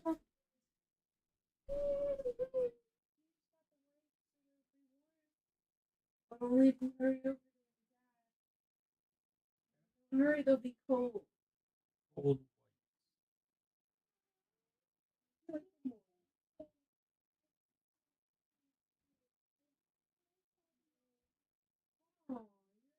Oh, you're adorable. Watch your show while I change you. You want to watch your show while I change you?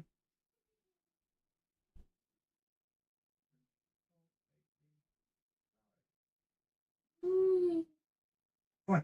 Get over here. Let's watch your show.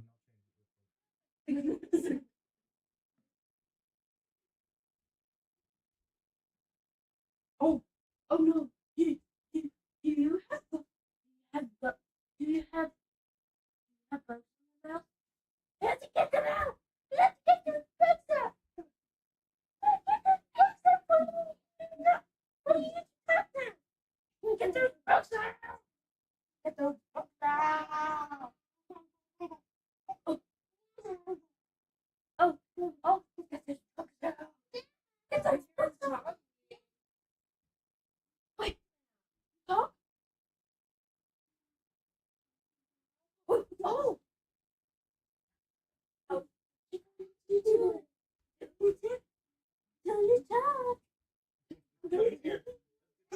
on.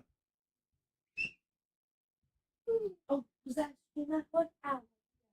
Oh.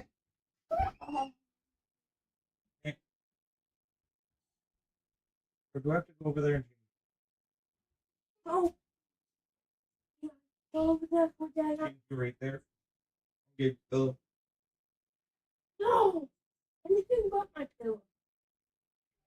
your head here. I have a big butt. We have a small. Yeah. Did you drop my phone? Yes. Oh.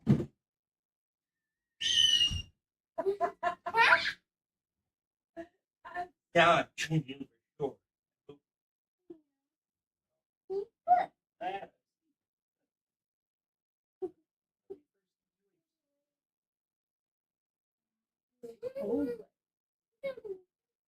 Definitely cold by now.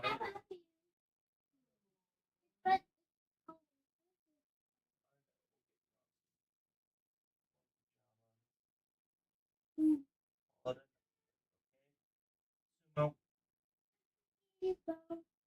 No. Not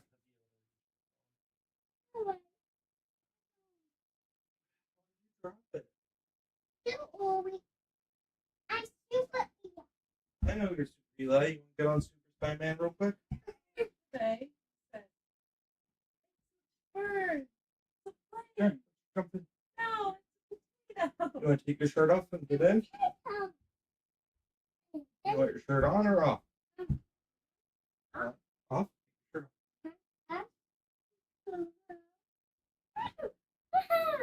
Super naked. Step in.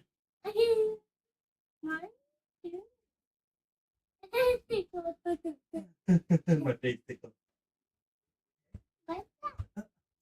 Hey, I thought you hit your foot.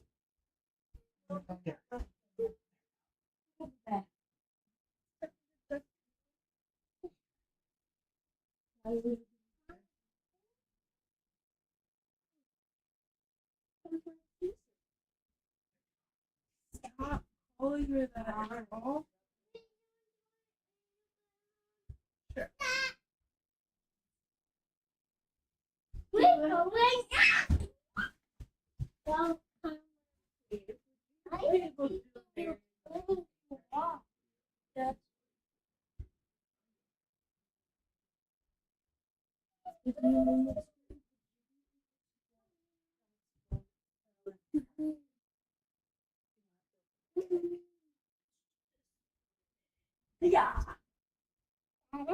Yeah. Yeah. Going up. I see it.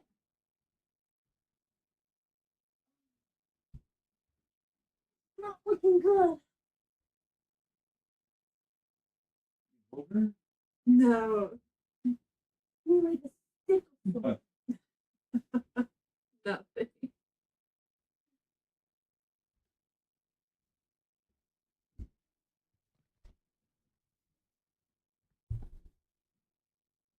Come on. Go Geek! Go Geek! Go Geek! Go Geek! Go Geek! Go Geek! People doing it. Go Geek! Go Geek! Go Geek! Come on. Go Geek. Okay. I mean, a small hand. You're like, did you try to grab the phone?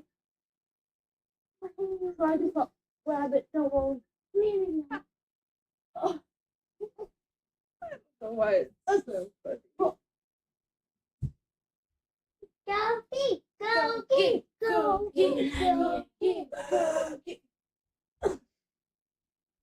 Go Geek! Go Geek! Okay, I know go what you're thinking, but don't touch it. Gabe, I need it. Gabe, No. Gabe, No, not for you. It's Dad's like that. no. Gabe stands is too The man has like two things to sleep. Yeah. Dad, you need, I need this. No. Gabe me help. No, that's No, not going. That's not going to help. What? over. Oh! Good job, Gabe.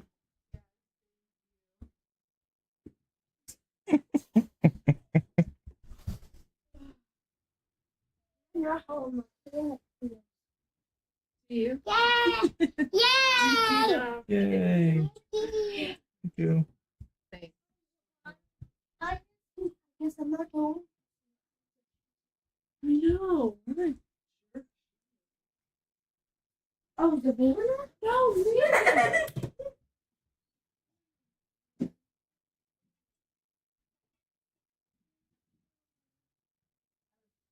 I was calling. It's hot. What's hot? This is hot. A blanket? Well, yeah, it's gotta be hot.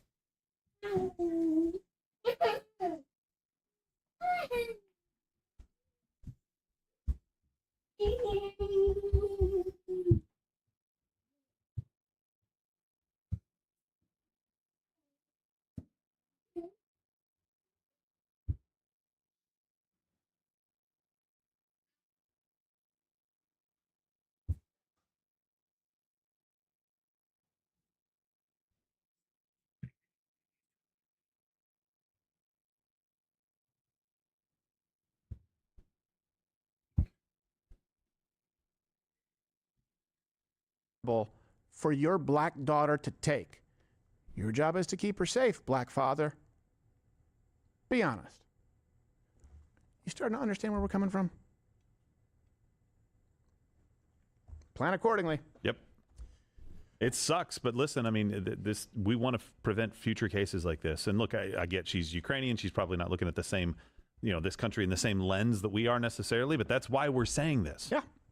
It's not victim blaming or shaming in any way, shape, or form. We're just saying, hey, in these situations, get away. What's she supposed to think? She watches U.S. News. She watches World News, which is CNN. She watches NBC. She watches, mainstream media. It's where she gets her news. Yeah. They tell her it's all good. It's all safe.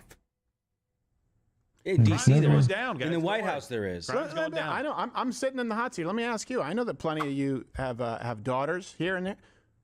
What would you tell your daughter? Where should she sit? Oh, it's easy. Like if you would that be the worst seat in the house? Would you tell her that if you had to teach her? I would say. Listen. Let me make this very easy for people who are maybe a little squeamish on this topic right now. I would not sit where she sat. I'm 6'4", 250 pounds. I can handle myself. Yeah, you'd sit on his lap. I would not sit. Yeah, I wouldn't sit there. So here's why. There's two good options when she goes in there. One is sitting with any other person in that car, basically. Standing by the door. The other one is there's a row of seats that faces the middle of the train. It's not the back, front thing. It faces the middle that were just to her right that she could have sat in as well. Again, not victim blaming, just saying. That's where I would have sat or I would have stood up. And I would never have turned my back on that person on that train, ever. And if I got onto a train and didn't feel safe, I would have felt like no less of a man going, not this car, not this time at night, I'll walk. Yep. I'll do something different. Don't ever be afraid of any of that. And I certainly would have not had earbuds in and been on my phone and senses completely taken up by a screen. That was everybody in that car, basically. That's a very dangerous, at night, in those situations, just giving you tips. That's a very dangerous thing to do. Be aware of your surroundings. Make sure that you can see what's going on in the car, especially if you're among the most vulnerable people, and that is women by themselves. It's just too dangerous. I'm sorry. We'll do a better job in the future, but until we do, it's just too dangerous. Yeah. And as the guy who has the oldest daughter in the room, the one who's closest to this kind of situation, I personally would not want her riding public transportation at all. Nope. At all. Day, night, completely black passenger, white passenger, Asian passenger, homeless passenger. I don't care. There's a guy on every bus. There's a guy on every train. If you've been on one, holy shit. Yeah. They had to change the name of there's one in Seattle that they changed the name of because it was the South Lake Union Transit. They changed it to the Jerk Off on Your Jacket Express. No. It was called South Lake Union Transit. Oh, Slut. nice. And so it said slut on the side of the little bus there in the trains. But no, if it were me, if that's me, right now I'm doing fine. My daughter's probably going to have a car when she's 16, 17. If I'm not doing so fine at that time, I work a second job. My wife works another job. She's gonna have a car. She's gonna have a mode of transportation. She's gonna have, a beater, $500, $1,000 beater, something she can go home in by herself. I'm not taking the risk of public transit. Yep. Never. I'm gonna, I teach my daughter lots of things. We went to the range. You see, I teach her defense, and she knows how to take care of herself. She knows how to be aware. The headphones thing is crazy. It's crazy to have 2 headphones working in both ears when you're in public. But yeah, I would say public transit is crazy. I agree with you, and that's what I have those. Actually, we gave them out at the Christmas party. Those Bose where it clips around your ear, so it's like having a speaker near your ear. But there's also they have the headphones. I have a pair of Beats that have the ambient, kind of like how EarPro for shooting is. Yeah. Where you can hear your music, but you can also hear the flight attendant go, "Would you like to have some Coca-Cola with your depression?" And you're like, "Yeah, all right." But yeah, if it's first and foremost, no public transit, transit at all, and the headphone thing is a real issue. Headphones, being aware. First off, I mean, when I sit at a restaurant, period, I never sit at a place where my back is just open to the door. And yes, having a higher profile, but obviously I try and be somewhere a little bit private, but you always should make sure that you can face the exits, that you can see people coming in, and certainly on a bus. In other words, you don't have control over where you sit at a restaurant. You can choose where you sit at the table, but on a bus, you can either sit somewhere where no one is behind you, or you can sit right, like you said, facing the middle of the bus. These line up sideways. At least I got a fighting chance on seeing somebody coming. You got to be armed with something. I mean, that lady, nothing she could have done. No, of course. If she was armed, nothing she could have done. That guy just. Well, what she could have done, nothing in that moment. Nothing in that moment. What she could, if she found herself there, what would have been, and we used to teach this, right? Not just stranger danger. She could have been sitting, facing the rest of the bus, using the buddy system, where both of them have guns. But we can't teach that because that's scary, and that might offend some people. That would give at least one of them a fighting chance. In other words, there are some things, but we don't. How do you teach kids stranger danger? And I hope I'm not letting the cat out of the bag, but yeah, Josh was there with his daughter, and even his young boy, he was, he had him using my lever action rifle, and Josh was basically shooting with his hands, but getting him familiar with it. And I'm watching that, going, that's what this used to be, teaching people how to be responsible and preparing for these scenarios. Also, I know what people are going to say. You're far more likely to die in a car crash than being mugged or shut up. Who cares? That's like when people say you're more likely to be struck by lightning than be bitten by a shark. Okay, I understand that because I spend 99.99999% of my time on fucking land. But when I go into the shark's house, am I more likely to be bitten? In other words, if I spent 50% of my life on land and 50% in the water, you and I both know that I'd be more likely to be bitten by something that lives in the water than struck by lightning on land. The same thing here. Sure, I'm more likely to die of a car accident than be mugged, but does that likelihood go up if I'm by myself after dark on public transit? Of course it does. You put on your headlights at night. You do things to keep yourself safe, like put on a seatbelt. That's all we're saying is do those things to keep yourself safer. Yeah, her situation is different though. She did come from Ukraine. She's coming from a different environment, different country, a different culture. She's probably never seen a black person before. That's what the point I was trying to make earlier was. She's watched our mainstream media. Yeah. That's her idea of what Americans are based on what she has been told through the mainstream media her whole life. Let me ask you this. So she has no idea what she's expecting. She has no idea to be cautious of that. Other people in the train knew that. There's no one in front of that guy. Right. There was no one. There's a reason why there was no one in front of that guy. Right. Let me ask you this. This is a hypothetical.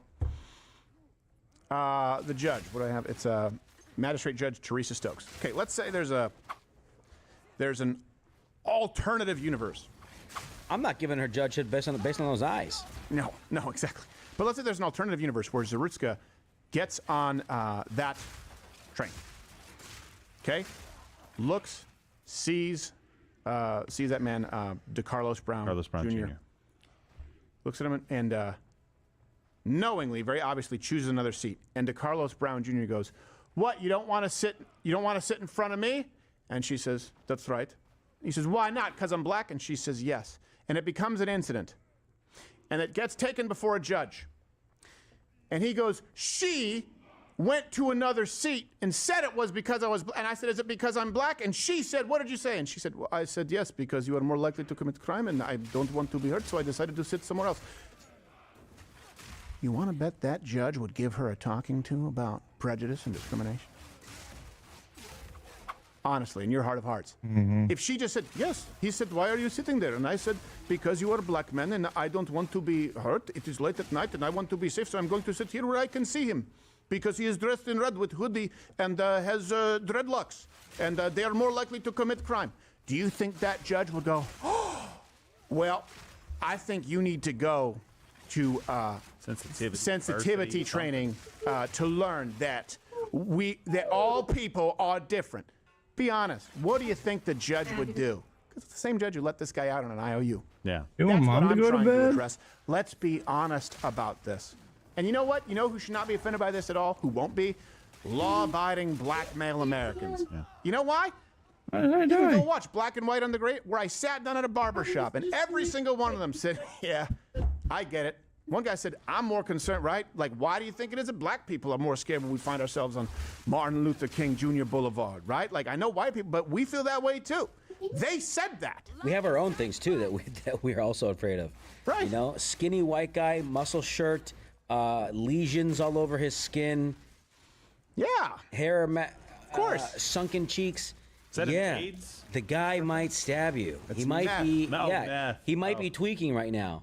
He might just slam your head against the window because he thinks that you're a bull. Yeah. Yeah, exactly. Sometimes he's right. Now, there's an example of this, and this made the news this morning. There was a shooting in Israel. I don't remember what city, but I thought it was somewhere outside of Jerusalem, but I could be wrong. But it was in Israel. And I think 5 or 6 people were killed, several severely injured. But Thanks for bringing the mood up. No. Listen, the part of this that I think what we're saying is what we want to happen is that a guy that I believe had got his concealed carry permit or training less than a year ago was actually first to be able to respond and help take down some of the shooters. Great. I think there were a couple of shooters. I think you could also see some of the other security forces come behind him and him re-engage. Like, he ran towards it as everybody's running away. You can see him on the video very clearly doing it. Engages, struggles with one, retreats again. Some of the other people come to help, and he goes back in again. That's a hero. That's exactly the kind of thing that we want, because they're standing on a bus. Bang, bang, bang, bang, bang, bang. They've got people trapped. Bang, bang, bang. If he doesn't show up to start at least putting up some of a fight, how many more people die? How many more people seriously injured? Do we have the video? Hero. Yeah, there is video out there of this. Okay, just look let's it see up. if we can find it. And I'll tell you this too. Like, the left wants you to be so afraid that you don't even take into your own what it is that you can control, right? They want you to avoid, for example, owning a firearm. Their approach is, you're more likely to have it used against you. Do you have children? How would you feel if it's like, yeah, but I can control that? And they want to tell you that, by the way, but trust the system until we defund the police. Like, let me give you an example. People out there are actually afraid that if you own a firearm and you have children in the house, then, oh my gosh, it's now a death sentence. Let me tell you how you can control it. Of course I have children in the house. My firearms are under lock and key. I have biometric safes. I have different passcode safes. But you know what else? I have spoken with them about firearms. They have held my unloaded firearms, and I have told them how they work. And I have told them what they do if they see a firearm. And I have told them at what age they will be taken with Dad to go use a firearm.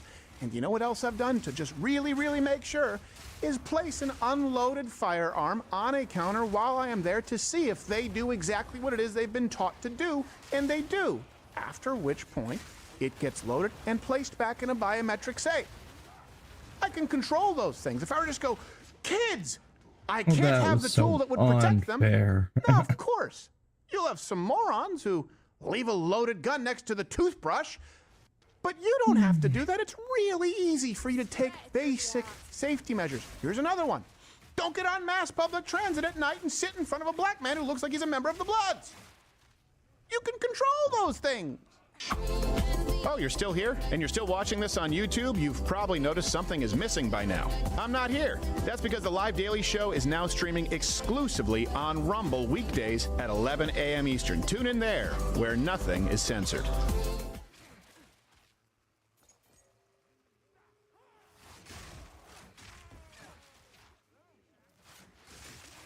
More bad news for Jessica's party. NBC's data guy Steve Kornacki is warning Democrats that the midterms won't be like Trump's first term. One of the things we saw in Trump's first term, Republicans had a bad midterm. Oh, you leave her They down lost here. Is she control of the sleeping? House in 2018. They're trying to avoid that next You can year. leave her One with of me. the I can things sign they're out. hoping will be different this time, and our just poll watch. confirms it continues Don't to touch be her. the Don't case touch her. right here. The Democratic Party is less popular than the Republican Party. Neither's doing great, but the Democrats more unpopular. We did not see that during Trump's first term. We are seeing that during Trump's second term. But can the commie cavalry save the day? Bernie and AOC teaming up with Zoran the Destroyer over the weekend. Watch this. I find it hard to understand how the major Democratic leaders in New York State are not supporting the Democratic candidate. Democratic leaders will be jumping up and down. This is our guy.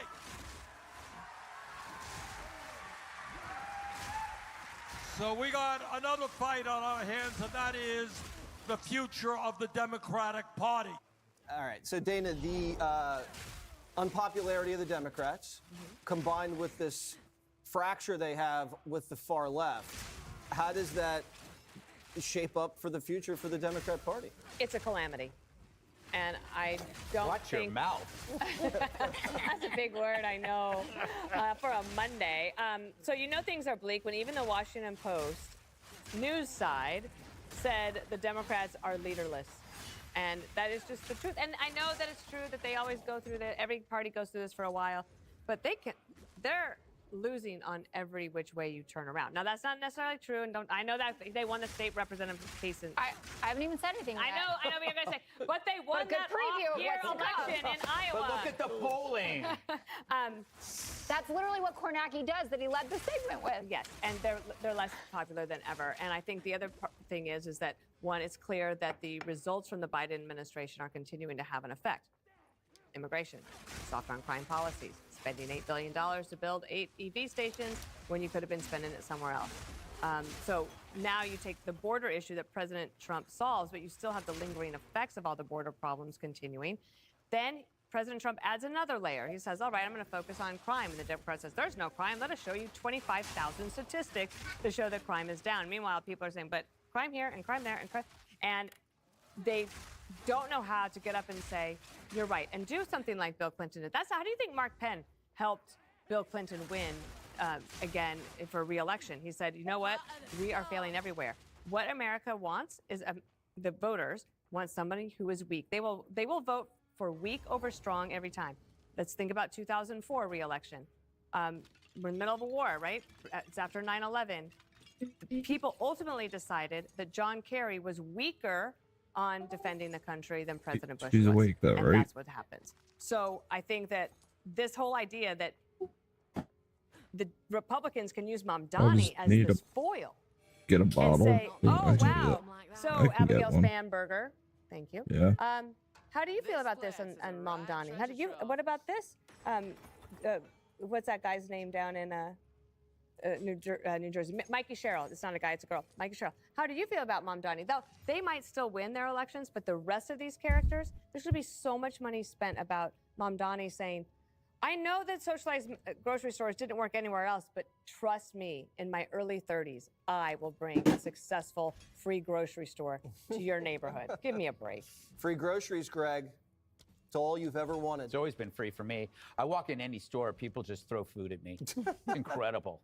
Tomatoes, oranges, eggs, half-gallon jugs of milk. You know, this Democratic Party is like me freshman year in college when I got dumped by my girlfriend. I was an obnoxious drunk. And then I looked and I saw, well, what was she going for? And this guy was in shape. He was a Sigma Nu, which I think or Fiji. And I'm like, you know what? I got to get in shape. I got to start being what people want, right? I got to cut back on the booze, start eating better, get in shape. The Democrat Party has to look in the mirror and figure out what is wrong. Trump could help them. Trump could save the Democratic Party if they let him. He's got the common sense lane. If you keep refusing to, and by the way, he wants to share the lane. Anytime anybody sticks out their hand to him, he grabs it. So if you refuse that, then you're going to be on the outside, always looking in. And it's like you said, it goes back to the A block, crime. It's like here, this is an area where if you continue to mention the same woke pathologies, racial injustice, equity, and that stuff, you're done. You're toast, and you deserve to die.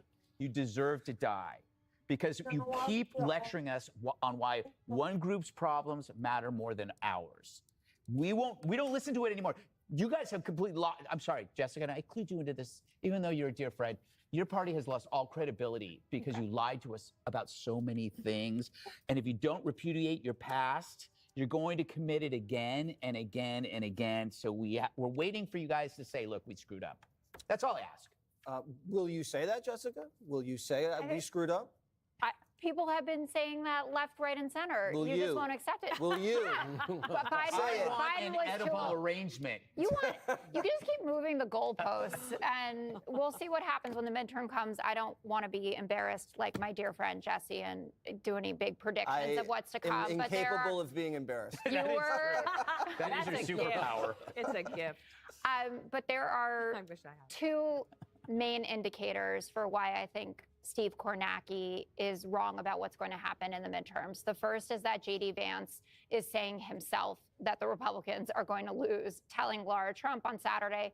The bad news is one of the pollsters once told me that anger usually wins midterm elections. And because we've done so much of what we said we were going to do, people are angry. So thank you, J.D.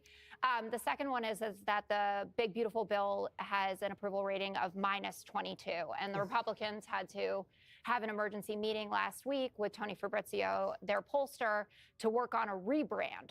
So they want to call it now the Working Families Tax Credit Bill or something like that. But people know what it is. It's a tax break for the rich, and they're going to take away your health care. You mean like the Inflation Reduction Act? It doesn't matter. This is the thing. That? See, you won in 2024. Act like it. You have a new election coming. You have to defend yourself each time. We lost in 2024. That's why I say we've been admitting it. Biden was too old. He shouldn't have been the candidate. People chose Donald Trump over Kamala Harris. We're working on identity politics. We're working on good economic policy. The voters are saying that they are not into this. He is underwater in every single major category. -2 on crime, -6 on border security, -14 deportation. What are you above water on? Democrats -22 are worse, inflation. Jessica. That's the point of the segment. No, is it is a as terrible as you referendum think on that the Republicans are, the administration. Democrats are even worse. No, we have to just get in- Paul in. We have to get Paul in.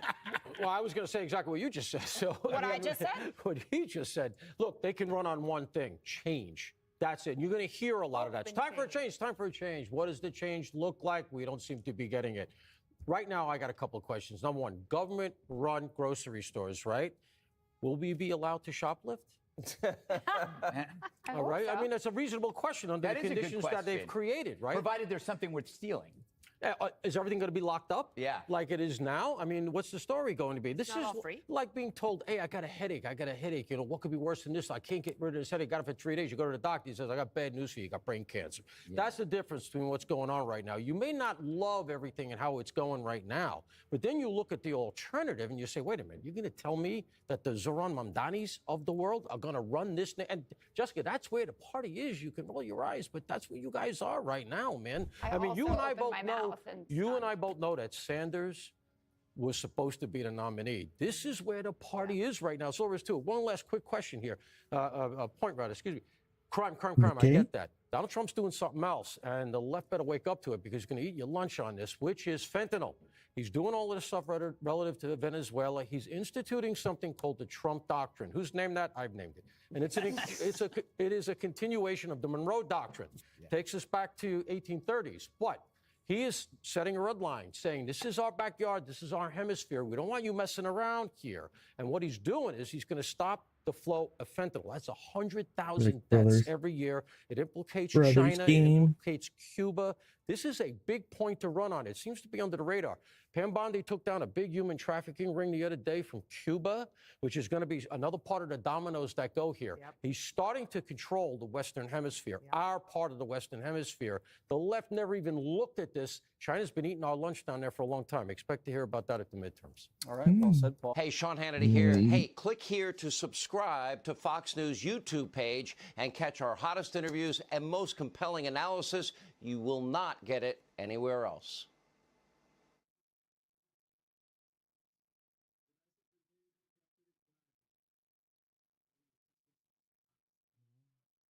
It's time for Lefties Losing It. Let's start with the fascinating revelations about how much the Democrats are paying mindless, unprincipled influencers to post anti-Trump, pro-Democrat propaganda.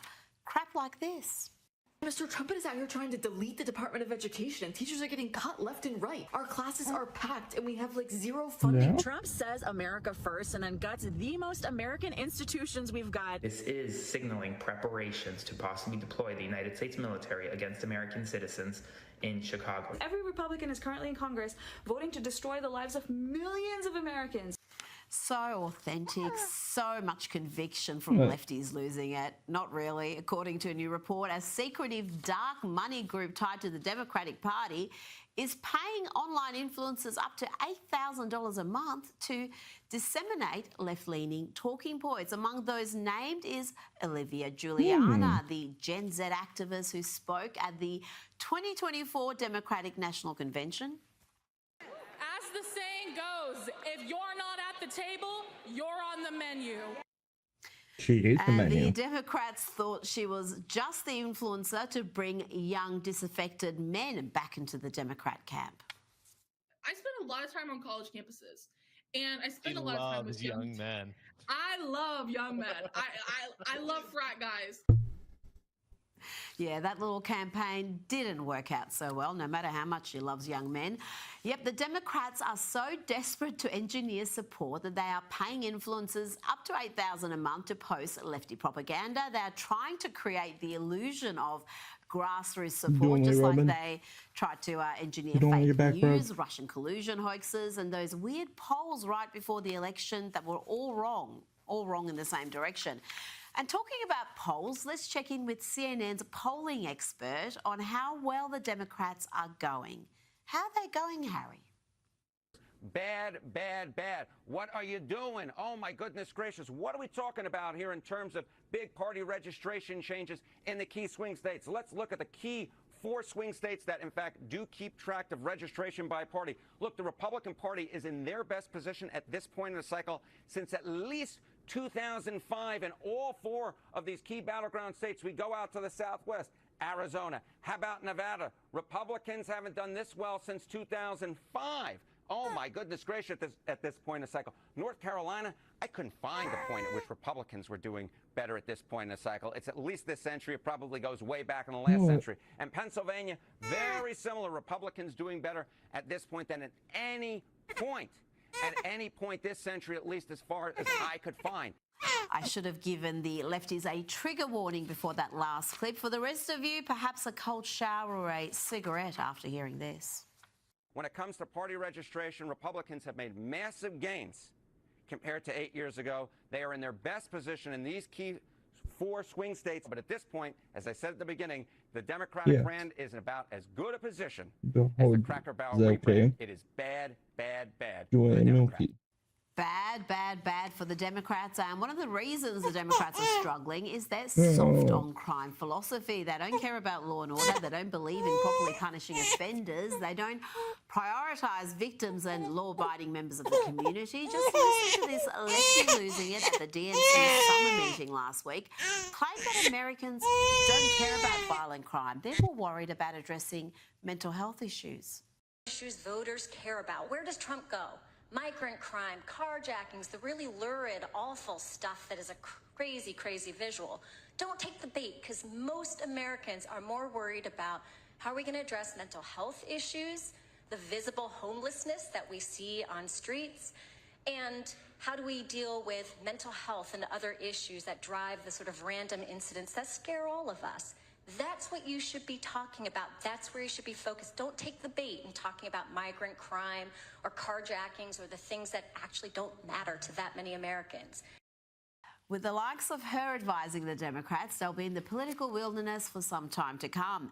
And they're going so badly that the frontrunners to be the Democrat presidential candidate are awful. One of them is this woman. And I ask you to remember the context in which you exist. Yeah, I did that.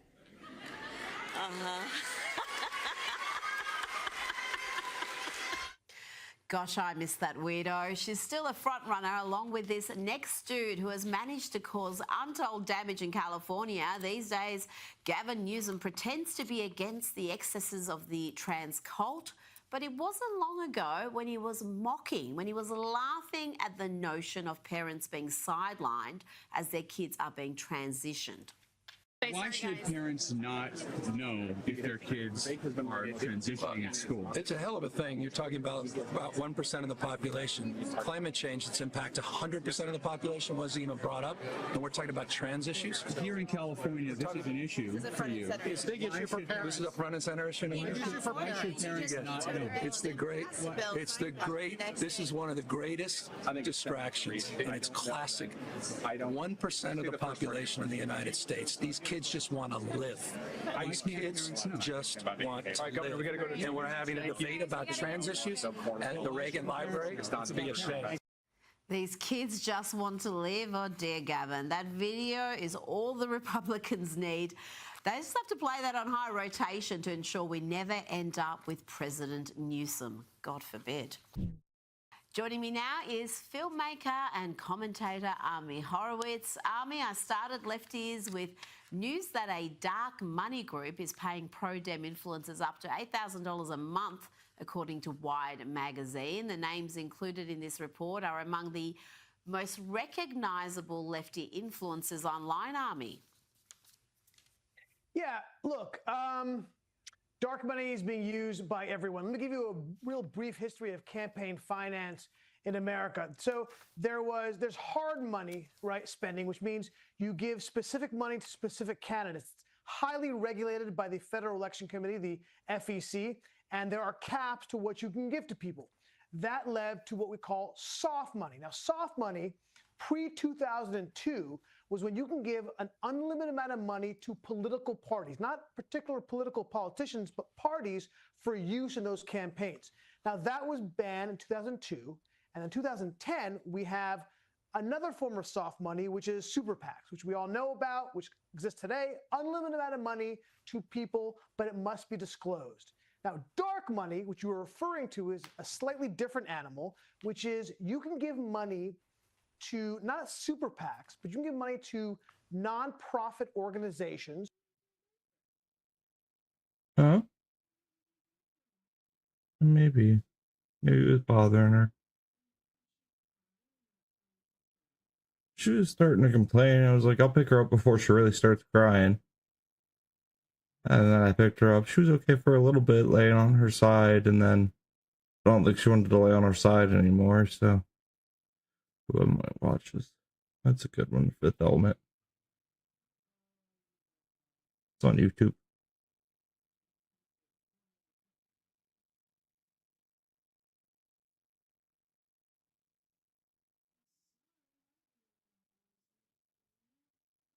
It's okay. He's like, no. Yeah. We are living through a great choke point in the history of this country.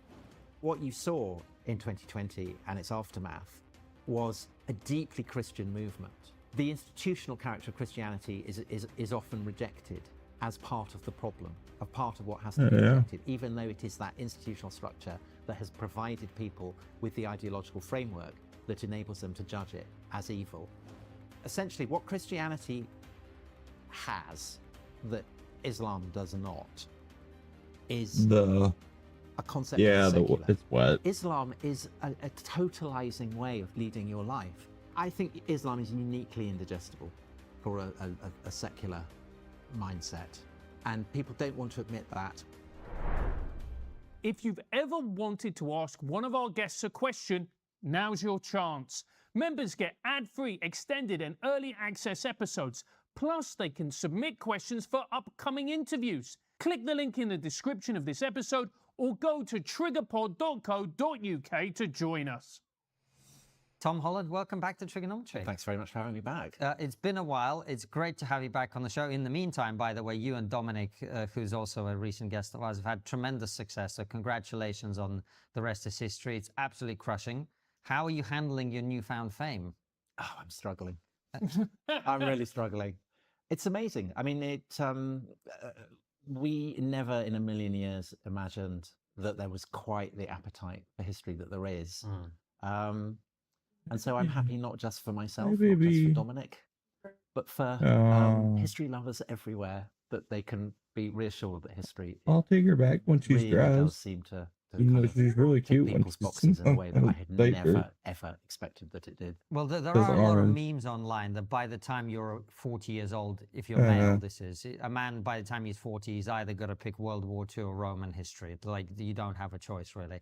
We like both, so it's great to have you on. It's good to know. I think the meme I always had was that no male after the age of 40 reads a novel, and so maybe they turn to non-fiction, and history perhaps is kind of obvious. And I kind of slightly sense that in myself. I read far fewer novels now than I did. That's really true, actually, because I used to read. I was quite a voracious reader of novels, and the older I get, the more I veer towards non-fiction. Yeah, so I was chair of the Society of Authors, and they prepared a report on this, the gender imbalance, how it operated, and they they dug into the stats, and it was genuinely the case that the older men get, the less likely they are to read fiction, which as a non-fiction writer was obviously good news for me. It is indeed. Well, look, it's great to have you on. Your last book, Dominions, we talked about it last time, but it's something we want to come back to a little bit in this conversation and talk about the history of Christianity, but also Islam you've written about too. But starting with Christianity, I mean, the thesis of your book essentially is that Christianity is the soup we swim in the Western world. Yeah, it's the water. We're goldfish, and Christianity is essentially the water that we're swimming in. Talk to us, because one of the things I think very few people now understand is how remarkable the mentality shift that came with Christianity was, and how different Christian civilization is to the pre-Christian civilization in terms of its values, in terms of the things that it thought were important, in terms of the things that it believed about, human beings and how they ought to act and what they ought to value and so on. I mean, it is radically different. But just to presage what I'm going to say about that, by pointing out that obviously nothing comes from nothing. Christianity emerges from a particular matrix that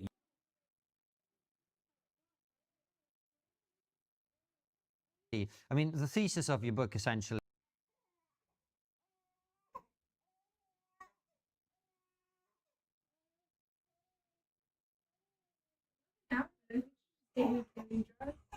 Probably. Like your hands got stuck right in.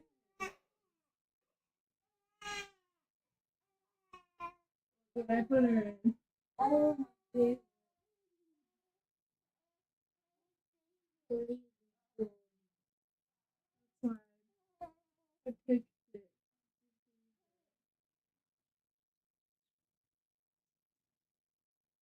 Trying to get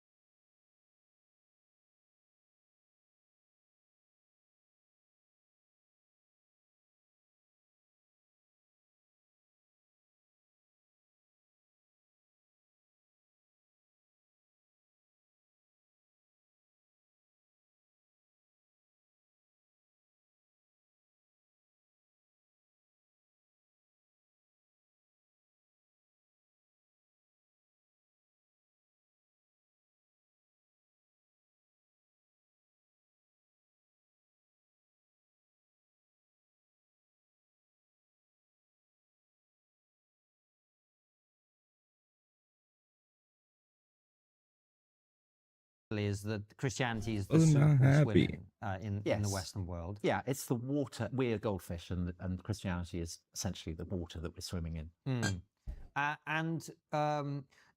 Talk to us, because one of the things I think very No, few Diva, people time now to lay down. understand is how remarkable the mentality shift that came with Christianity was, and how different Christian civilization is to the pre-Christian civilization in terms of its values, in terms of the things that it thought were important, in terms of the things that it believed about, human beings and how they ought to act and what they ought to value and so on. I mean, it is radically different. But just to press Diva, lay down. that by pointing out that obviously nothing comes from nothing. Christianity emerges from a particular matrix that you get in first century AD Mediterranean. There are all kinds of influences on it. The Jewish, most obviously, but also Greek, Persian, and the fact that it is born into the Roman Empire. I think without the Roman Empire, it would not have happened. And on the topic of the Roman Empire, I guess the how everything lined up demonstration for of to the vibe shift, if you want to call it that, transition is to everything look at and the classic transport emblem of worldwide. Christianity, which is the cross. And the cross is, for the Romans, it's an expression of their right to torture to death anyone who opposes their rule. It is the fate that is visited, particularly paradigmatically, on slaves, because it is the most agonizing but also the most humiliating form of death imaginable. You are stripped naked. So, if you think of pictures of Christ on the cross, he usually has a loincloth. He wouldn't have had a loincloth. He would have, it would all have been exposed. And you are nailed or hung by ropes or suspended in a wide variety of ways. There's no kind of set way of crucifying someone. And you are then a kind of public spectacle. You're like a kind of billboard advertising the power of the state that has put you there. And you can be, you can't ward the birds off as they flock around your eyes and peck them out. You're constantly levering yourself up and down to try and keep your breath. Your suffering and your agony is on absolutely public display. And perhaps when you die, you're left there like a slab of meat. So it is an excruciating, agonizing, horrific death. And what Christianity does is to turn that value system on its head and to say that the person who's crucified triumphs over the person who's crucified him. And the scale of that value shift, I think, is illustrated by the way in which, in the early decades and centuries of Christianity, the fact that Jesus died on the cross is a cause of deep anxiety, or at least embarrassment, to Christians who are talking about it. So the earliest Christian writer that we have, the earliest evidence for Christianity, written evidence, is Paul. And in his letters, he situates the death of Christ on the cross at the center of what he is preaching. But he is also kind of embarrassed about it. And so he says that to the Jews, or the Judeans, as I'd rather call them, it's a stumbling block, his message. But to everybody else, to the Greeks and to the Romans, it's just madness. And the reason for that is that for the Romans, what Paul is preaching, the idea that a man can also be a god, I mean, that's not news, because Julius Caesar had become a god. Augustus is worshipped as a god. That's not the madness of it. The madness is the idea that someone who had suffered this death that paradigmatically is visited on slaves is a god. That's the lunacy of it.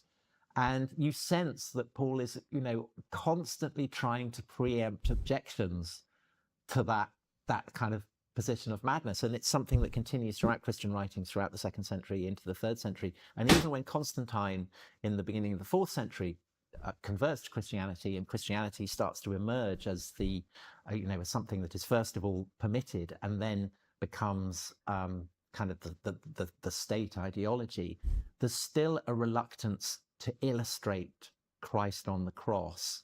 And there's an ivory casket in the British Museum which illustrates various scenes from the Passion, and you have Jesus on the cross there. He looks unbelievably buff. He's got his loincloth on, and he looks like, I think he'd be pretty well. He looks like an athlete. He looks like someone who's winning first prize in the Olympics. He looks like an Instagram influencer. He looks like a footballer.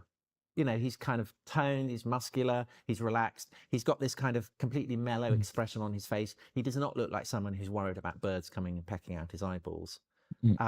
And so even there, you still don't have, the artist is reluctant to portray the reality of crucifixion. And it's not for another 500 years, not until just before the first millennium, that you get the first representations of Christ dead on the cross. And then over the course of the Middle Ages, so the High Middle Ages, the culture of Latin Christendom becomes increasingly obsessed with the sufferings of Christ. So it's portrayed in art, but it's also in the liturgy, it's in prayers, it dominates the Christian imagination. And I think that the long-term consequence of that is that we as a civilization, people growing up in a world that's still powerfully informed by Christianity, we've been desensitized to what the cross represents. You know, we see it as a kind of abstract expression A lot of of people Christianity. don't understand We don't stop what to think, it that's entailed. you know, people have said, oh, it's like having, you know, the electric chair as a symbol of your faith. There's something of that. But it is much, much worse to be crucified than to die in the electric chair. Tom, come back with me to what you said earlier. Yeah, which they I thought found more fascinating. humane You ways talked about the moral inversion, to the flipping execute. of morality almost. And what we mean by this is effectively in the civilization in which Jesus was born and lived, the idea was that it was the strong conquer and win and the weak suffer what they must, or whatever that phrase is effectively, right? It's the ideology that Nietzsche then kind of reinstated later in the 20th century, which was this idea that, the strong must get what they want and the weak are going to suffer, and it's good to be strong and it's bad to be weak. And you say this was already there. It came from something that was already there in Roman society, in the Greek society, in the Jewish traditions that these people lived within. So how does that happen? No, I'm not exactly saying that. Okay, correct. I'm saying that there are, if you think of Christianity as a great sea, there are many rivers that flow into it. So there's the obviously the kind of the Jewish inheritance, the scriptural inheritance, and with from Greece there is the philosophical tradition. So the influence of Aristotle and Plato on Christianity as it evolves is absolutely immense. There's a sense in which a lot of theology is just kind of footnotes to Plato, like philosophy is. The influence of Persia. The Persians have this idea that the universe is moralized, that there are rival principles of dark and light, of lies and truth. And this seems to be a big influence on the formation of Hebrew scripture, because people from Jerusalem are taken as prisoners to Babylon, and then Babylon gets captured by the Persians, and they're allowed to go back and rebuild the temple in Jerusalem. And Cyrus, the first great Persian king, is hailed in the Bible as a Messiah, as a kind of a liberator. So that's also a crucial part of it. And then what Rome provides, I think, is the notion of a universal order. So the ideology of Rome is that they have imperium sine fine, as Virgil called it, empire without limit. The remit of Rome is universal. And that is something that Christianity kind of takes for granted, that there is a universal global order. And Paul's ability to write his letters to the Galatians or the Ephesians or the Corinthians or the Romans reflects that. The Mediterranean has become a Roman lake. The shipping lanes can be used without fear of pirates attacking you, and roads are being built, and you can travel on them. It's a globalized world, the so that also is part of the kind of the Christian context. The idea that someone who has suffered the death of a slave could in some way be the universal God who has created everything, that is the radical, that's The what's novel, that's what's resurrection radical. proves it. Although having said that, I think when you look at Paul's letters, so the tradition of Paul, as it's embodied in the Acts of the Apostles, and Paul talks about it himself in his letters, is that he was a persecutor of the church. He obviously thought the Christian notion that Jesus had risen from the dead and was in some way a part of God was powerfully offensive. And then he has a vision of the risen Christ, he says. And I think in the aftermath of that experience, confirms he it goes with away and the he reads apostles. through the scriptures to try and make sense of what he has seen. And it's like being given it's like kind of being given the key to a detective story, where you go back and you realize that all kinds of things, you've been thrown off the scent. You've missed what the actual solution to the puzzle is. And I think that's the key that Paul is bringing to Hebrew scriptures. And he's realizing that all the promises that he had thought were contained in scripture, that a powerful warlord would come to redeem God's people, that actually that wasn't what the key was. The key was that the Messiah would come, but he would come as a man of sorrows. And so he is drawing on the inheritance of Hebrew scripture. It is there. But what Christianity does is to kind of enshrine it at the molten heart of the gospel, euangelion, the good news that Paul is preaching. I really like that we've talked about the difference between the Christian God and the gods that preceded it. Because if you know anything about Roman gods or Greek gods from which they were based on, they come across as petty. Do you think? I think they come across as unbelievably charismatic. Really? Surely. Well, the vengeful, charismatic pettiness, perhaps you might say. You see, as a child, I went to church and went to Sunday school, and I loved the Bible stories. I mean, I thought they were great. But I was always very much on the side of the great empires. So I was very much kind of team Pharaoh as opposed to Moses, and loved the Assyrians, loved the Babylonians, very much pro Pontius Pilate as opposed to Jesus. And one of the reasons for that was that I found their gods kind of more glamorous and exciting. So everything that the Hebrew prophets were condemning, they condemned the gods of Egypt or Babylon as so much stock and stone that it's, they're just great idols and things. I'd love an idol. I thought that was much more kind of glamorous than what we got in the church. And specifically, I loved the gods of Greece. I found them so much more charismatic. But you're right. I mean, they're terrible. They're awful. But in a way, a god like Athena seemed to me to correspond much more closely to how I felt the world was. She's very, very smart. She's also very violent. She encourages all the arts of civilization, but she's also unbelievably petty, as you say. If you offend her, she will inflict appalling things on you, but she looks after her own. And I kind of always felt as a child that if Athena had been a viable faith alternative, I would absolutely have gone for her. And I think the sense that the philosophers have, so going back to the 6th century, and then through to Plato and Aristotle and to the particularly the Stoics, that they are reacting as you do. That Plato famously says we shouldn't have poets in our ideal republic because the poets make you feel the charisma of these gods, and they are not worthy of being followed or worshipped, and that the true divine lies beyond these stories. And essentially, it's that understanding of the divine that Christian theologians then kind of adopt and bundle into the package. So you could, in that sense, say that the Greek gods, in a kind of weird way, are the malign step-parents of Christianity, that it's the rejection of them. I mean, in an Oedipal way, very appropriate.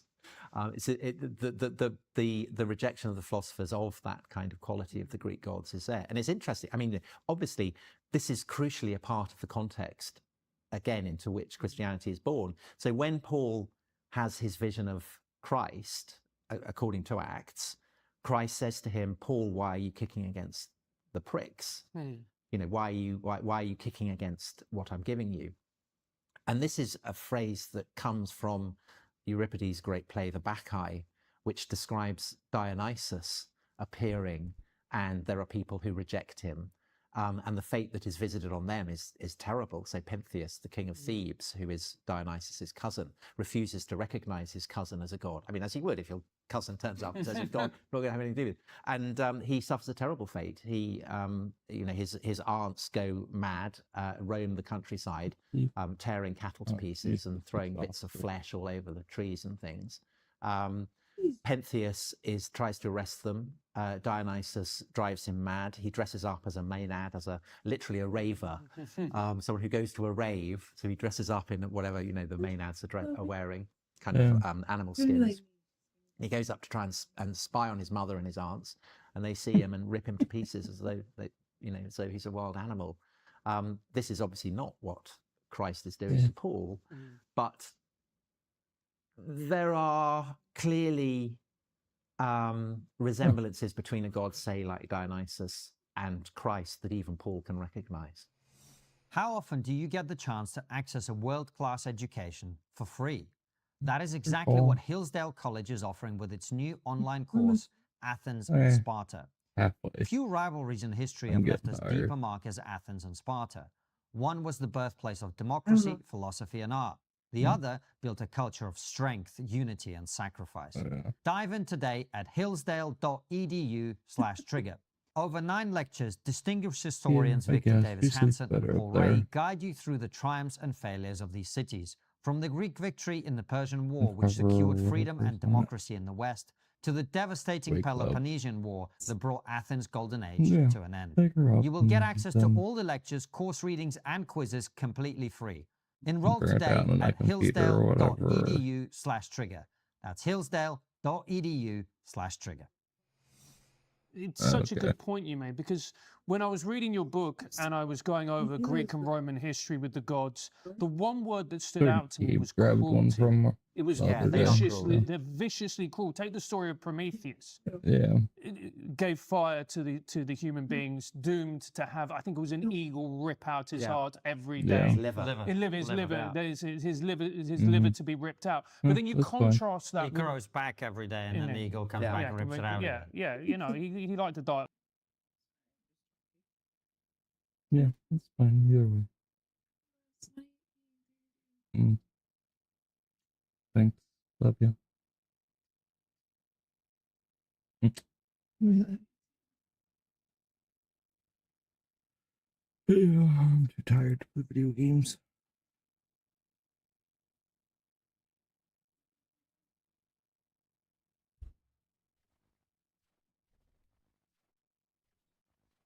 Get some sleep while you can. Bring her down if you remember.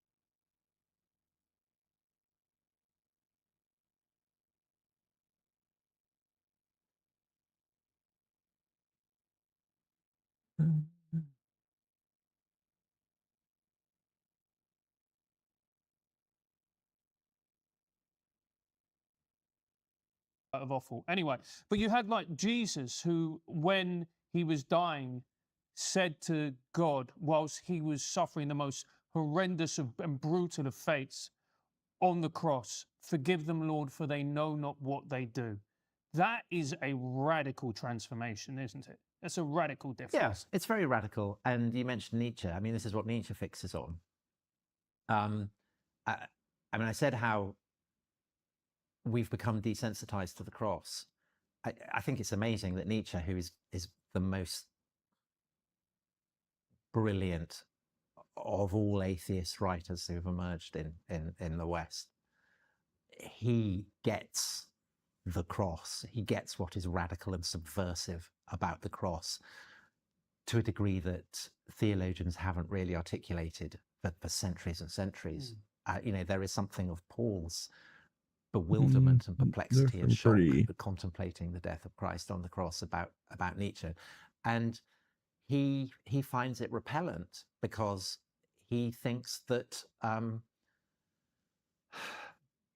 what he famously calls Christianity a slave religion, that it's a religion for the weak and the poor, and that its popularity is driven by the ressentiment, the not quite resentment, the kind of mingling of resentment and hostility that those who are weak feel for the strong. And Nietzsche thinks that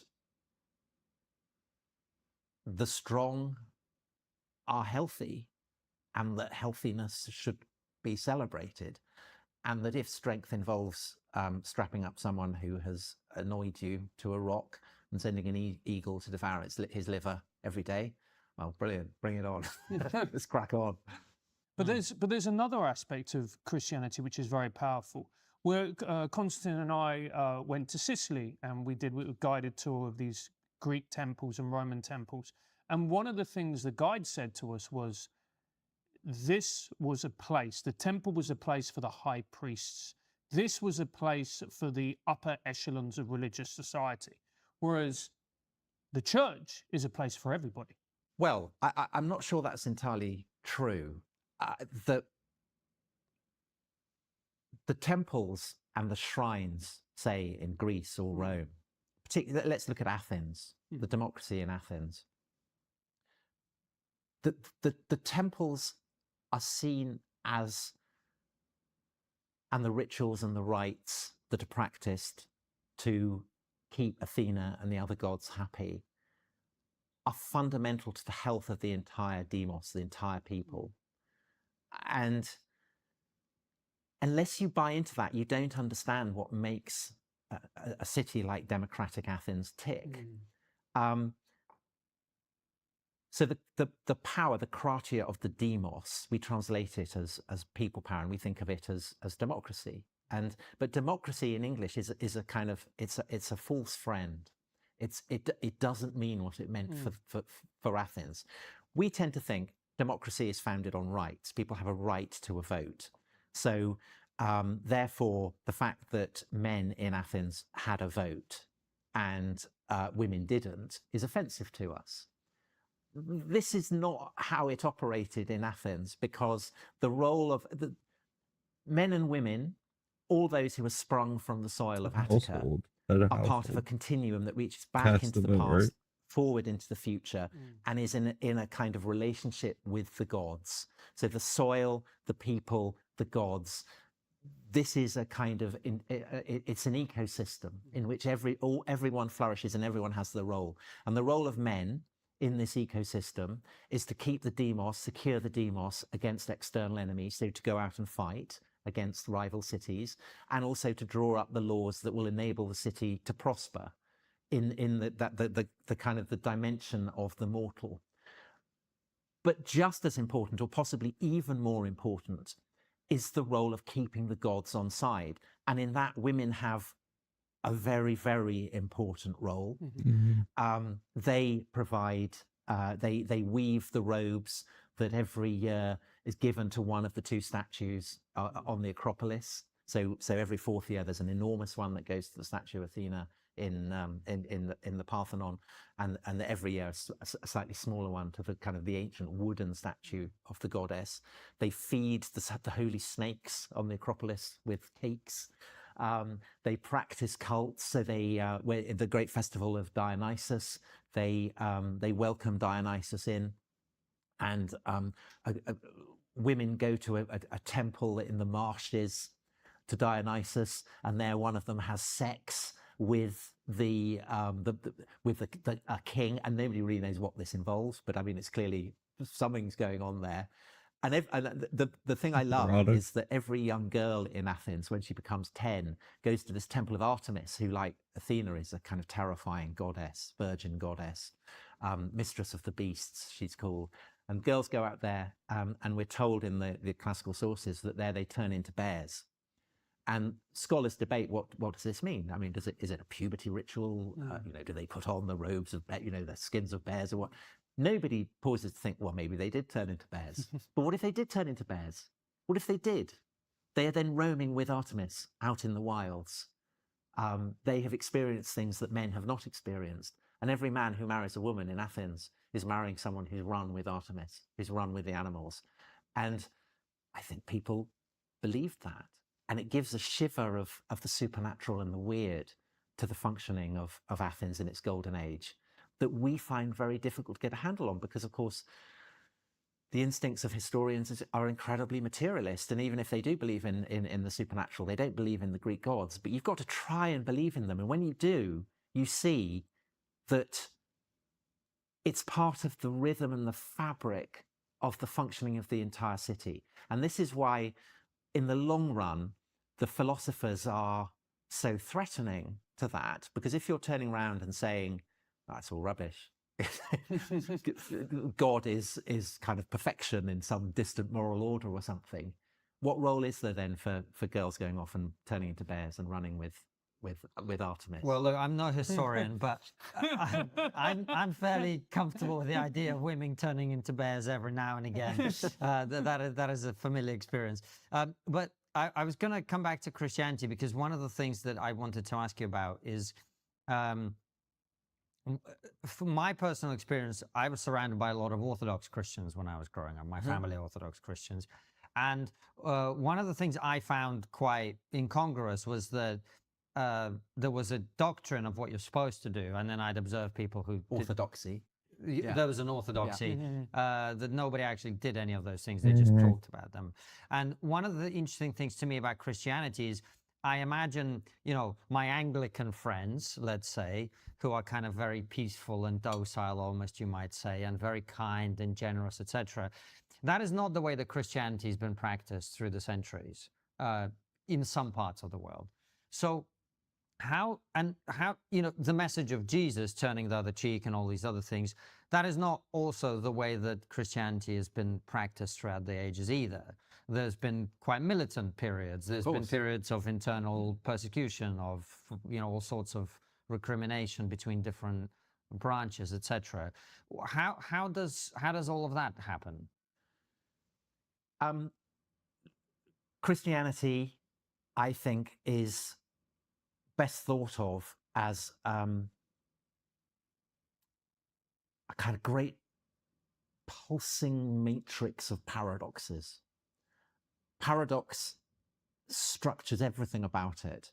I mean, we've been talking about one, the guy on the cross who proves to be greater than the person who's crucified him, the man who is also a god. And I guess that this is the kind of the Christian understanding of the divine, that in a sense paradox structures the inability of the human mind to contemplate the potency of the divine. And that being so, there are many, many different ways of structuring and understanding what it is to be a Christian. And a lot of these are generated by the fact that, and it's a crucial development that might not have happened, that in the 2nd century, there's a guy called Marcion who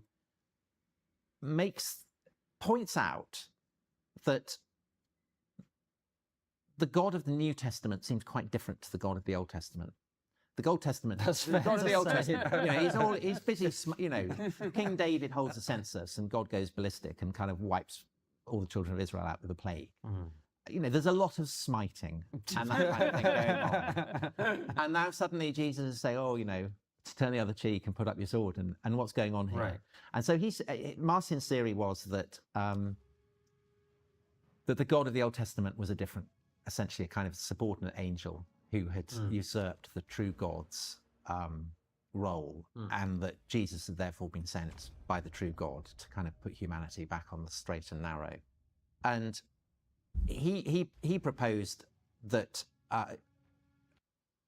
there should be a very finite number of scriptures. So the Gospel of Luke, Acts of the Apostles, some of the letters of Paul, basically.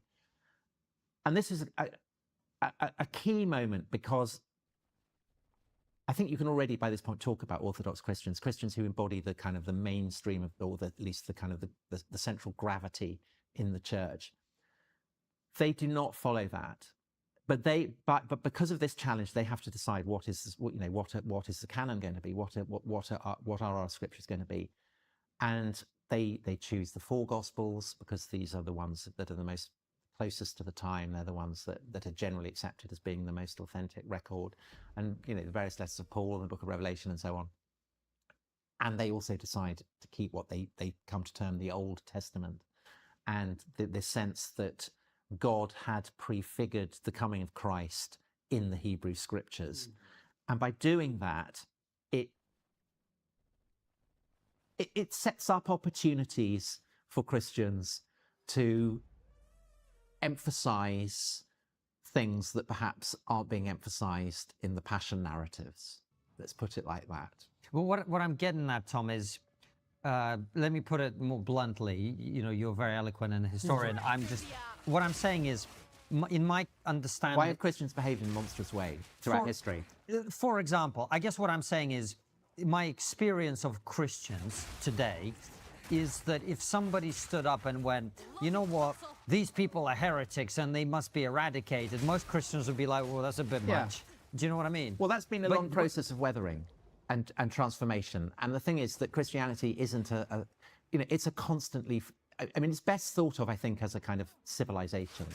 You would, things evolve and change, and different emphases are happening all the time. But this is why I'm asking, because when you talk to Christians today, they will say, compare it to Islam, right? If you say, well, Islam is not as drastic today as it was when it was first created, probably true, and process of weathering is perfect explanation to my layman understanding. You probably rip into this, right?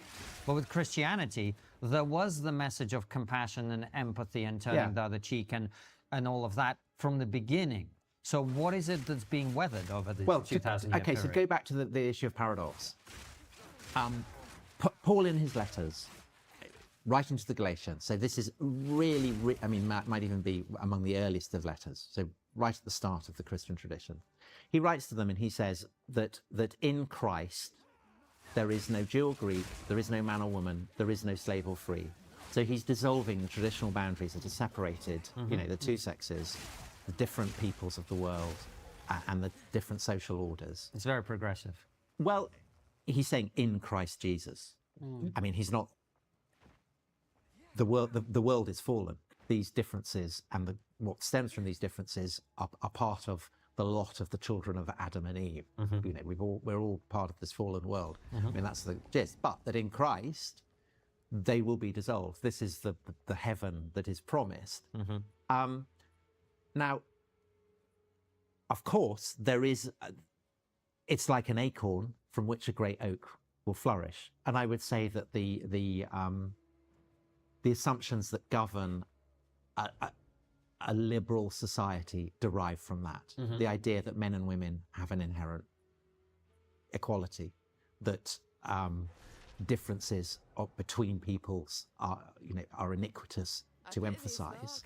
We'll come to slavery perhaps in due course, but the idea that there should be, you can see that there is no slave or free. It feeds in the long run into abolitionism. It feeds into the French Revolution, to the Russian Revolution. These are very, very long-term consequences. Another metaphor, I love mixing up the metaphors, would be that is a grumbling of the earth, a grinding of the tectonic plates, and in due course, Tokyo gets drowned by a tsunami. It's that kind of, that's what it is. But right from the beginning, there is a problem with one of those in particular, which is Paul's assertion that there is no Jew or Greek. He writes, what he means is Judean or Greek. He is a Judean. He's from Judea. He is therefore a provincial like any other, there are all kinds of people, Judeans, Egyptians, whatever. And he's comparing them to the Greeks.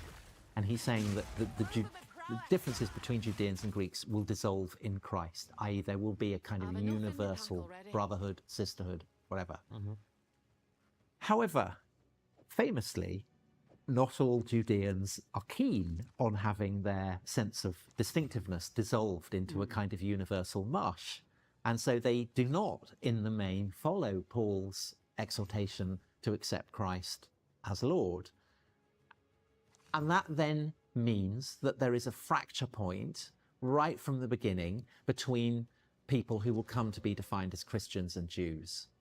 And that is obviously an incredibly dark shadow that has hung over the entire course of Christianity. But you can see how what seems to us a progressive message has kind of led to what we could also see as very dark consequences. And that is just one verse from one book of the New Testament, which in turn is part of, includes the Old Testament. There is a lot of material there that can provide sanction for a broad array of responses, and that can also set in train all kinds of trends that,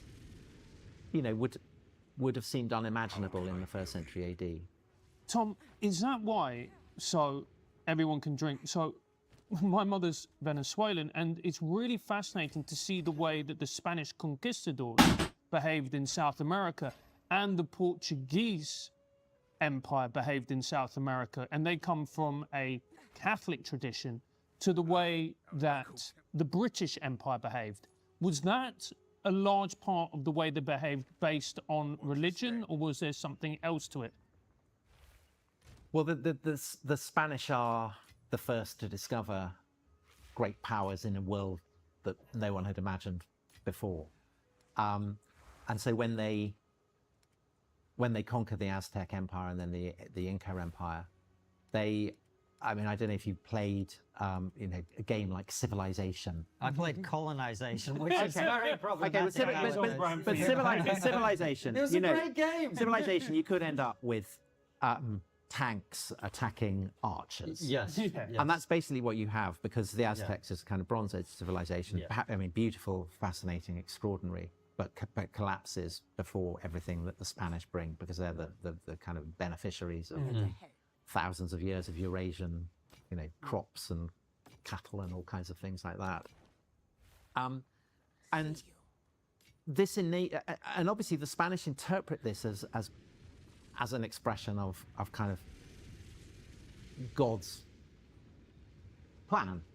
They're bringing Christ to people who had previously walked in darkness. If you're someone who values free inquiry and independent thinking, which, let's be honest, is why you're probably watching Trigonometry, then our sponsor, Venice AI, is the tool for you. Here's a hot take. AI is exploding right now. But seriously, most of the tools out there are just clones with slightly different skins. Venice AI is different. It offers uncensored AI chat, images, and coding. Why should a team of programmers at these leading AI apps be the ones who get to decide what is and isn't okay for you to think? Whether you're researching topics that make other platforms nervous, or you're just sick of being told what you can and can't ask, Venice gives you the freedom to explore without limits.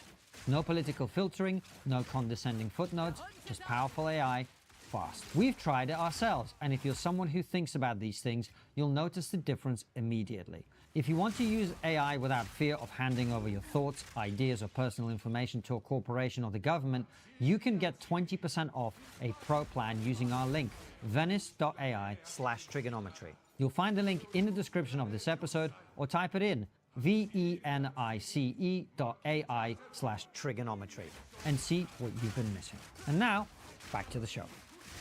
Sorry to interject very briefly.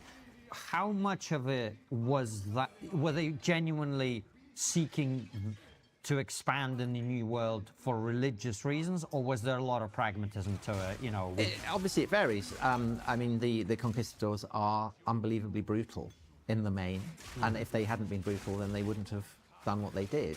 They wouldn't have conquered what they ended up conquering. The lust for gold becomes notorious. It is absolutely about wanting material goods, but to imagine that the desire to win souls for Christ is simply cynical window dressing is very, that's a very anachronistic take. There are absolutely people who are going out there who feel that this is absolutely part of God's plan, and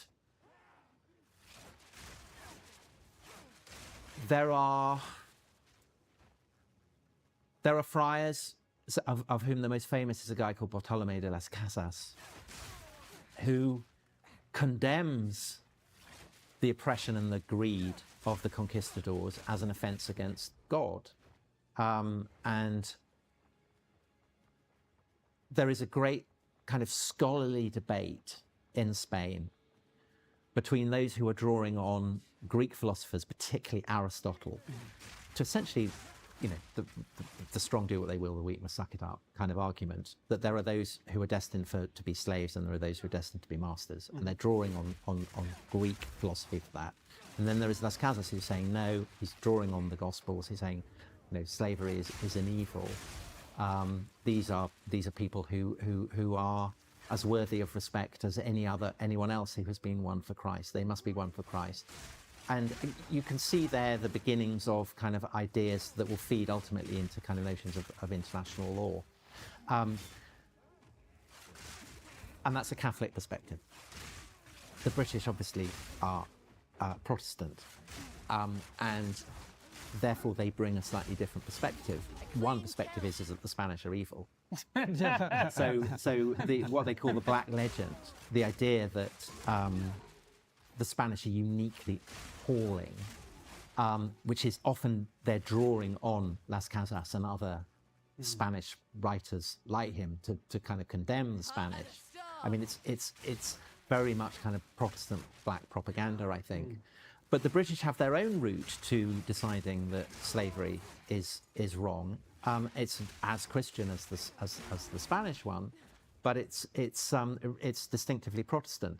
And what you have with the kind of radical form of Protestantism that develops in England in the Civil War and then the Commonwealth and its aftermath is this notion that the Spirit descends on you and enables you to read Scripture in the way that it's meant to be properly understood. So the simple words on the page, this is inadequate to properly understand it. You have to have the Spirit. You have to have been granted grace by the Spirit, by God. And when you do that, then you can see what it properly means. And this revolution in England is transported to the Caribbean, and it's transported to the American colonies. And so Quakers are the most obvious example, but Baptists and people like that. And this coincides with the development of plantation slavery in the Caribbean and in the American colonies. And Britain is starting to industrialize by this point, and industrialization is about utilizing resources in a way that is more intensive than has ever been done before. And what that means for slaves is obviously horrendous, because you industrialize the process of transporting slaves, of exploiting them, of working them. So you have the conjunction of that, the industrialization of slavery, and this radical notion that you can only understand God's purpose by reading the Scriptures with a sense of the Spirit. And it combines to inspire in Quakers and evangelical Anglicans a sense that slavery is wrong, even though famously, notoriously even, nowhere in the Bible does it say that slavery is wrong. Slavery is taken for granted in the Bible because it's seen as, in the way that hunger is, or poverty, or homelessness, or whatever. It's just part of the human condition. But radical Protestants in the 18th century and then into the early 19th century are saying, no, actually, it may not say this, but I feel the Spirit is telling me slavery is wrong. And it spreads like a wildfire. And the Spirit is conceptualized by Christians as fire, Pentecostal fire. So it's literally kind of Pentecostal fire blazing across the Atlantic in Britain, in the Caribbean, in the North American colonies, particularly in the northern colonies. And it inspires the first great activist movement in Britain. You have people writing to their MPs. You have demonstrations going through the streets of London demanding the abolition of slavery. And it becomes so unignorable for the government that in 1814, Napoleon has been defeated and sent off to Elba. There's this Congress in Vienna to redraw the map of Europe. And Lord Castlereagh, the Foreign Secretary, has to go to Vienna and basically says, guys, I'm really sorry, but I've got all these guys who are, people in London who are holding street demonstrations and things. We've got to sort this out. We've got to abolish the slave trade. And this carries on even, through Waterloo and the second defeat of Napoleon. And the Protestant tradition that Castlereagh is representing obviously means nothing to the Catholic powers, to the French, to the Spanish, to the Portuguese. So they draw on those traditions that Las Casas had been articulating. So Catholic traditions, and it gets blended with the Protestant traditions, and so also do the radical traditions of the Revolution, the French Revolution, kind of the radicalism of that, because the French Revolution had abolished slavery in the Caribbean, and then Napoleon had brought it back in. So so essentially it's a pooling of these three traditions, all of which are bred of the marrow of Christian Europe. The Protestant, the Catholic, and the kind of the Enlightenment tradition, if you want to call it that. And this is what gives birth essentially to the concept of international law, the idea that there are principles that transcend religious doctrine, so that a Protestant and a Catholic can equally accept the dictates of international law. And this is what enables British ships when they are patrolling. Yeah, I'm not going to be hanging on for much longer, I don't think. That gives them the legal right to stop Portuguese or Spanish slave ships and arrest those who are doing it and, say, put them on the coast of Cuba, and try them under international law. And it also provides a rubric for what then happens in the 19th century when the British start to go on the attack against the Muslim slave trade, because, of course, Muslims have very different sanctions for slavery. And so the process by which Muslim powers come to accept that slavery is an evil kind of requires them to accept the primacy of international law, which is a massive, massive deal for Muslims because they have a framework of law that derives supposedly from God. So it's much trickier for them than it is for Christians, because Christians don't have that notion of a God-given corpus of laws that have come from God. But essentially, that is the framework of international law that governs, upholds to this day. Tom, when you were talking about the fact that it was a religious movement that spread like wildfire that helped to eradicate, for the British Empire to stop using slaves and to eradicate slavery in the empire, it made me think, and I'm only going to touch on it briefly, with the way that the woke movement talked about slavery and how we were the beneficiary of slavery, which to a certain extent we are. But the way they talked about it was in the form of original sin. Yes. We are born into this sin, and we are never going to be washed clean, and it is an indelible stain on our reputation and fundamentally our souls as well. Well, so I think what happens is that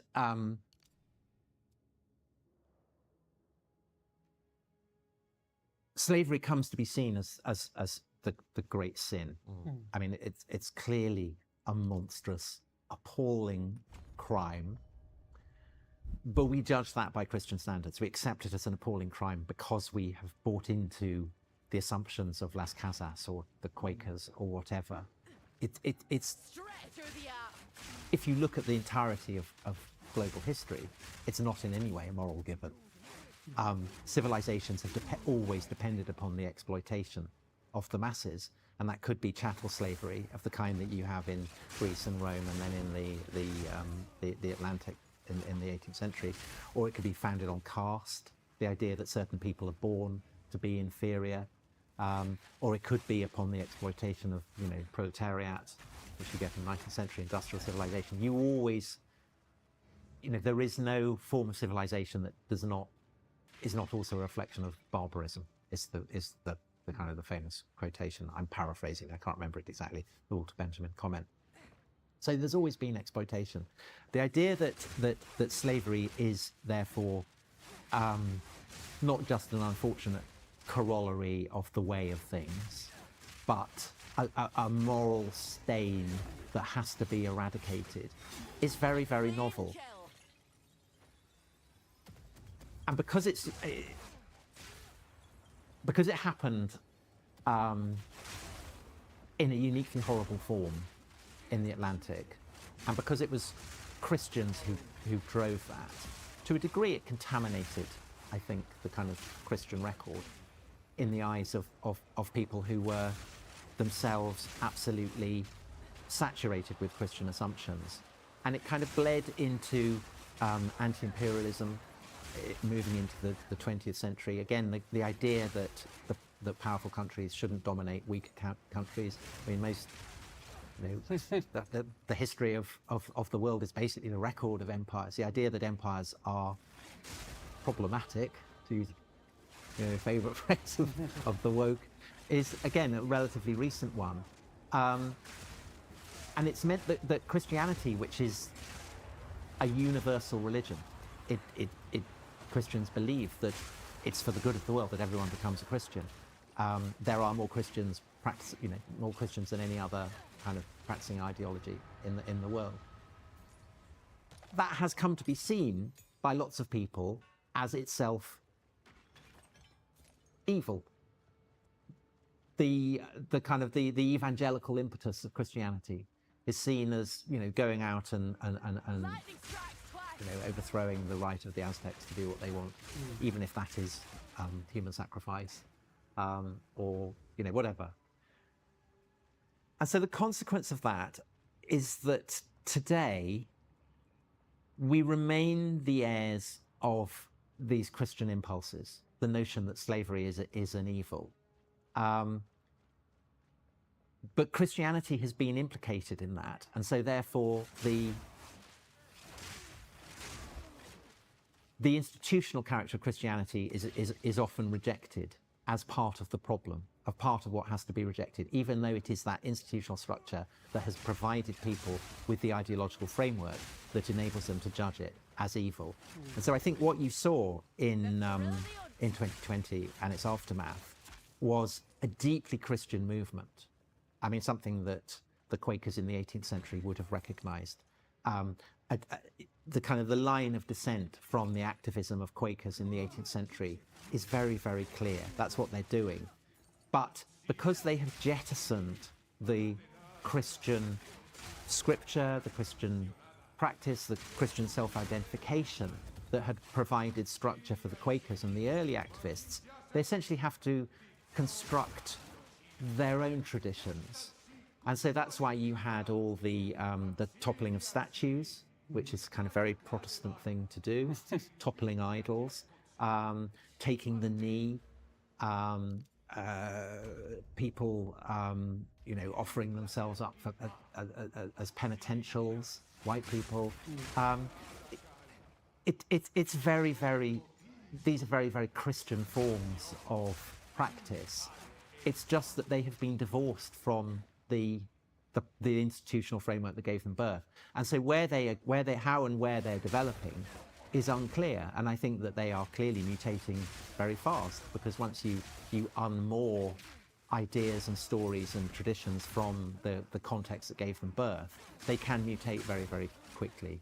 It's very interesting you mentioned that, because we had a super viral, very popular interview we did with a journalist called Richard Minnerton, in which we talked about some of the ideas from Albion Seed, the idea of how the United States became what it became. And one of the things he explained to us, I think this may have been off camera, was how many of these woke ideas originate from the very areas of America where the Quakers would have once settled. Very interesting. But moving on, Tom, one of the other great religions that I think we are incredibly uneducated about, and I speak for myself above anyone else here in the Western world particularly, is Islam. And it's becoming a bigger conversation politically and societally because of immigration policy, because the number of Muslim followers of Islam in the Western world is growing. And I'd love to know more about how that religion came into being. What are its core values? What are its principles?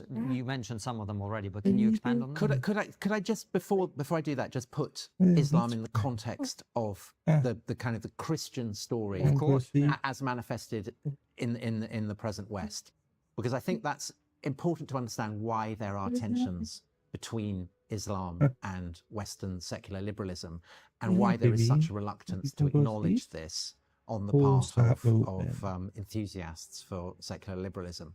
Because essentially what Christianity has that Islam does not is a concept of the secular.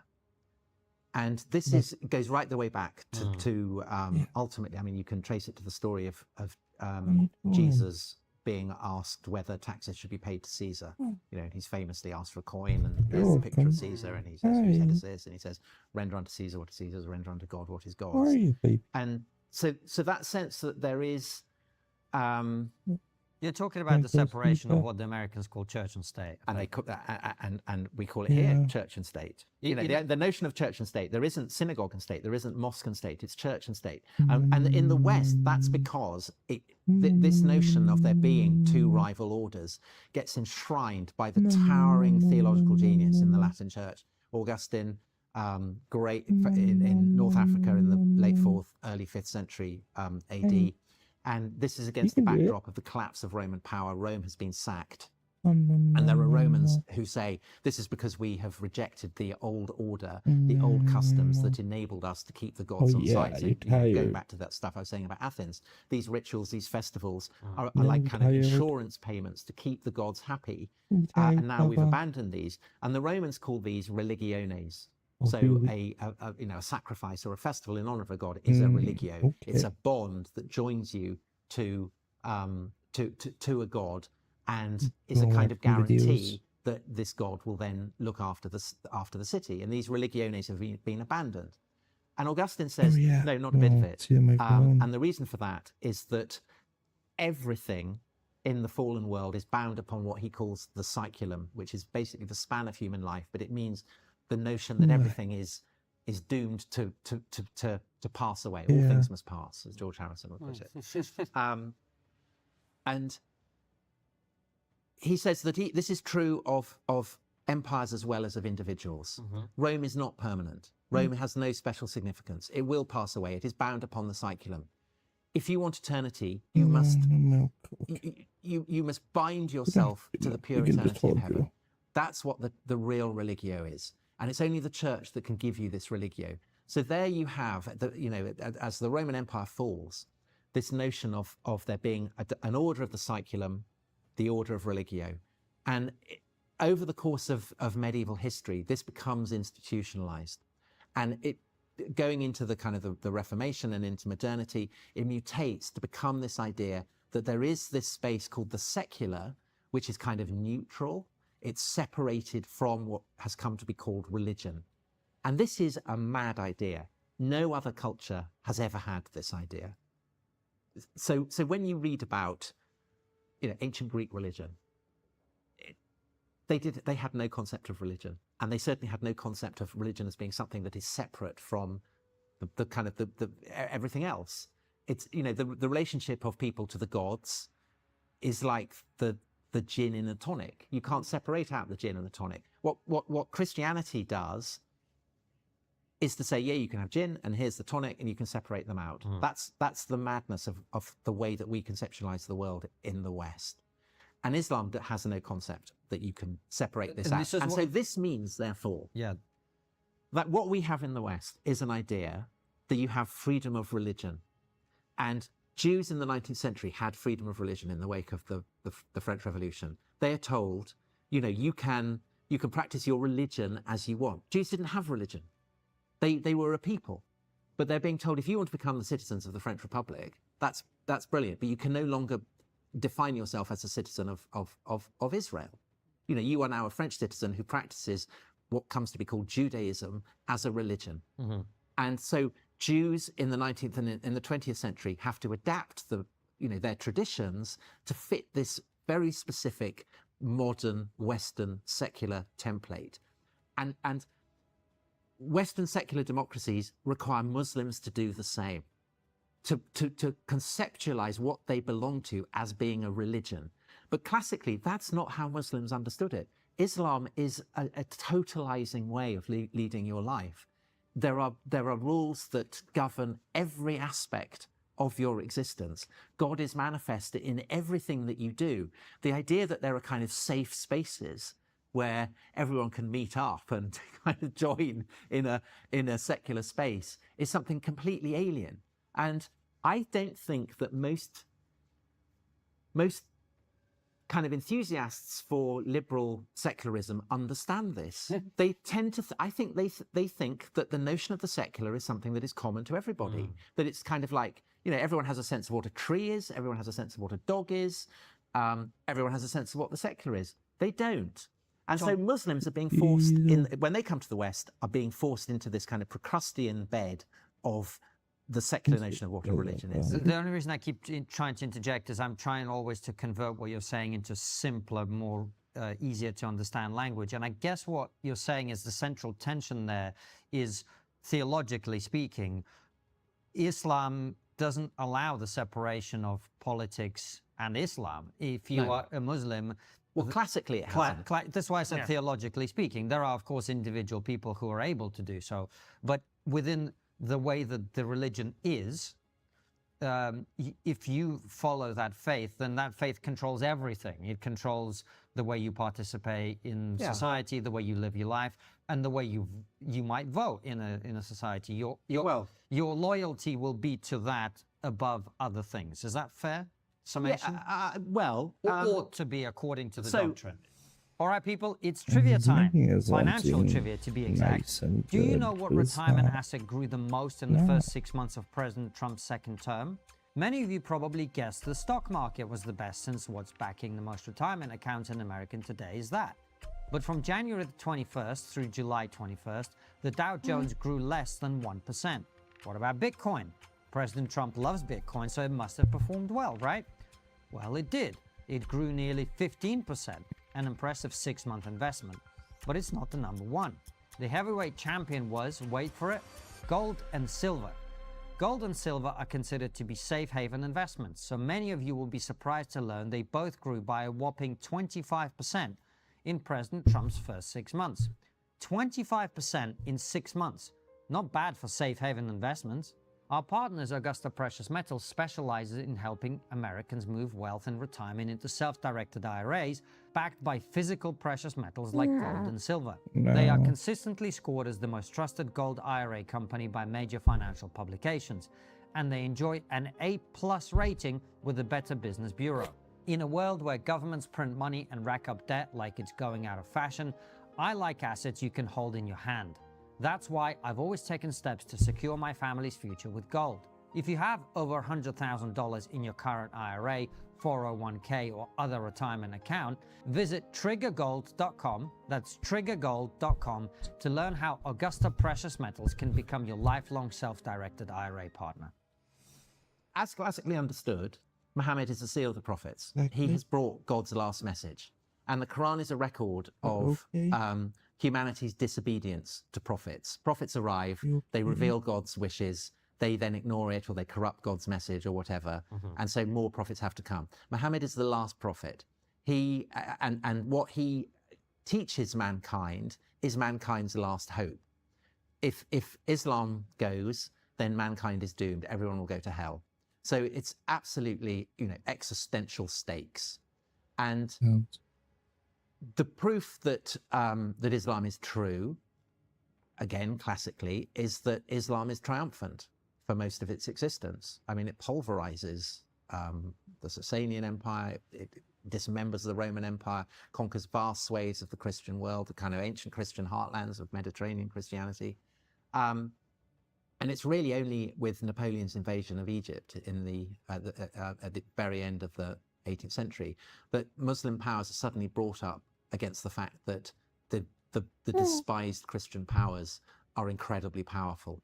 And over the course of the 19th into the 20th century, most Muslim powers come under either the direct or the indirect hegemony of Christian Western powers. And so that's a massive, massive shock, and it requires a recalibration of what Islam is. I mean, the attitude to slavery would be a classic example. The reason that the Sultan in Constantinople is willing to contemplate banning the slave trade, even though it had been legitimized by the fact that Muhammad had slaves and that the early caliphs, they were all in favor of slavery. They thought it was brilliant. And that it's mandated in Islamic scriptures. The only reason he's willing to do that was that he needed the help of the British and the French in the Crimean War against the Russians.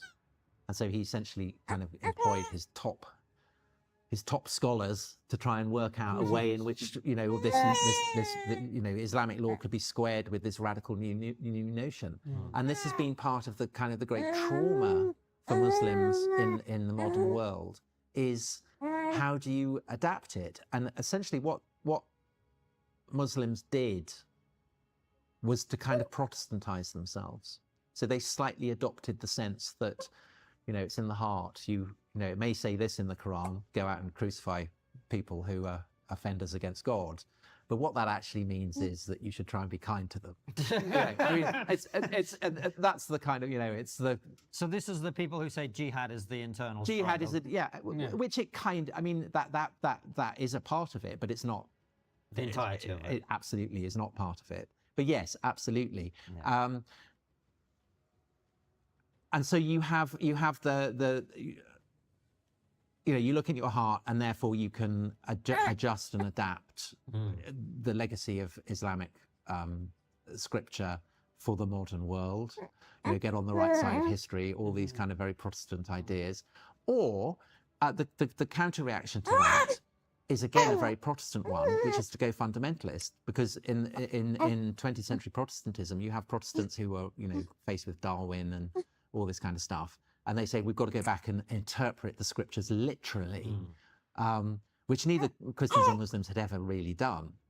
They have very, very sophisticated, complicated, almost poetic understanding of the scriptures. But fundamentalist Protestants were saying, well, what does the Bible say? It's inerrant. That's what we're going to do.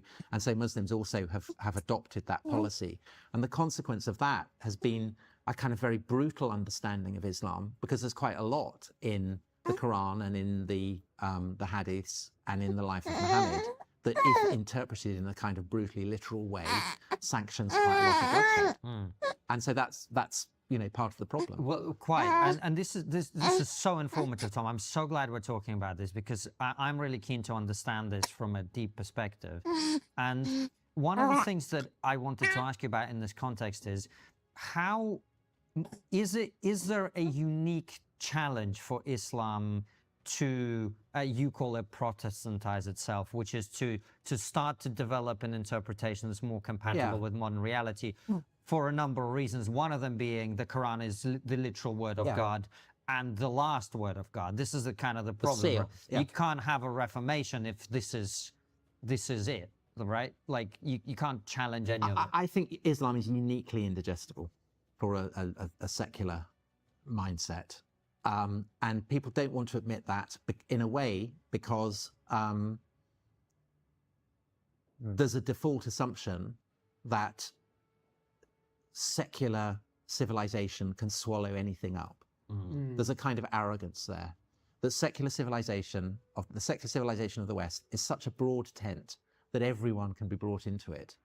But Islam is at least as sophisticated a civilization as the civilization of the Christian West, and a very ancient one, and for most of its existence has been much, much more powerful than the Christian world.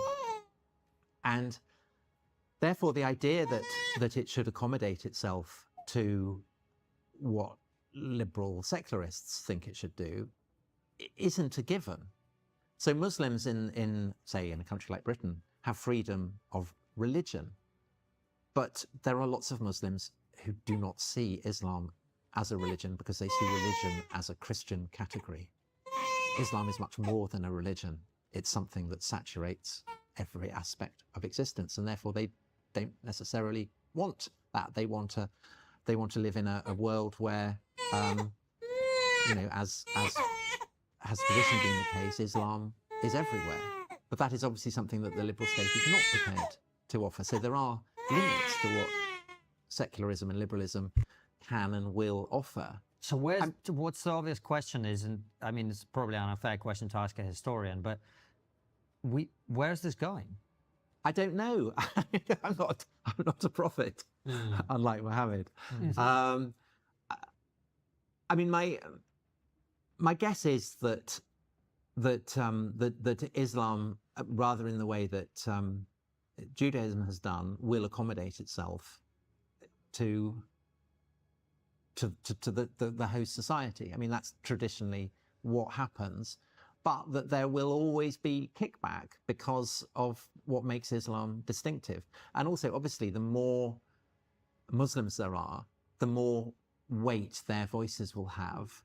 And so the more under pressure the kind of the secular assumptions of the West will come. And I don't quite know, I don't know where that will go. Because, I mean, the worry for a lot of people is it's not necessarily Islam, it's that kind of very hard extremist edge of Islam that we see in this country. And if you go, will that remain? Will it ever be weathered? I mean, and these are impossible questions to ask, because I think that's a worry for a lot of people, Tom, is that... Yeah, I think it is. And if there's no reformation possible, then is this just a continuation? Well, I mean, I think Islam, to a degree, has had a reformation, because the reformation is all about going back to scripture and getting rid of the kind of accretion of what's seen as superstition. And Islam has repeatedly been doing that. It's a constant kind of summons to reform Islam. And so certainly, you know, the ideologues of the Islamic State would say that they were reformers. That's why they, for instance, completely dismiss any notion of international law. It's why they dismiss notions of human rights. It's why they think that slavery shouldn't just be allowed, but should be positively encouraged, because it's in the Quran, and therefore, if you want to be true to God's message, you should have slavery. I mean, that's a very, very radical minority position, but it is an example of the direction of travel that a certain understanding of the Islamic inheritance can lead people in. And it's, you know, of course it's a worry. But I find this conversation very valuable, actually, because what you are actually explaining, that even people who go, I'm an atheist, I don't believe in God, I don't believe in Jesus Christ, I reject all of that, but you are still a product of Christianity. Yes. And as a result of that, you look at the world, whether you accept it or not, through Christian eyes. Yes. And I don't think that people quite understand what that means, particularly when we look at religions like Islam, or we look at other cultures and we're like, we're all the same. Yeah. We're not. Well, so that is, I mean, that is the foundational principle of whatever our new religion is. This kind of, this gelded, mutated, be kind, isn't Paddington wonderful kind of post-Christianity that remains the kind of the dominant ideology. And I would say that the paradigmatic pulpit that this religion has is Thought for the Day on Radio 4's Today programme, where you will have Catholic priests and Anglican bishops and rabbis and Islamic scholars and Sikhs and Hindus all preaching exactly the same message. You know, one will give it a little bit of garnishing from the Gospels, one from the Quran, one from the Bhagavad Gita or whatever, but basically it's the same core message. And the idea, you know, and this is. And what is that message? Be kind, diversity. Be kind. It's brilliant. Yes, yeah. we're all basically the same. There are many routes to God. There are many paths up the mountain. Isn't that all true? No, I don't think it's remotely true. I think that